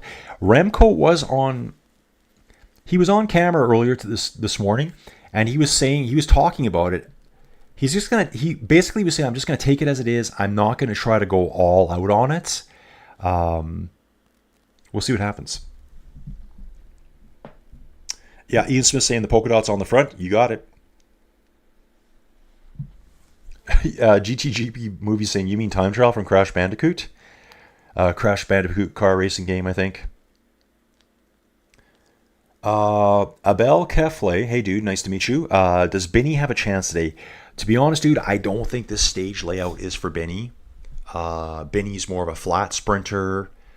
I would expect him to fall behind on these climbs. In fact, what we're going to do, guys, if you're looking at the screen right now, you can see the lead group right here. Let's see if he's up here. Okay, why would it do that to me? There's 120 riders in this group, so I gotta think that he's up here. Asgren's back in this group. Velasco, Campenarts. Where is Binyam right now? Actually, you know what? I didn't see his name there. The green jersey is quite a ways back. They're 3 minutes back right now.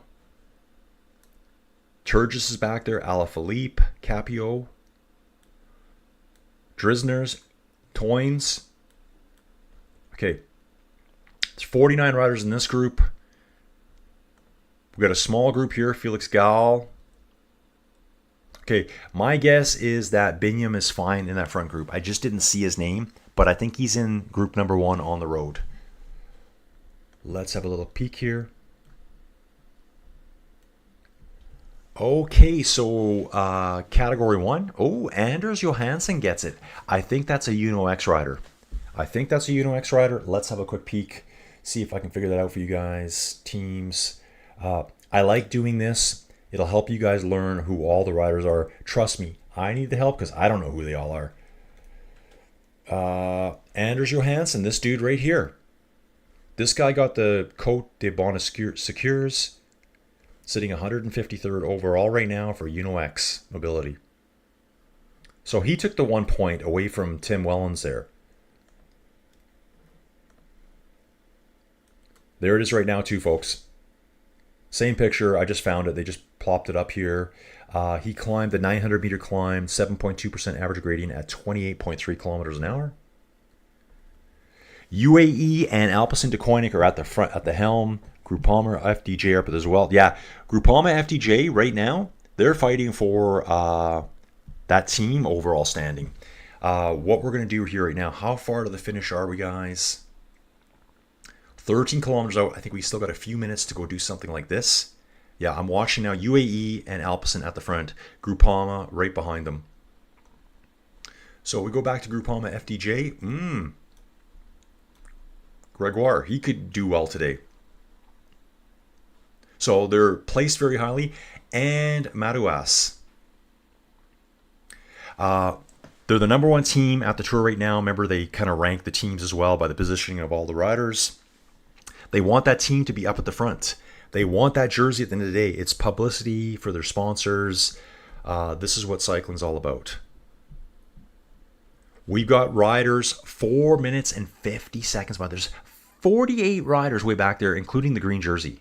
So Jonathan Milan is way at the back. Those climbs destroyed his chances of sprint victory today. That's what I mean. This stage was not designed for sprinters. Pure sprinters. It's designed for the strong men, the hard men that go out by themselves and just walk away from the rest of the field. 12.5 kilometer gap here. 12.5 kilometers to the finish. And we've got the main peloton up front with 112 riders. Back of the peloton, there's some riders out the back right now. G. Thomas, Caden Groves, We're losing sprinters as we speak, folks. Climbing now, we're going up the Côte de la Grande Mare. I'll show you on screen here where we're at. This climb here. Only 1 point available here, folks. Looks like we're going to get to it right away. The group is virtually on it. They pass through it now. Let's just jump back here and see who gets the points. Oh, check this out. Dunbar, O'Connor, and Adam Yates are all dropped. Tim Wellens was setting the pace. I saw him earlier in the polka dot jersey. He was followed by Tadej Pogacar and Jonathan Narvaez. Watching the screen here, I can see riders just peeling off on these climbs, these 6% climbs, climbing at 29, 30k an hour. Some guys are just not going to be able to handle that. Looks like 3 UAE riders on the front. Jonas is right there. Matthew's right there. And I believe I saw Quinn Simmons.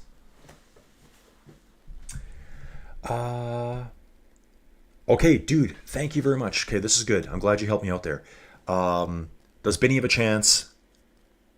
And I couldn't find him. I thought he was in the front group, but it's kind of hard to scan through all those riders. Selena says, who's in the front? How's the race going? Had to step away for a moment. It is on right now. It is on. We are probably just over 10 kilometers to the finish. We've got a group up front. The group up front is about 118 riders. Mathieu van der Poel is there. Taddy's there. Jonas is there. Matteo Jorgensen, man, that guy's going top 10 this year at the Tour de France. He will be top 10 at the Tour de France. Kevin Vauquelin's there. That guy, future French winner of the Tour de France. I'm sure of it. I am sure of it. Interesting point here, though. Sebastian Berg, thank you for commenting. He says Benny is in Group 3. These hilly stages are too hard for Benny. That's not what he's designed for. Okay, I can see Ben O'Connor out the back, riding with a teammate from Jaco Alula. Yeah, this is tough stuff, this finish, guys. This is tough. This is a hard man's race. Abel here? Abel Kefle. Who do I think will win the green jersey? Well, Jonathan Milan's quite far back. I would have to look at the point standings right now. Jonathan did get best of the rest points at the intermediate sprint. The breakaway took the first 4 positions of the sprints, but Jonathan actually kind of just walked away from Binion there and got the intermediate sprints. Yeah, Quinn Simmons is at the front here. UAE are lined up. Yeah, 100%. The punchers are going. Claude's correct about that. Jonas is looking really good. He's looking really good. Jonas looks very strong and confident right now. Hopefully he keeps the whole family stuff out of this and just rides his frickin' bike. Ride your bike, dude. Ride your bike. I'd love to see you win again. Okay, guys, we still have one more climb to go. One more climb to go. You can see the gaps here. Take a look back here. Who's this way back here? Oh, these guys are they really that far back? Oh, wow. So, is that right? How can that be? Okay, so that's the green jersey group there. Okay, that's better. They were showing this 4th group before the sprint point. I'm like, there's no way. Visma on the front now, folks. Visma's on the front with 9.6 kilometers to go. Dude, they got a very strong team. I think I said stage 1. I think Jonas is in 2nd place right now. Looks like trying to see which Visma rider that is leading him out. Moving along at 41k an hour, and we're definitely going uphill here. Sure, well, we're not. Yeah, I guess technically. It might have been just a little bump in the road. We're kind of descending down before our last climb, which will be... Let me see if I can get the name on this.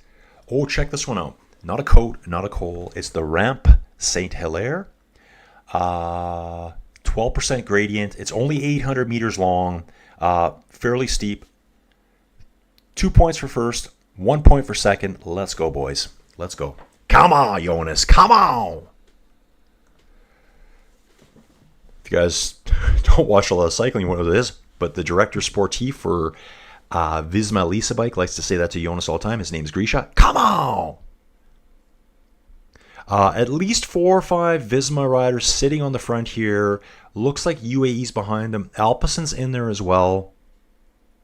Groupama is still up there. Great job by those guys. Smaller team.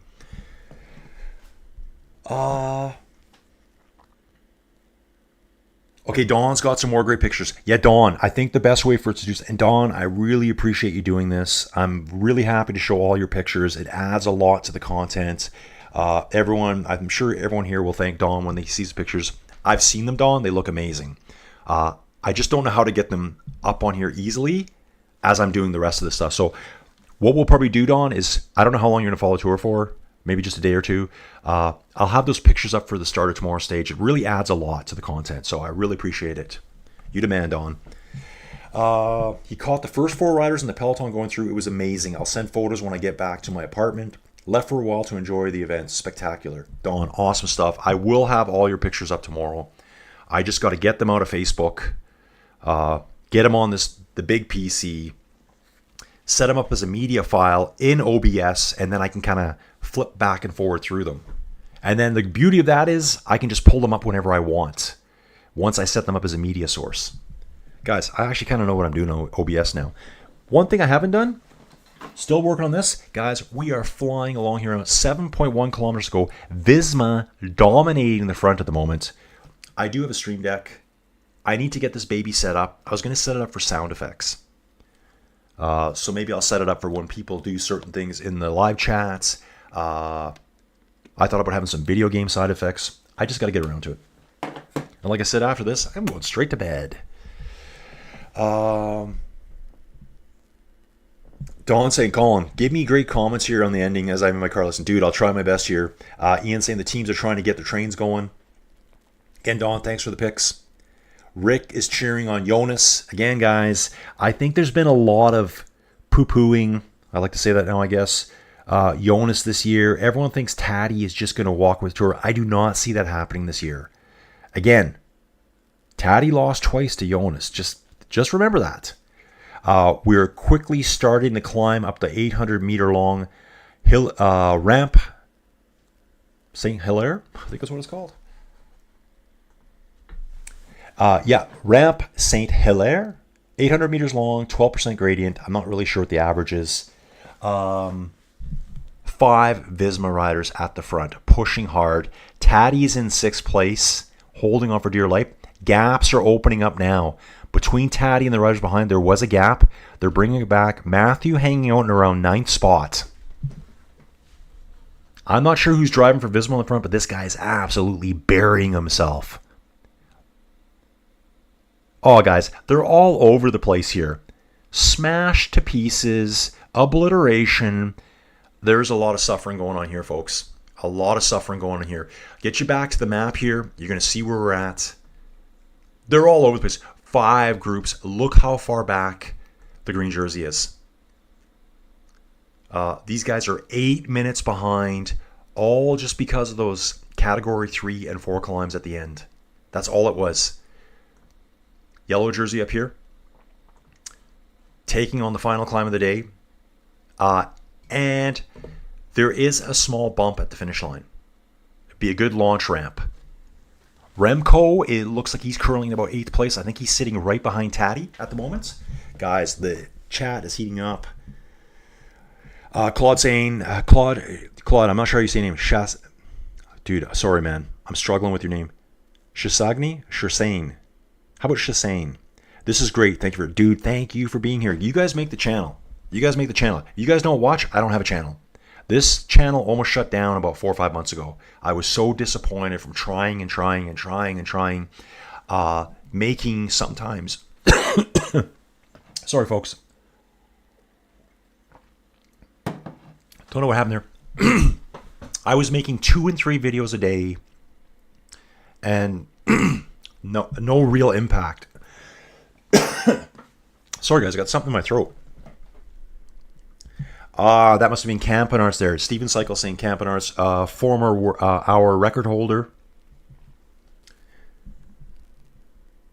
Yeah, this is awesome, guys. Awesome stuff. We're over the top of the final climb of the day, folks. Over the top of the final climb. Poggy, Vingegaard, Matteo again, Kevin Vauquelin, Joe Blackmore, who I think is 8th overall. in GC. UAE back on the front.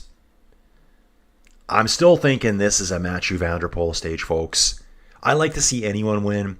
I don't have any, even though I say he's my favorite cyclist, I don't want to see him win all the time either. It's saying right now we got 11 seconds back between the front group. Is this real? Is it really Jonas and Taddy up front right now?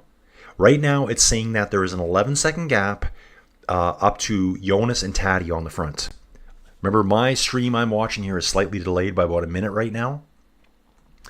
And then they're saying it's 13 seconds back to the group of Mathieu van der Poel, João Almeida.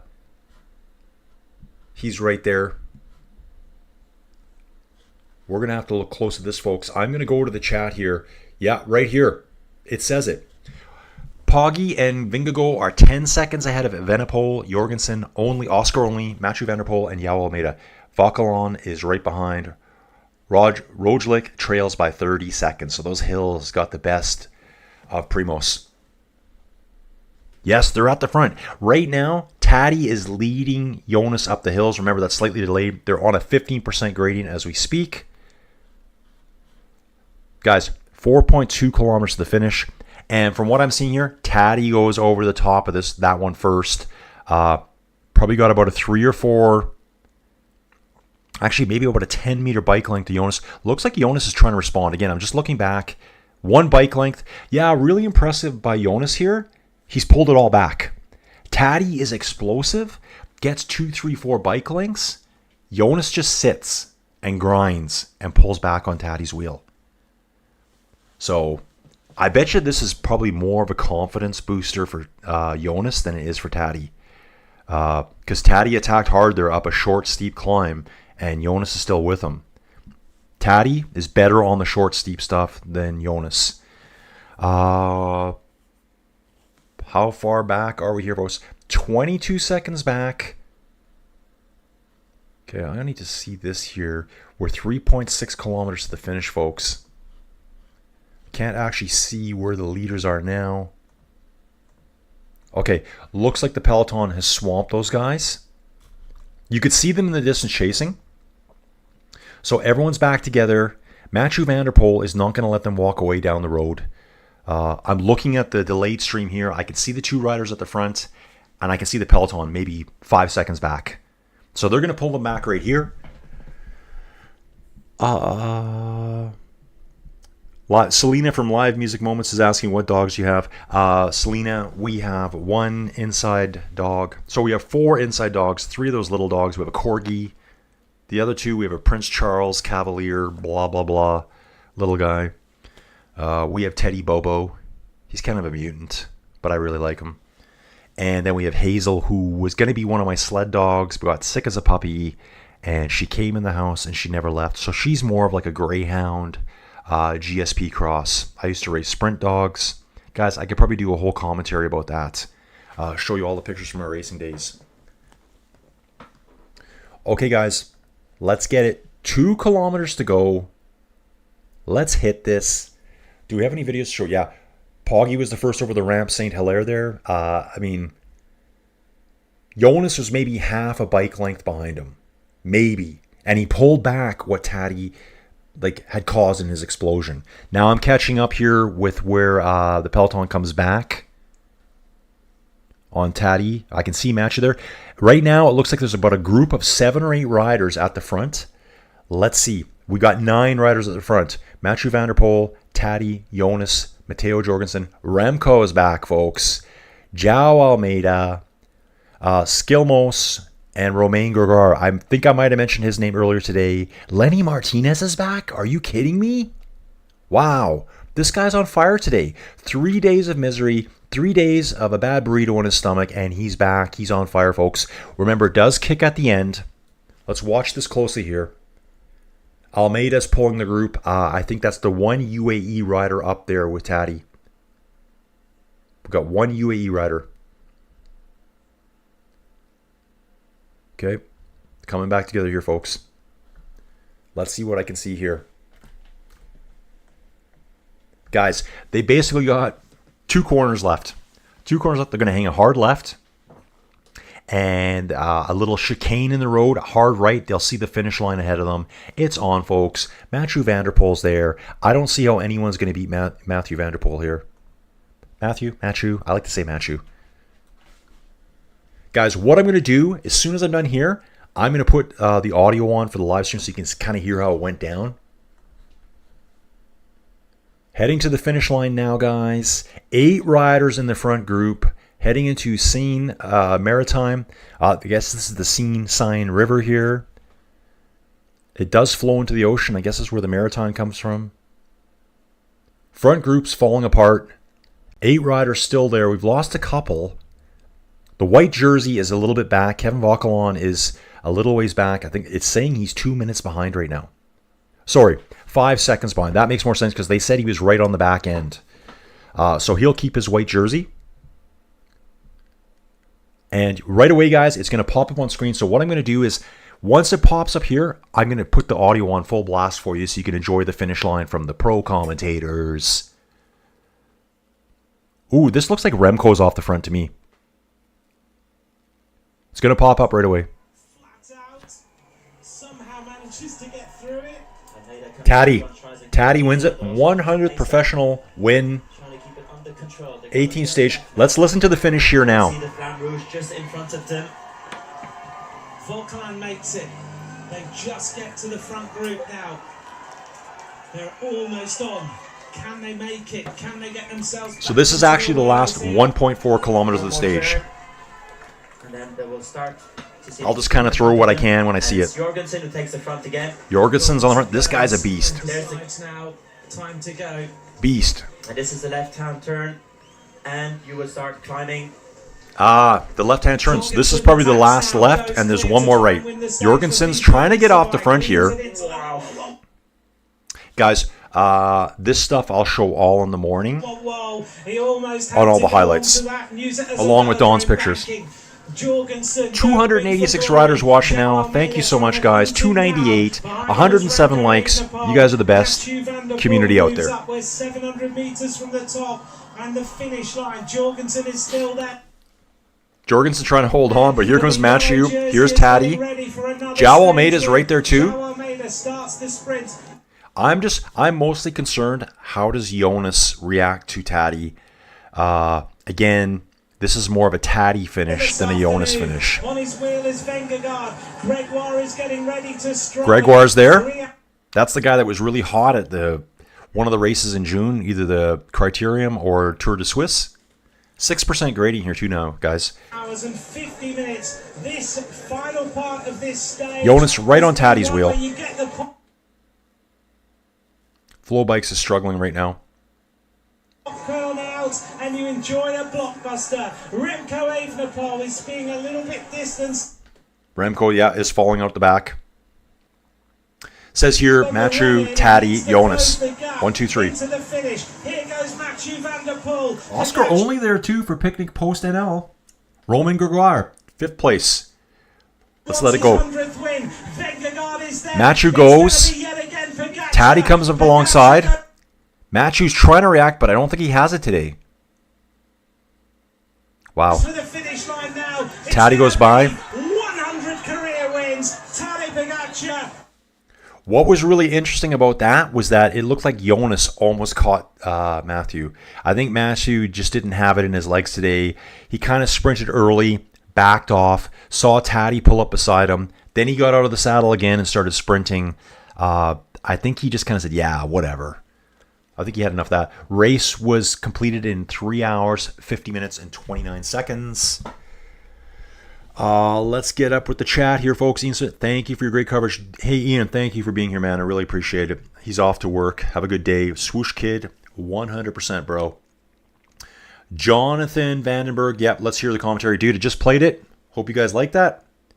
Fukushima. This guy keeps winning every time, man. Yeah, he's very strong. He's very good on the bike, isn't he? Cole came working in Saudi Arabia. Thanks for your commentary. See you all on the TT tomorrow. Guys, I'm really pumped up about the TT. I'm really hoping Remco shines. I'm really hoping he shines. Jonathan Vandenberg, great listening to you. Was here yesterday. Oh, dude, I didn't know you were here yesterday, so great to have you back. And Selena for live music moments. Selena, I'm going to check out your metal channel. She said it's been great. She'll be back. Jonathan here saying, we'll be back too. Nice listening about music, man. Everyone loves music, right? It's what keeps me going. Scotty Mac, bro, dude. Great live stream. Thanks. Get some rest. Dude, yeah, I am fried right now. Absolutely fried. I think the medication I took last night started kicking in right after I woke up this morning. I downed myself with a bunch of pills. It's happened to me before. So yeah, I'm okay now. Budget Rider saying Taddy will dominate from here on in. Dude, there's a chance for that, but I don't think it's going to be full domination this year. Let's see if we got any video footage here for you guys. Sorry about that. Here is, okay, they're just showing the intermediate sprint. Guys, what I'll do, we're going to do the same thing every day. Guys, I'm doing all 21 stages. All 21. So if you know other people that want something that's a bit different, that's not just listening to the commentators, I think people like this format. Yeah, Only did really good. Steven Saint Only got 4th place there. Oscar Only, Scottish rider. And is he for Picnic Post NL? I think he is. Yeah, what we do, we'll do the summary in the morning during the neutral start. We'll show all the highlight stuff. I'll show Dawn's pictures. I'm going to be downloading them after this Dawn, getting them onto the main PC. And guys, that was great. That was awesome. Really appreciate you guys watching. I'm going to be jumping off here right away. I've got animals to feed, and then I'm hitting that couch. So really cool seeing Joe Almeida fist pumping as Taddy crosses the finish line. Yeah, Taddy's got a totally different build than Jonas. Totally different build. Taddy looks pretty pumped up about that win there. Okay, guys, stop streaming now. Thanks for watching. See you all again soon. Call